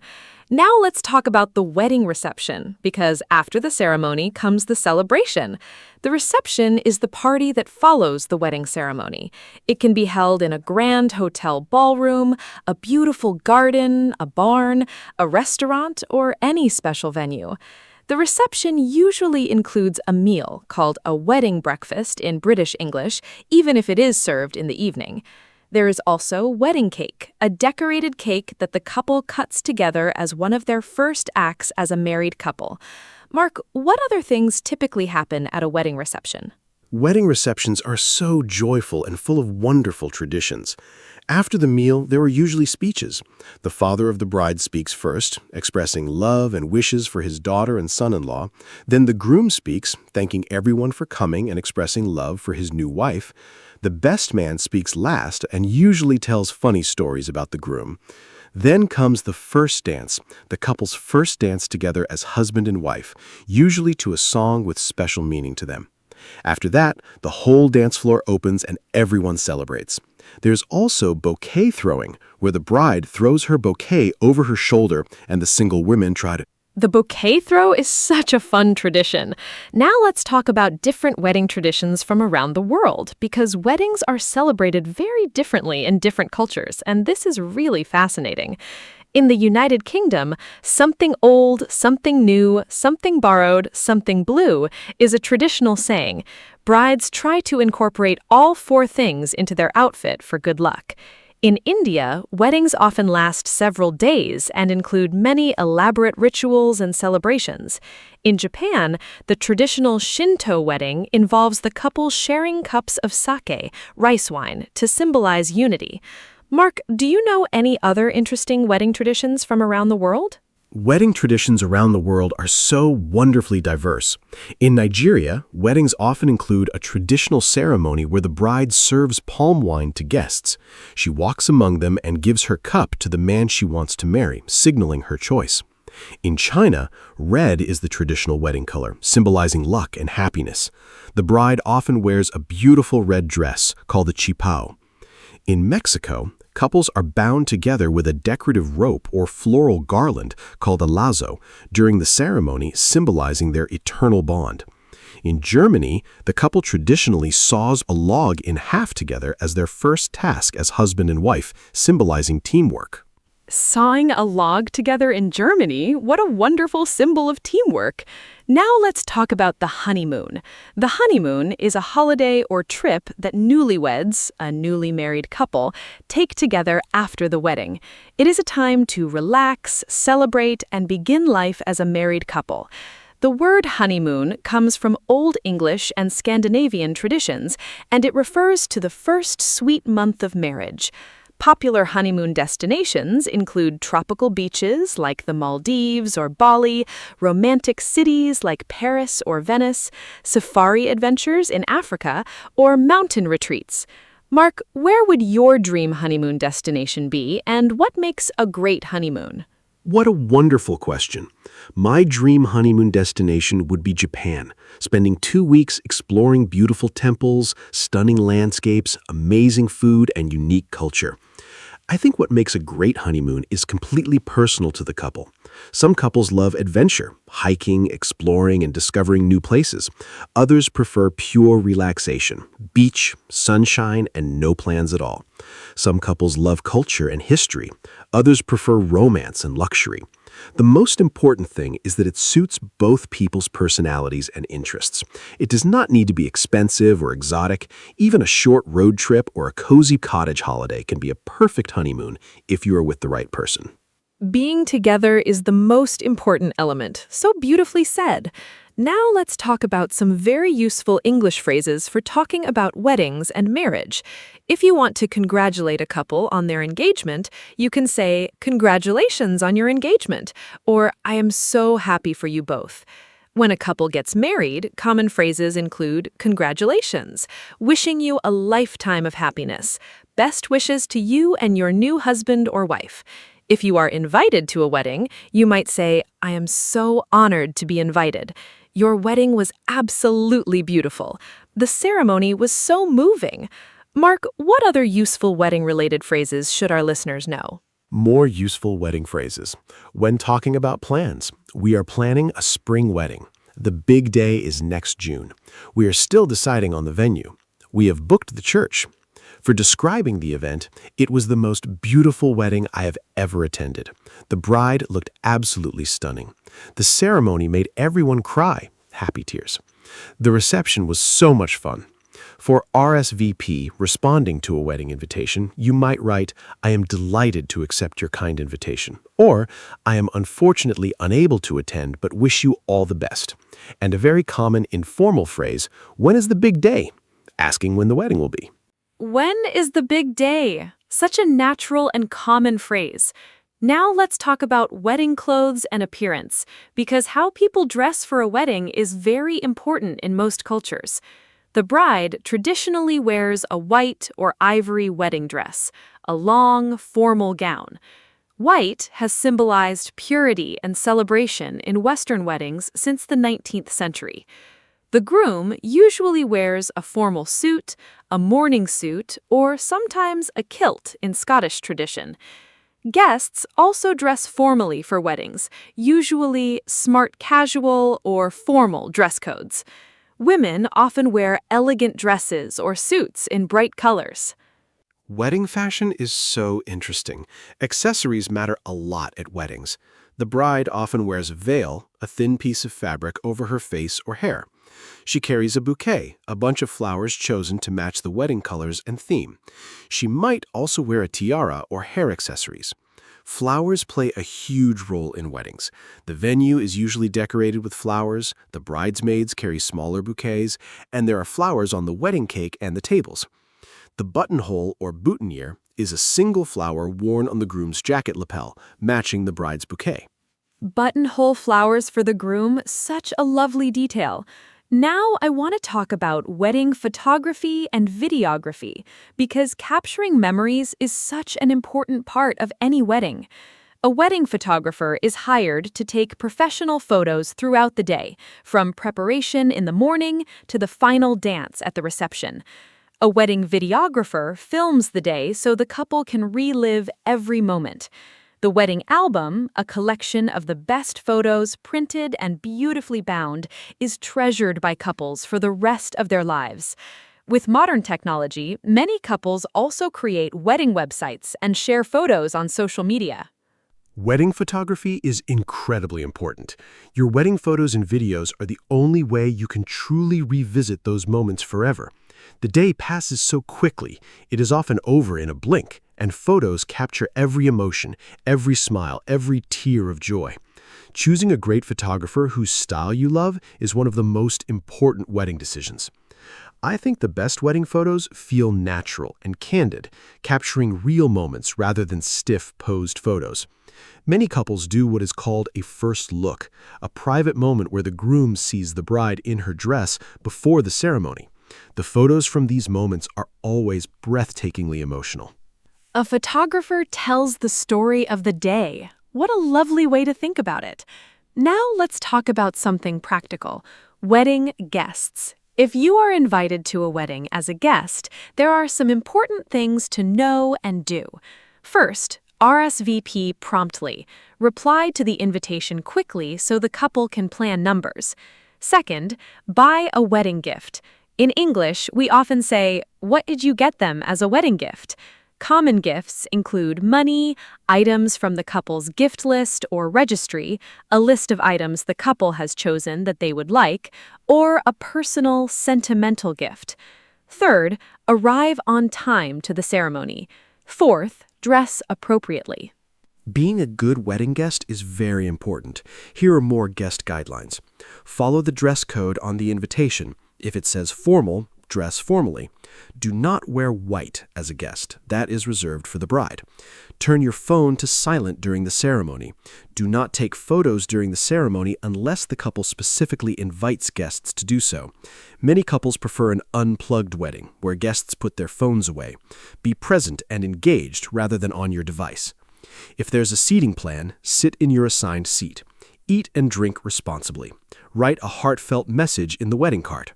Unplugged wedding. What a modern and lovely idea. Now let's talk about the language of marriage itself. In English, there are many idioms and expressions related to marriage and love.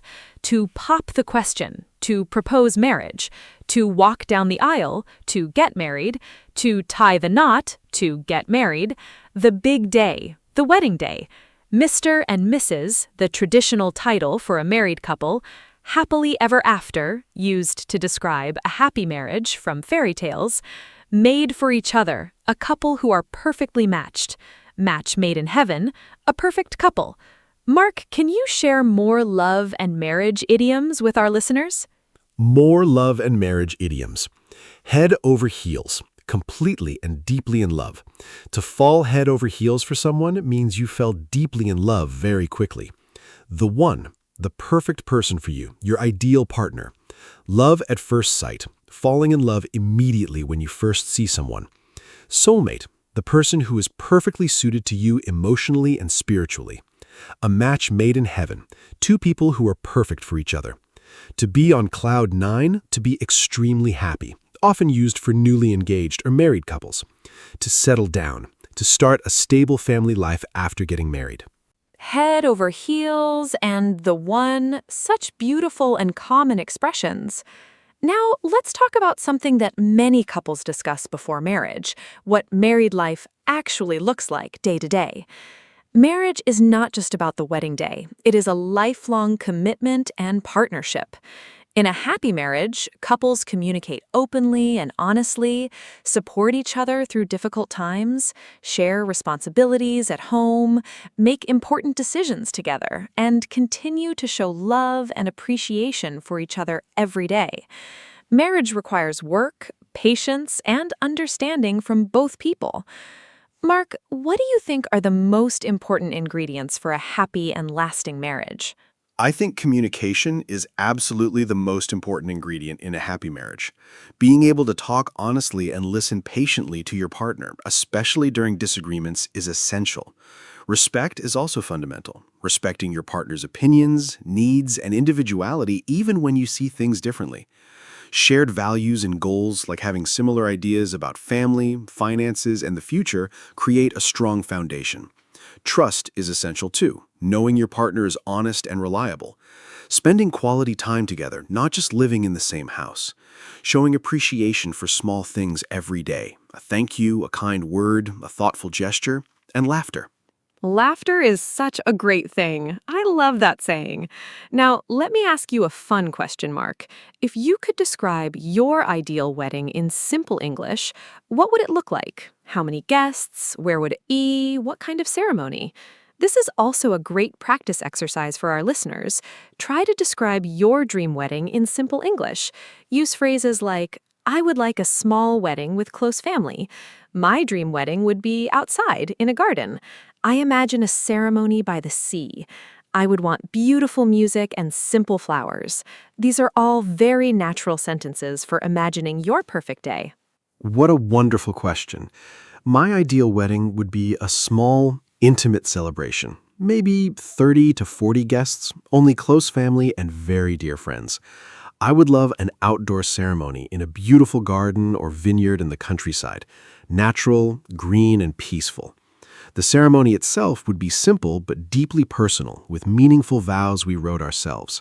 For music, I would choose live acoustic guitar, something warm and beautiful, not too formal. After the ceremony, a relaxed outdoor meal with lots of delicious food and great conversation. No complicated formalities, just people who love each other gathered to celebrate love. Simple, genuine, and full of warmth. A small garden wedding with live acoustic guitar and homemade vows. That sounds absolutely perfect. Now, let me share mine. My ideal wedding would be small and intimate, maybe 50 guests. I dream of a ceremony by the sea with an ocean view. The dress would be simple and elegant.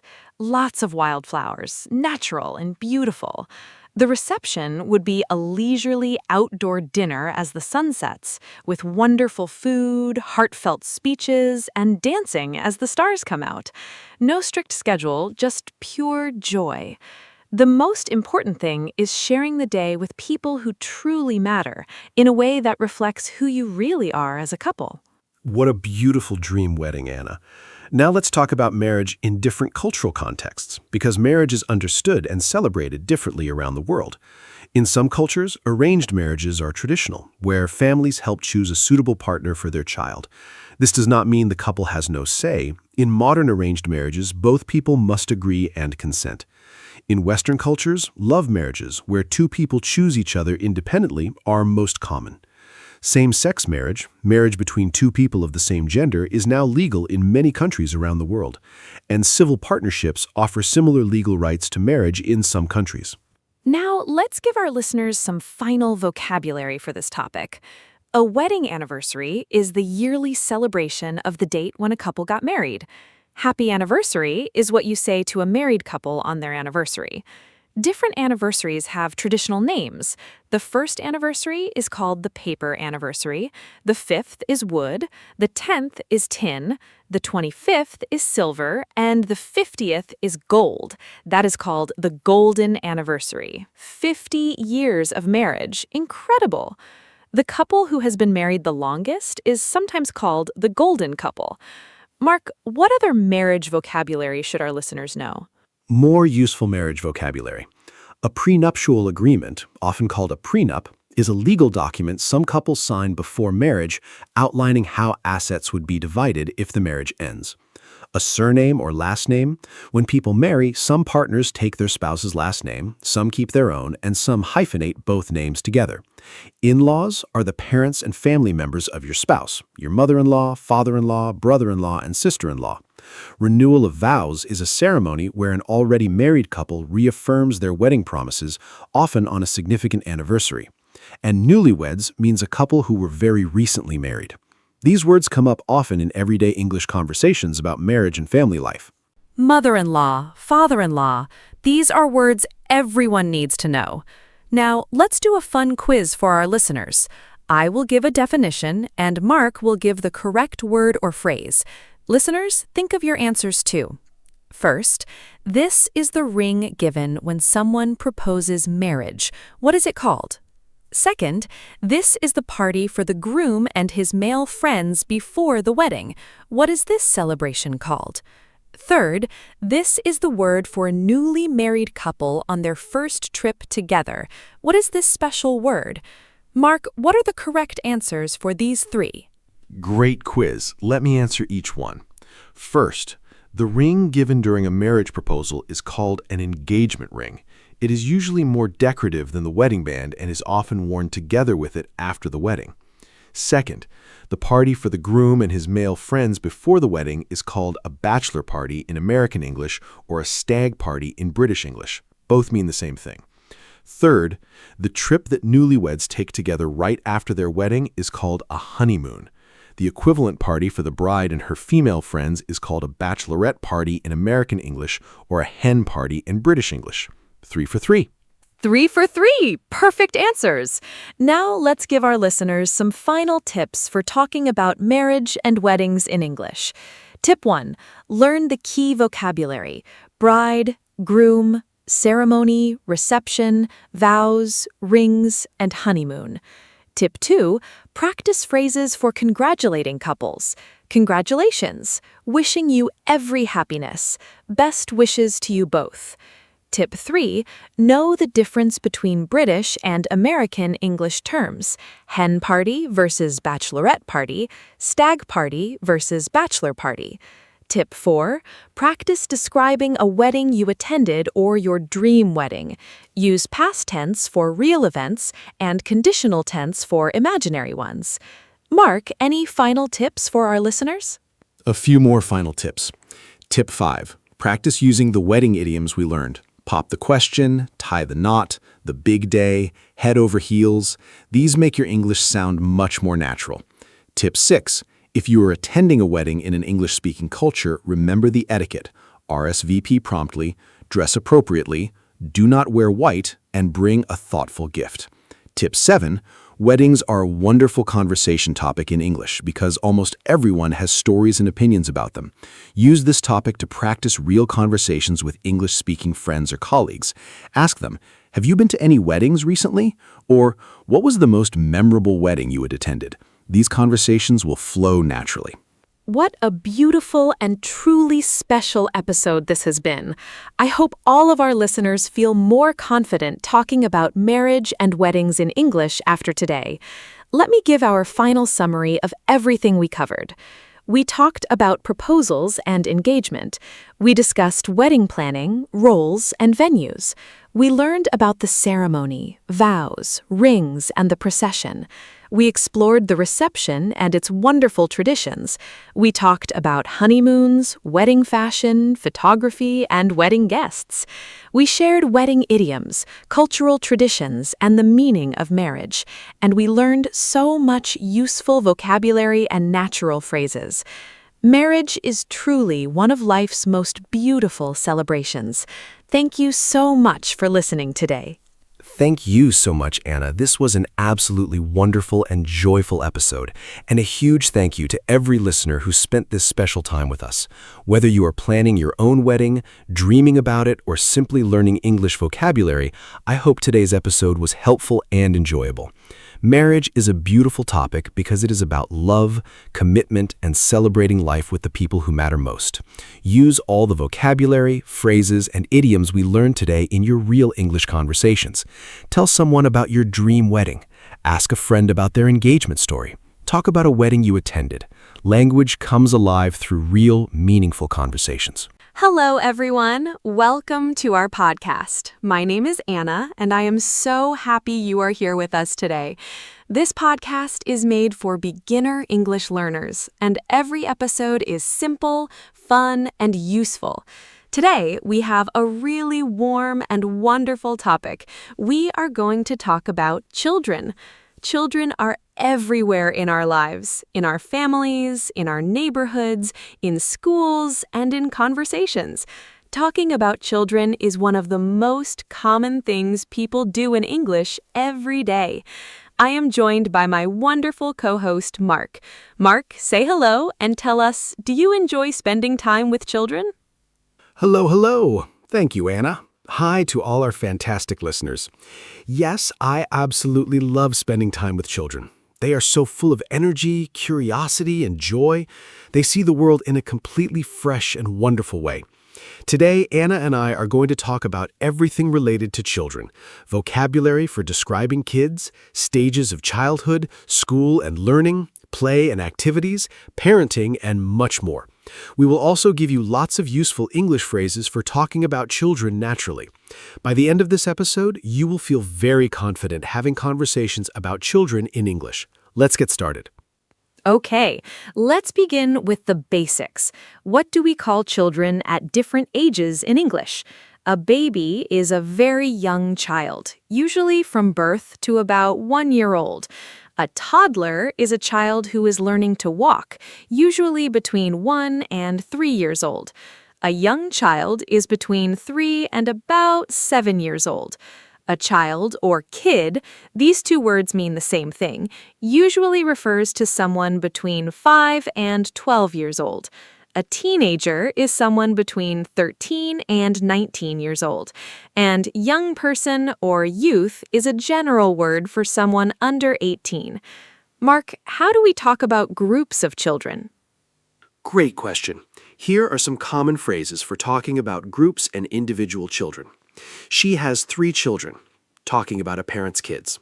The children are playing in the garden, a general statement. He is an only child. He has no brothers or sisters. They have twin boys, 2 boys born at the same time. My nephew is 5 years old, a brother or sister's son. My niece just started school, a brother's or sister's daughter. The baby is teething. A baby's teeth are starting to grow. She is expecting a baby. She is pregnant. They just had a baby. A baby was recently born. Those family phrases are so useful. Now let's talk about describing children's personalities and behavior, because this is something parents, teachers, and relatives talk about all the time.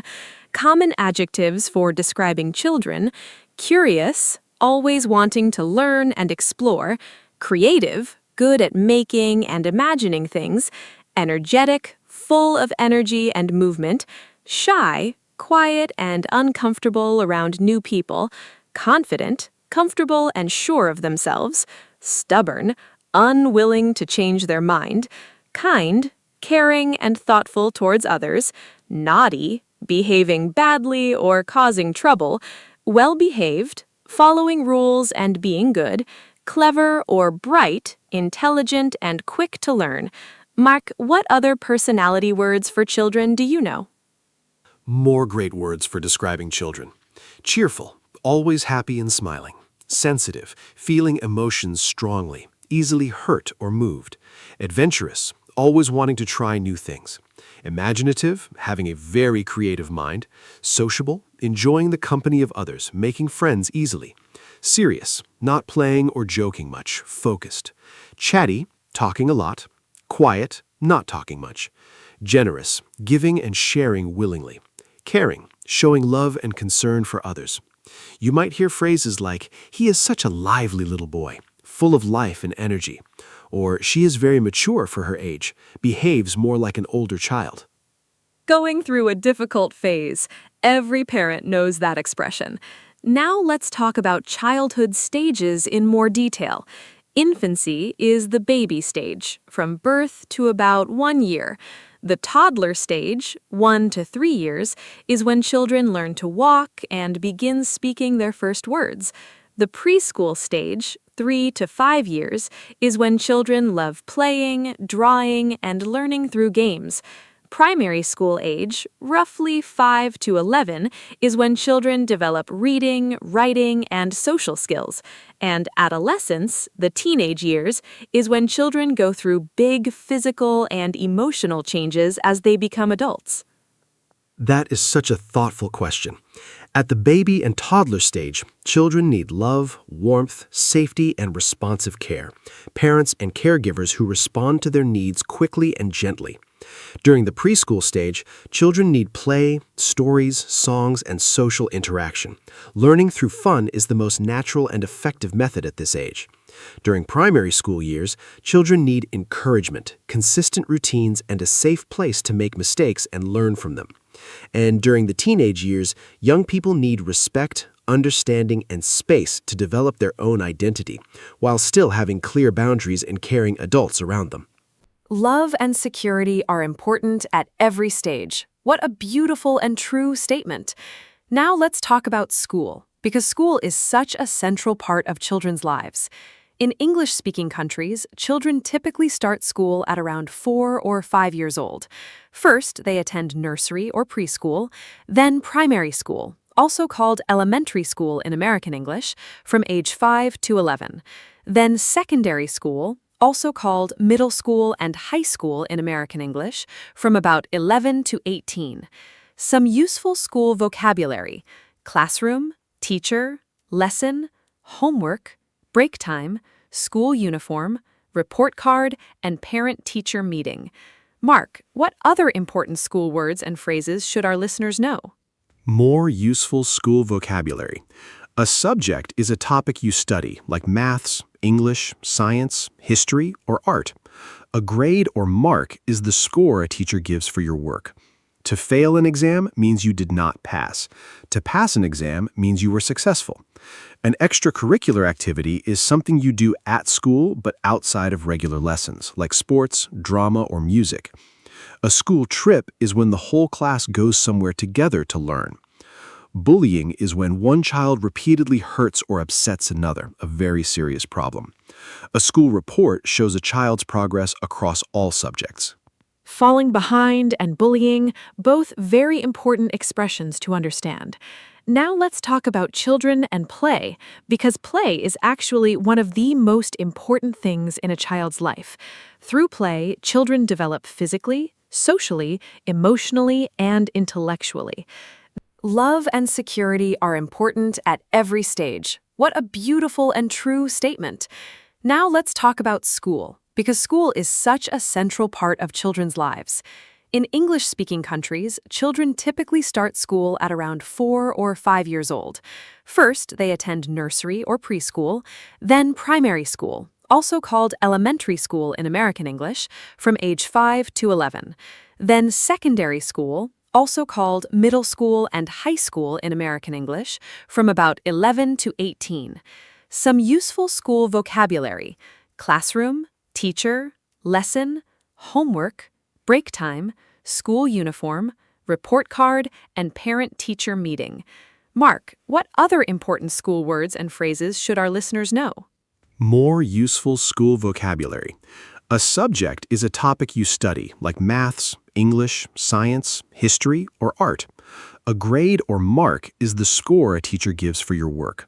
To fail an exam means you did not pass. To pass an exam means you were successful. An extracurricular activity is something you do at school but outside of regular lessons, like sports, drama, or music. A school trip is when the whole class goes somewhere together to learn. Bullying is when one child repeatedly hurts or upsets another, a very serious problem. A school report shows a child's progress across all subjects. Falling behind and bullying, both very important expressions to understand. Now let's talk about children and play, because play is actually one of the most important things in a child's life. Through play, children develop physically, socially, emotionally, and intellectually. There are different types of play: active play, running, jumping, climbing, and physical activity; creative play, drawing, painting, building with blocks, and imagining stories; social play, playing with other children, taking turns, and learning to share; independent play, playing alone, developing concentration and imagination; and outdoor play, being in nature, exploring, and getting fresh air and exercise. Mark, how important do you think play is for children's development? Play is absolutely essential for children's development. In fact, experts consider play to be the most important work of childhood. Through active play, children develop coordination, strength, and physical health.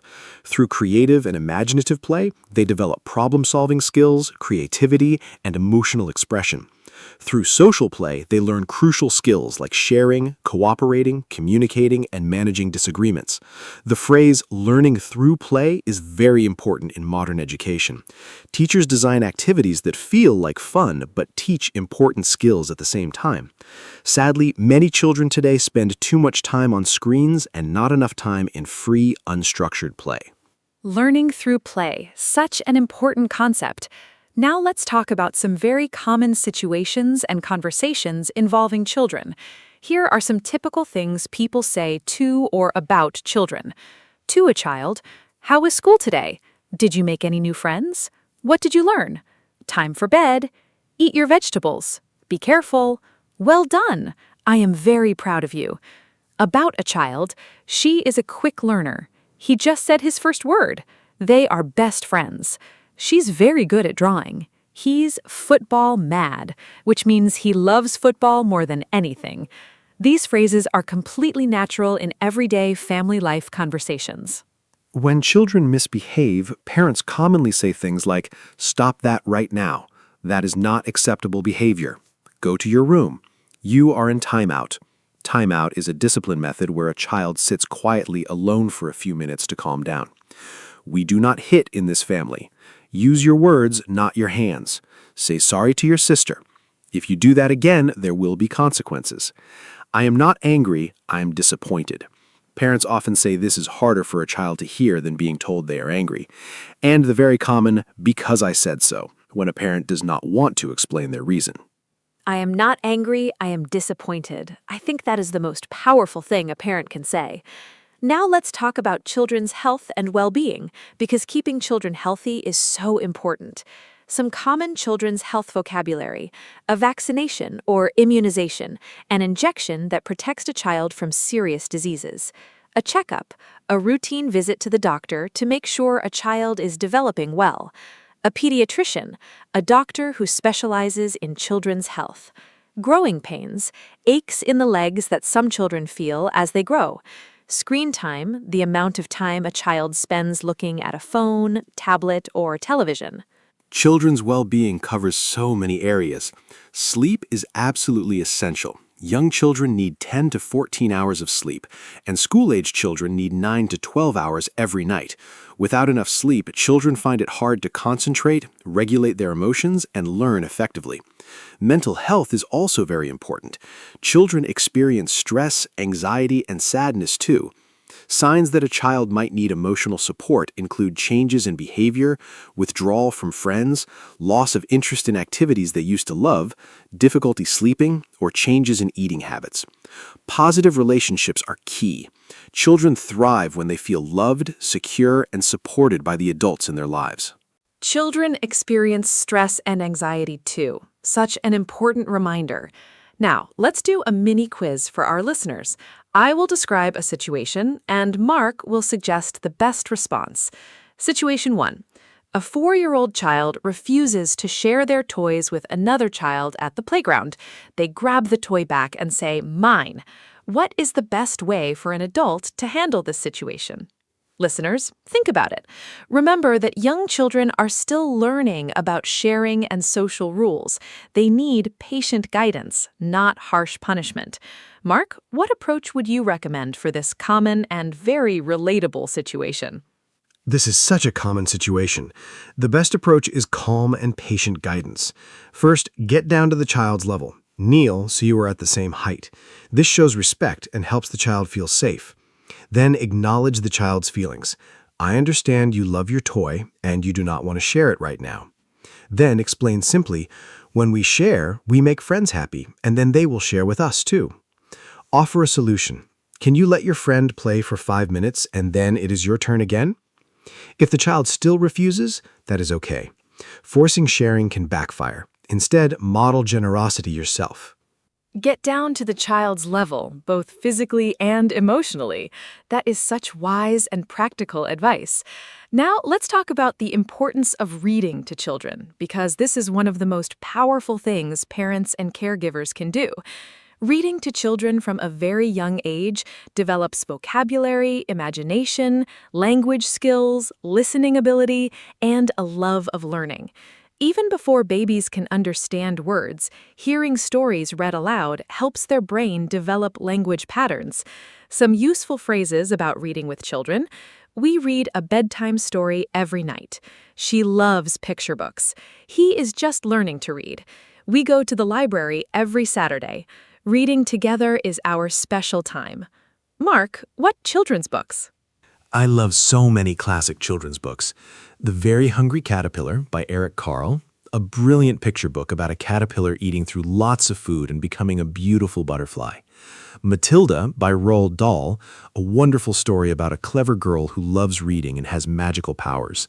The Gruffalo by Julia Johnston, a clever rhyming story about a small mouse who outwits dangerous forest animals. Goodnight Moon by Margaret Wise Brown, a classic bedtime book. Harry Potter by J.K. Rowling, probably the most famous children's series in history. And Charlotte's Web by E.B. White, a beautiful and moving story about friendship. All wonderful choices. Children's books really are perfect for English learners. Now let's talk about children and technology, because this is such an important and debated topic in modern life. Children today grow up surrounded by smartphones, tablets, computers, and the internet. Screen time is something many parents worry about. The World Health Organization recommends no screen time for children under 2 years old, 1 hour per day maximum for ages 2 to 5, and age-appropriate supervised use for older children. Too much screen time is linked to sleep problems, reduced physical activity, and difficulties with social interaction. However, technology also offers wonderful educational opportunities when used wisely. Mark, how do you think children should use technology healthily? Technology is a double-edged sword. It can be both helpful and harmful depending on how it is used. The key is balance, content quality, and adult supervision. Educational apps, interactive storybooks, creative programs, and carefully selected videos can genuinely support children's learning. However, passive consumption, just watching random videos for hours, does not offer the same benefits. Here are some healthy technology habits for children. Set clear daily screen time limits and stick to them. Keep devices out of bedrooms, especially at night. Watch and interact with content together. Co-viewing makes it educational. Ensure technology never replaces physical play, outdoor time, reading, or face-to-face social interaction. Online safety is so crucial in today's world. Tell a trusted adult. Every child needs to hear that clearly and often. Now, let's talk about children learning a second language, because this is something many parents think about. Children are remarkable language learners. Research shows that young children, especially under the age of 7, absorb new languages more easily and naturally than adults. This is sometimes called the critical period for language learning. Bilingual children, those who speak 2 languages, develop strong cognitive skills, including better problem-solving and multitasking abilities. In English, useful phrases about language learning: she's bilingual. He goes to a language school. They are raising their children speaking 2 languages. Great topic. Here are my top tips for parents who want their children to learn English. First, start early. Young children absorb language naturally through songs, stories, and games. Second, make it fun. Don't treat English like a difficult lesson. Watch English cartoons, sing English songs, and read simple English picture books together. Third, create an English environment. Label objects around the house in English: door, chair, window, kitchen. Fourth, be consistent. Even 15 minutes of English exposure every day makes a remarkable difference over time. And fifth, celebrate progress, not perfection. Encourage every attempt, even when mistakes happen. Model enthusiasm. Children really do mirror what they see. Now let's talk about some beautiful phrases in English that express love and affection for children. She is the light of my life. She brings so much joy and meaning. He is my little sunshine. He makes everything brighter. I am so proud of you, expressing pride in a child's achievement. You can do it, encouraging a child. I will always be here for you, reassuring a child. You are so brave, praising courage. I love you to the moon and back, a very popular expression of endless love. She has grown so much, noticing a child's development. These expressions are so beautiful. More lovely ones for our listeners. I believe in you, showing confidence in a child's abilities. You make me so happy, expressing genuine joy. It is okay to make mistakes. That is how we learn. Teaching a growth mindset. Come here and give me a hug, offering physical comfort and warmth. You are kind, and that matters more than anything. Teaching values over achievement. Tell me about your day, showing genuine interest in creating connection. I missed you today, said when a child comes home from school. I love you just the way you are. That is the most important message any child can hear. Now let's talk about childcare and the people who help raise children. In English, a nanny is a person hired to look after children in the family home. A babysitter is someone who looks after children for a short time, usually in the evening. A childminder looks after several children in their own home. A nursery or daycare is a place where young children are cared for while parents are at work. A kindergarten is the first year of formal school for young children, usually around age 4 or 5. And grandparents are often very important caregivers in many families. Grandparents play such a wonderful and irreplaceable role in many children's lives. They offer unconditional love and a different kind of relationship from parents, often more relaxed, patient, and full of stories from the past. Children who have close relationships with their grandparents tend to have stronger family connections, more historical and cultural awareness, and often a greater sense of security. Grandparents can share skills, traditions, and wisdom that parents are sometimes too busy to pass on. Some useful phrases. She's very close to her grandma. He spends every weekend with his grandparents. The children love hearing grandpa's stories. She learned how to bake from her grandmother. Grandparents are often called the heart of the family. The heart of the family. What a beautiful and true description of grandparents. Now let's talk about children's celebrations and special moments. Birthdays are, of course, very important to children. In English, we say, "Happy birthday. How old are you today?" Make a wish before you blow out the candles. Did you get lots of presents? Other important milestones in a child's life include the first word, the first step, the first day of school, losing the first baby tooth, learning to ride a bike, and graduating from primary school. These milestone moments are treasured by families forever. Mark, how do families typically celebrate children's birthdays in English-speaking cultures?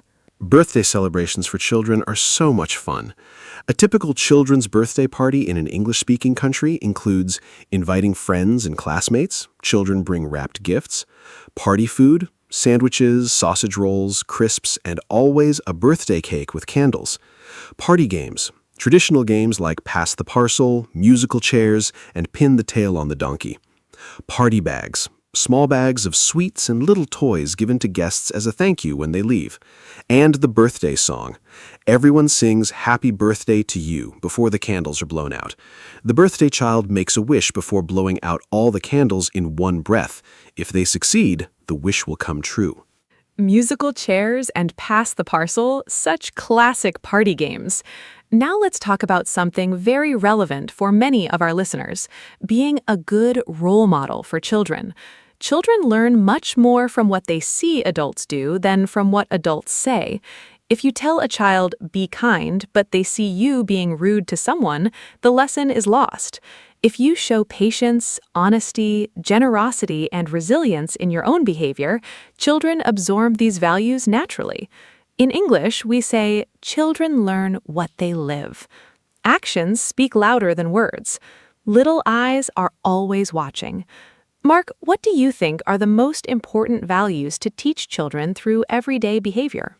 The values children learn from watching adults are so powerful. I think the most important ones to model are kindness, treating everyone with respect and consideration regardless of who they are. Honesty, being truthful even when it's difficult. Resilience, showing children how to handle setbacks, disappointments, and mistakes without giving up. Gratitude, saying thank you, noticing and appreciating good things in life. Empathy, showing understanding and compassion for other people's feelings. And curiosity, showing genuine interest in the world, asking questions, and always being willing to learn. When children see adults practicing these values authentically every day, they naturally begin to practice them too. The most powerful teaching happens in ordinary daily moments. What a profound and beautiful thought. Now, let's talk about something many people experience, the differences between boys and girls and how they play and develop. Research actually shows that while individual children vary enormously, some general tendencies exist. However, the most important thing is to avoid limiting children based on gender stereotypes. All children, boys and girls, benefit from the full range of activities: physical play, creative play, storytelling, music, sports, and caring activities like looking after dolls or pets. In English, we use the phrase gender neutral to describe things that are suitable for all children regardless of gender. I think it is so important to let children explore all kinds of activities freely without rigid gender expectations. History shows that many stereotypes about what boys and girls should play with or do have limited children's development unnecessarily. A boy who loves dancing or cooking is no less a boy. A girl who loves football or science is no less a girl. The phrase, let children be children, means allowing them to follow their own interests and curiosity without restriction. Research consistently shows that children who are given freedom to explore diverse activities develop broader skills and are generally happier and more confident. The most important question is always, is this child happy, curious, and growing? Let children be children. Such a simple but powerful message. Now, let's give our listeners some practical phrases for talking about children's achievements and milestones in English. He just took his first steps, describing a baby's first walking steps. She said her first word, it was mama. He can read whole books now. She just learned to swim. He passed his school exams with excellent marks. She won first place in the science competition. He made the school football team. She got into her first choice secondary school. He graduated from university. And a very common emotional phrase parents say, I cannot believe how fast they grow up. Mark, how do parents typically talk about being proud of their children?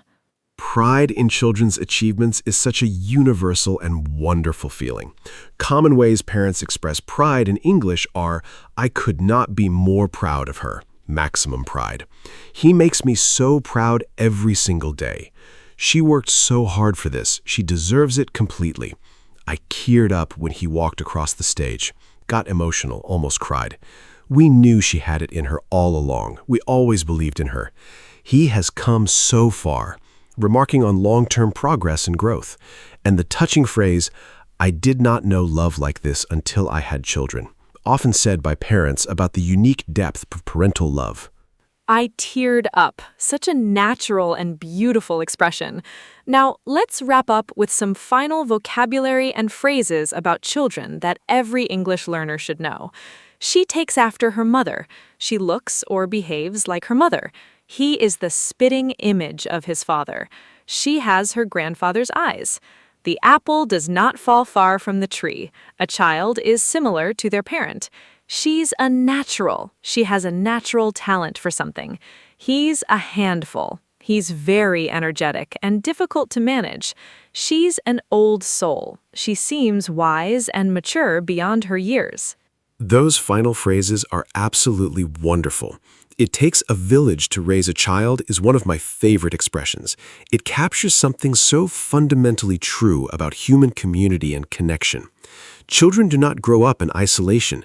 They're shaped by everyone around them: parents, grandparents, teachers, neighbors, friends, and society as a whole. Every adult who shows kindness, patience, curiosity, and respect to a child contributes to that child's development. In English, we sometimes say, "Be the adult you needed when you were young," a deeply moving invitation to give to children what we ourselves may have needed. Thank you so much, Anna. This topic fills my heart. What a truly heartwarming and meaningful episode this has been. Thank you, Mark, and thank you to every single listener who joined us today. Let me give a final summary. We talked about different stages of childhood, from babies and toddlers to teenagers. We learned vocabulary for describing children's personalities and behavior. We discussed school, play, health, technology, and reading. We talked about childcare, grandparents, celebrations, and milestones. We shared beautiful phrases for expressing love, pride, and encouragement. And we learned so much important English vocabulary for everyday conversations about children. Children are truly the most remarkable and precious part of our world. Treasure them, listen to them, and never stop learning from them. See you next time. Thank you so much, Anna, and what a beautiful note to end on. A huge thank you to every listener who spent this special time with us. Children bring so much light, laughter, wonder, and love into our lives. Whether you're a parent, a teacher, an aunt or uncle, a grandparent, or simply someone who cares about the next generation, the conversations we have about and with children matter deeply. Use today's vocabulary and phrases in your real conversations. Talk about children you know. Ask about other people's children. Share stories of childhood memories. Language connects us to the people and moments we love most. Hello, everyone. Welcome to our podcast. My name is Anna, and I am so happy you are here with us today. This podcast is made for beginner English learners, and every episode is simple, fun, and useful. Today, we have a very important and practical topic. We are going to talk about saving money. This is something that everyone thinks about. How can you spend less? How can you save more? These are questions we all ask ourselves. Whether you are a student, a worker, or a parent, saving money is a very useful skill. I am joined by my wonderful co-host, Mark. Mark, say hello and tell us, are you good at saving money? Hello, hello. Thank you, Anna. Hi to all our fantastic listeners. Am I good at saving money? That is a great question. Honestly, I have had to learn. When I was younger, I spent money very freely and did not think much about saving. But over the years, I have learned some very good habits and strategies that have really helped me. Today, Anna and I are going to share practical tips, useful vocabulary, and simple strategies for saving money in everyday life. By the end of this episode, you will have lots of ideas to help you spend less and save more. This topic is useful for everyone, no matter your age or income. Let's begin. Okay, so let's start with the basics. What does saving money mean? It simply means keeping some of your money instead of spending all of it. When you save money, you put it somewhere safe, like a bank account, and you do not touch it. The opposite of saving is spending. If you earn $100 and spend $90, you save $10. That $10 is your savings. A very simple way to start saving is the 50-30-20 rule. This means you spend 50% of your income on needs, 30% on wants, and save 20%. Needs are things you must have, like food and rent. Sure, the 50-30-20 rule is a very simple budgeting guide. First, 50% for needs. Needs are things you cannot live without. Rent or mortgage, food, electricity, water, transport to work, and medicine. Second, 30% for wants. Wants are things that make life enjoyable but are not essential. Eating at restaurants, cinema tickets, new clothes you do not urgently need, hobbies, and entertainment. Third, 20% for savings. This goes directly into your savings account every month. You should save this money before you spend on wants. This rule is flexible. If you can save more than 20%, even better. The 50-30-20 rule is so simple and easy to remember. Now, let's talk about budgeting. A budget is a plan for how you will spend and save your money. Making a budget is one of the most important steps in saving money. To make a budget, first you write down all the money you receive, your income. Then you write down all the things you spend money on, your expenses. When you can see everything written down, it is much easier to understand where your money is going. You might be surprised. Many people discover they spend a lot on small things they did not even notice. Mark, do you have a personal budget? Yes, I do have a budget. I check it every month. I use a simple spreadsheet on my computer to track everything, but a notebook and pen works just as well. At the start of every month, I write down my income, the money I receive from work. Then I list all my fixed expenses, things that cost the same every month like rent, internet, and phone bill. Then I estimate my variable expenses, things that change each month like food, transport, and entertainment. Finally, I calculate how much I have left to save. The most important thing is to be honest with yourself. Be honest with yourself, such important advice. A lot of people avoid making a budget because they are afraid to see how much they spend. But knowing the truth is the first step to making changes. Now, let's talk about needs versus wants, because understanding this difference is really the key to saving money. A need is something you must have to live and function normally: food, shelter, clothing, and healthcare. A want is something that is nice to have, but not necessary. A new phone when your current one works fine, eating at expensive restaurants, or buying the latest fashion. Great topic. Here are some everyday examples. Needs, paying your rent or mortgage each month. You need a place to live. Buying basic food like rice, vegetables, bread, eggs, and milk. Paying your electricity and water bills. Having basic clothing for work and daily life. Transport to get to work. Basic healthcare and medicine when you're sick. Now, wants, buying a new designer handbag when your current bag works fine. Ordering takeaway food every evening instead of cooking at home. Subscribing to 5 different streaming services. Buying the newest smartphone model when your current phone is perfectly good. Going on an expensive holiday when a cheaper one would also be enjoyable. Those examples are so clear and easy to understand. Now, let's talk about some very practical and simple ways to save money in daily life. One of the most effective things you can do is cook at home instead of eating out or ordering takeaway.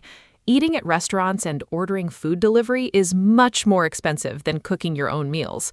A simple home-cooked meal can cost $2 or $3, while the same meal from a restaurant might cost $15 or $20. If you eat out often, this difference adds up to a huge amount every month. Mark, how much money do you think a person can save by cooking at home instead of eating out 5? The savings from cooking at home are really impressive. Let me give a simple example.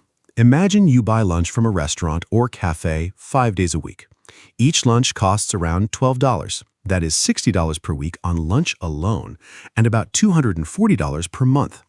Now imagine you prepare your own lunch at home and bring it to work. A homemade lunch might cost about $2 to $3 per day.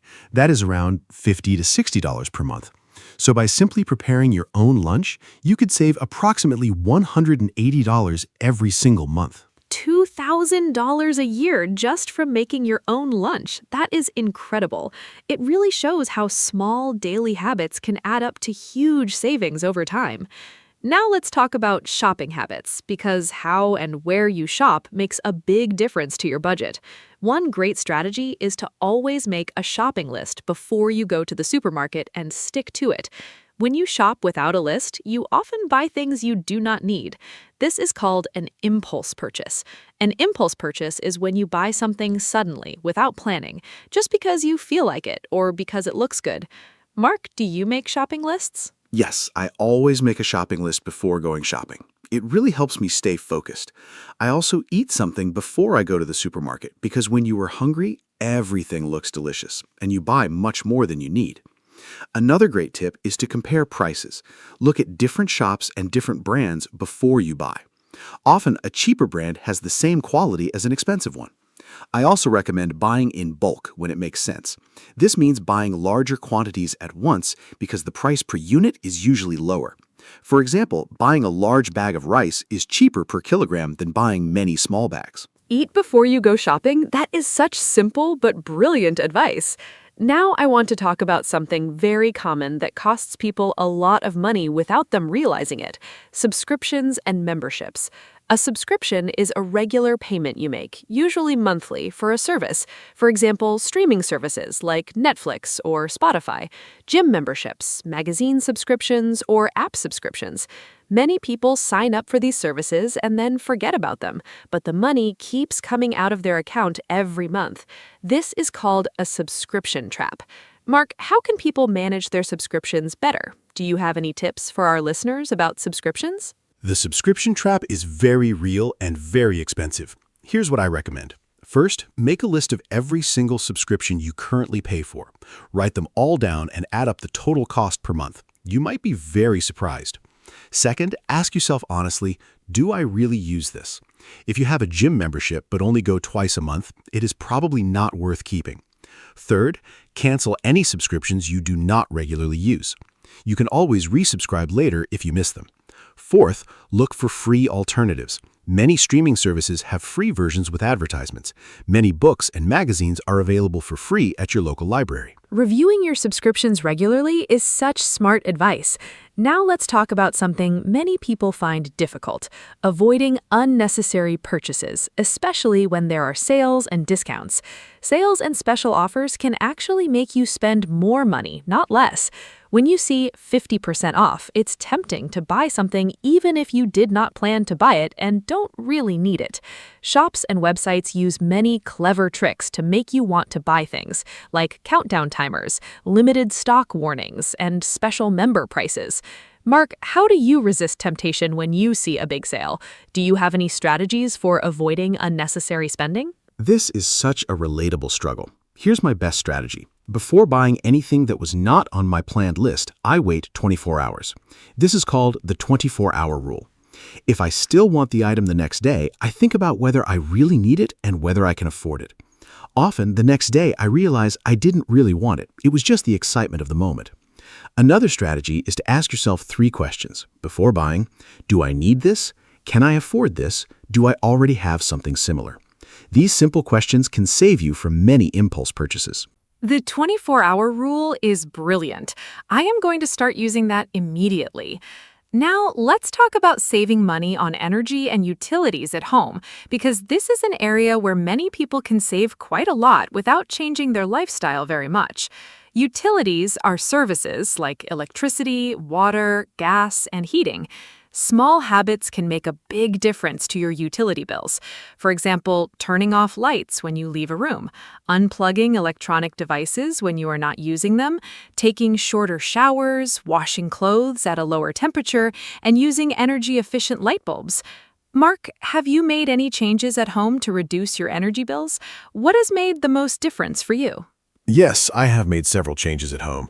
The most effective one was switching to LED light bulbs throughout my home. They use about 75% less electricity than traditional bulbs and last much longer, so you save money twice, on electricity and on replacement bulbs. I also started setting my heating to a lower temperature at night and when I'm not at home. Just programming the thermostat correctly saved me a noticeable amount on my heating bill every month. Another big one, I started washing my clothes at 30 degrees instead of 60 degrees. This uses much less electricity and the clothes get just as clean for normal washing. Start small. Such important and encouraging advice. Even $10 a month becomes $120 in a year, and that is a great start. Now let's talk about an emergency fund, because this is a very important concept in personal finance. An emergency fund is money that you save specifically for unexpected problems or emergencies.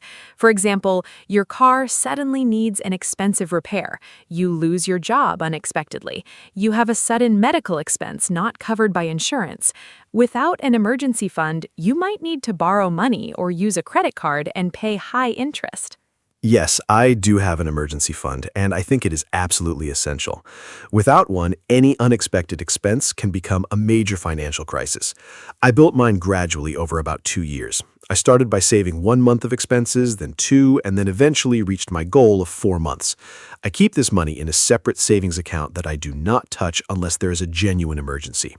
An important rule, replenish the fund as soon as possible after using it. If you use $200 from your emergency fund, your next priority is to replace that $200 before anything else. Peace of mind. That is such a perfect way to describe the feeling of having savings behind you. Now let's talk about debt and how it affects saving. Debt is money that you owe to someone else, usually a bank or a lender. Common types of debt include credit card debt, student loans, and car loans. Debt can make saving very difficult because when you have debt, you pay interest, an extra charge for borrowing money. For example, if your credit card charges 20% interest per year and you have a balance of $500, you pay $100 extra in interest every year just for borrowing that money. Managing debt and saving at the same time is challenging, but it is possible. Here's a simple approach. First, list all your debts, the amount owed and the interest rate for each. Then, prioritize paying off the highest interest debts first. This is called the avalanche method. High interest debt, especially credit card debt, grows very quickly if you do not pay it off. While paying off debt, try to make more than the minimum payment each month, even a small extra amount. Even a small extra amount makes a big difference over time. At the same time, still put a small amount into savings every month, even $20. This keeps the habit alive. The avalanche method, paying off the highest interest debt first, is a great strategy. Now let's talk about a topic that many people find uncomfortable, comparing your spending habits to others. It is very tempting to spend money to match what other people around you own or do. This is called keeping up with the Joneses, an English expression that means trying to match the lifestyle of your neighbors or friends. For example, if your friend buys a new car, you might feel pressure to buy one too. Or if your colleagues go to expensive restaurants for lunch, you might feel embarrassed to bring a packed lunch. Keeping up with the Joneses is a real and very common challenge. Social pressure to spend money is everywhere. My advice is to remember that many people who appear to have a lot are actually in debt. The new car, the expensive holidays, the designer clothes, many of these things are bought on credit. Looking wealthy and being financially stable are very different things. A more helpful comparison is to compare yourself to your own past self. Are you saving more than last year? Are your debts smaller? Focus on your own financial journey. Also, remember that true friends don't care what car you drive or what brand you wear. Comparing yourself to your own past self. What a healthy and wise perspective. Now let's talk about saving money on transport, because for many people, getting to work and moving around costs a significant amount every month. Common transport expenses include fuel for a car insurance, car maintenance and repairs, parking fees, and public transit tickets. Some money-saving transport tips. If possible, use public transport. Buses and trains are usually much cheaper than driving a car. Walk or cycle for short distances. This is free and also good for your health. Carpool with colleagues. Share the drive and the cost. And plan your journeys efficiently to avoid unnecessary trips. I save on transport in a few ways. First, I use public transport for most of my journeys. I have a monthly travel card, which is much cheaper than buying individual tickets each day. Second, I walk for any journey that takes less than 20 minutes on foot. It is free, keeps me healthy, and I often enjoy it. Third, when I do use my car, I plan my route carefully to avoid traffic and save fuel. I also do regular car maintenance, keeping the tires properly inflated and getting the car serviced on schedule. This prevents expensive repairs and also saves fuel because a well-maintained car uses less petrol. Look higher and lower on the shelves. I never thought about that, but it makes so much sense.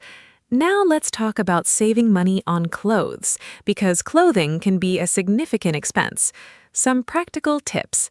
Shop in sales. Buy clothes at the end of the season when prices are reduced by 50% or more. Swap or donate clothes with friends or family. Buy secondhand or vintage clothing. Charity shops and online platforms like eBay or Vinted have great items at very low prices. Look after the clothes you already have. Wash them properly and repair small damages rather than replacing them. I love shopping secondhand. I find great quality clothes at charity shops and online secondhand platforms for a fraction of the original price. Some of my favorite and most complimented pieces of clothing were bought for just a few pounds or dollars. I also follow a personal rule called the cost per wear calculation. When I consider buying something, I divide the price by the number of times I expect to wear it. For example, a quality jacket that costs $80, but I will wear 200 times, costs just 40 cents per wear. That is excellent value. Cost per wear, what an incredibly useful concept. Now let's talk about saving money on entertainment and leisure, because having fun does not have to be expensive. There are many wonderful and free or low-cost activities. Visit parks, nature reserves, and beaches, completely free. Use your local library. Books, films, magazines, and music are all free with a library card.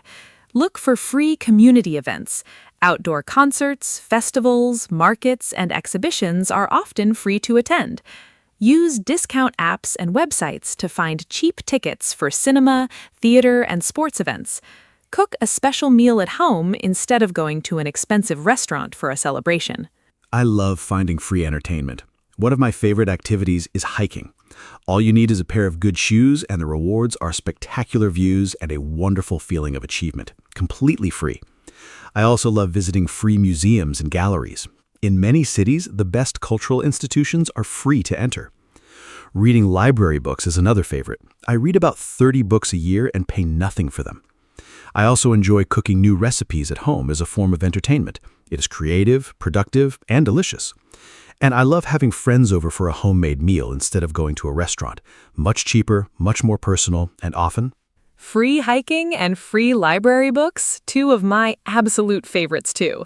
Now let's do a quiz for our listeners. I will give a situation and Mark will suggest the best money-saving action. Listeners, think of your answer before Mark speaks. Situation 1. You want to have coffee every morning. A coffee from a cafe costs $4. Making coffee at home costs about 20 cents. You work 20 days a month. Mark, what is the smart money-saving choice here, and how much would someone save by making coffee at home instead of buying it from a cafe every workday? Great quiz. If you buy coffee from a cafe every workday, 20 days a month, at $4 each, that's $80 per month on coffee. That is $960 per year. But if you make coffee at home at 20 cents per cup, that's $4 per month. So by making your own coffee, you save $76 per month and about $900 per year, just from this one small change. Of course, you can still treat yourself to a cafe coffee occasionally, maybe once a week as a small reward. The latte factor. I love that expression. Small daily purchases that seem cheap add up to thousands of dollars a year. Now, let me give another quiz situation. Situation 2. You receive your salary on the first of every month. Your salary is $1,000. Your rent is $400. Your food budget is $150. Your transport is $50. Your utility bills are $80. That is $680 on necessities. Mark, using the 50-30-20 rule we discussed at the beginning, how much should this person aim to save every month? And how much can they spend on wants, things they enjoy? Great calculation quiz. The person earns $1,000 per month. Using the 50-30-20 rule, 50%, $500, should go to needs. But their actual needs total is $680, which is more than 50%. In this case, they might need to adjust, perhaps find a cheaper accommodation, reduce their food spending, or find a way to increase their income. The ideal 20% savings would be $200 per month, and the 30% for wants would be $300. But if needs already exceed $500, they need to find other ways to reduce costs or earn more. That was a really useful and realistic calculation. Real life is not always perfect, and sometimes adjustments are needed. Now, let's talk about something very motivating: setting savings goals. A savings goal is a specific target you are working towards. For example, saving $1,000 for an emergency fund, saving $3,000 for a holiday, saving $500 for a new laptop. Having a specific goal makes saving much more motivating than just saving with no clear purpose. In English, we say, I am saving up for example, I am saving up for a new car, or I am saving up for a holiday. Mark, do you have any current savings goals? Yes, having savings goals is incredibly motivating for me. Right now, I am saving up for two things. First, I want to add to my emergency fund. Second, I am saving for a trip to Japan, my dream holiday. Knowing exactly what I'm saving for makes it much easier to resist unnecessary spending. When I feel tempted to buy something I do not need, I think about my Japan fund and the temptation usually disappears. Another helpful technique is to visualize your goal. Put a photo of your dream destination or item somewhere you see every day. This keeps your motivation strong. Savings goals feel like a game you want to win. What a great mindset. Now, let's talk about some simple English phrases for talking about money and saving. These are very useful for everyday conversations. I'm on a tight budget. I don't have much money to spend. I'm trying to cut back. I'm trying to spend less. I'm saving up for something. I'm collecting money for a specific purpose.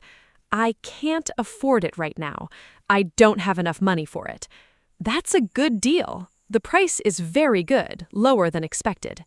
More useful money phrases. I'm watching my spending. I am being careful about what I buy. I'm trying to stick to my budget. I am trying to follow my financial plan. It's not worth the money. The quality or value does not match the price. I found a bargain. I found something very cheap or very good value. I am in debt. I owe money to someone. I am debt-free. I don't owe any money. I've been saving for this purchase. I planned and saved for this purchase. That's overpriced. The item costs more than it's worth. Those money phrases are so practical and natural. Now, let's talk about something that many young people struggle with: saving money as a student or on a low income.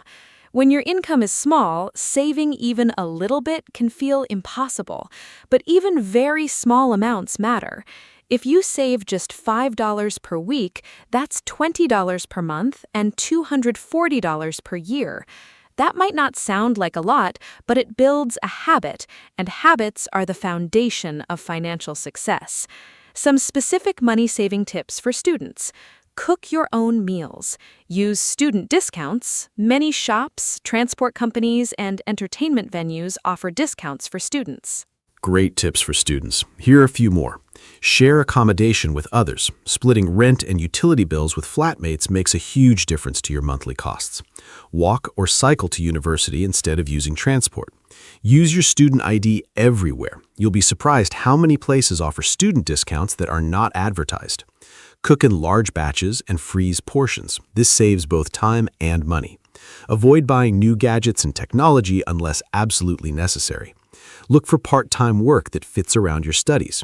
Apply for any scholarships or bursaries that you might be eligible for. Many students don't apply simply because they don't know these opportunities exist. Cooking in large batches and freezing portions, such a practical and clever tip. Now I want to talk about something a bit different, the psychology of money, and why saving is sometimes emotionally difficult. Many people have complicated feelings about money. Some people spend money when they feel stressed or sad. This is sometimes called retail therapy. Others feel guilty about spending money even when they can afford it. And some feel anxious when they think about money at all. Understanding your emotional relationship with money is important. Mark, do you think there is a connection between emotions and spending habits? How can people develop a healthier relationship with money? Absolutely. Our emotions and money are deeply connected. Retail therapy is very real. Many people shop when they feel unhappy, bored, or stressed, as a way to feel better in the short term. The problem is that the good feeling is temporary, and then you have less money and perhaps feel guilty about spending. A healthier approach is to find non-spending ways to improve your mood when you feel stressed. Exercise, talking to a friend, cooking, going for a walk, or reading. Also, try to understand what triggers your spending. Do you spend more when you are tired? When you feel lonely? When you scroll through social media? Identifying your triggers helps you break the pattern. Based on clear values rather than temporary emotions, that is such a wise and beautiful way to think about money. Now, let me ask a fun question. Mark, if you had an extra $500 right now that you did not expect, like a gift or a bonus, what would you do with it? This is actually a great exercise for our listeners, too. Think about it honestly. If you suddenly received extra money, would you save it, spend it on something you need, spend it on something you want, or give some to charity?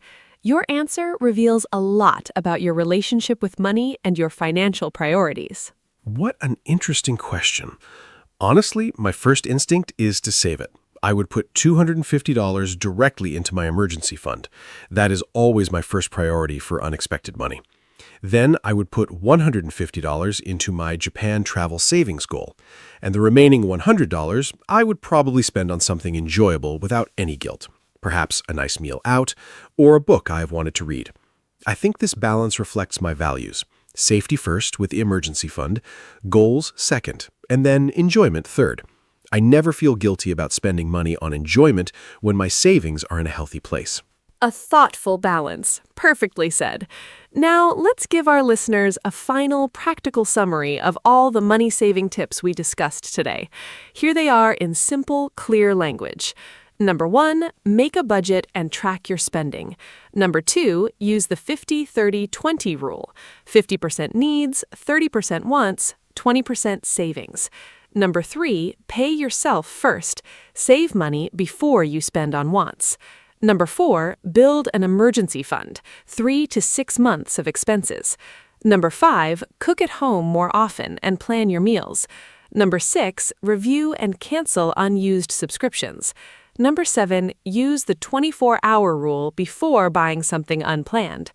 Mark, can you continue the list with a few more tips? Continuing the list.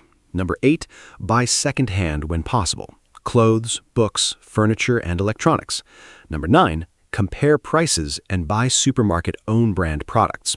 Number 10, save on energy, LED bulbs, lower washing temperatures, smart heating. Number 11, use public transport, walk or cycle when possible. Number 12, take advantage of free entertainment, parks, libraries, free museums, and community events. Number 13, set specific savings goals to stay motivated. Number 14, identify your emotional spending triggers and find non-spending alternatives. And number 15, be patient and consistent. Saving money is not a race, it is a habit that builds slowly and rewards you greatly over time. Every small step counts. What an amazing and comprehensive list. I hope every listener finds at least 3 or 4 ideas from today that they can start using immediately. Let me give a final summary of today's episode. We talked about the meaning of saving money, budgeting, needs versus wants, practical daily saving tips, shopping habits, subscriptions, energy savings, emergency funds, debt management, and the psychology of money. We learned lots of useful English vocabulary and phrases, too. Whether you are just starting to think about saving or you're already on your savings journey, I hope today's conversation was helpful, encouraging, and inspiring. Thank you so much to every listener who joined us today. See you next time. Thank you so much, Anna. This has been one of my favorite episodes. And a huge thank you to every single listener who spent this time with us today. Remember, saving money is not about being miserable or denying yourself everything. It is about being intentional and making choices that align with your true values and long-term goals. Every dollar or pound or euro that you save is a vote for your future self. More security, more freedom, more choices. Start small, be consistent, celebrate every milestone, and be patient with yourself. Financial habits take time to build, but last a lifetime. Use the English vocabulary and phrases from today in your real conversations about money.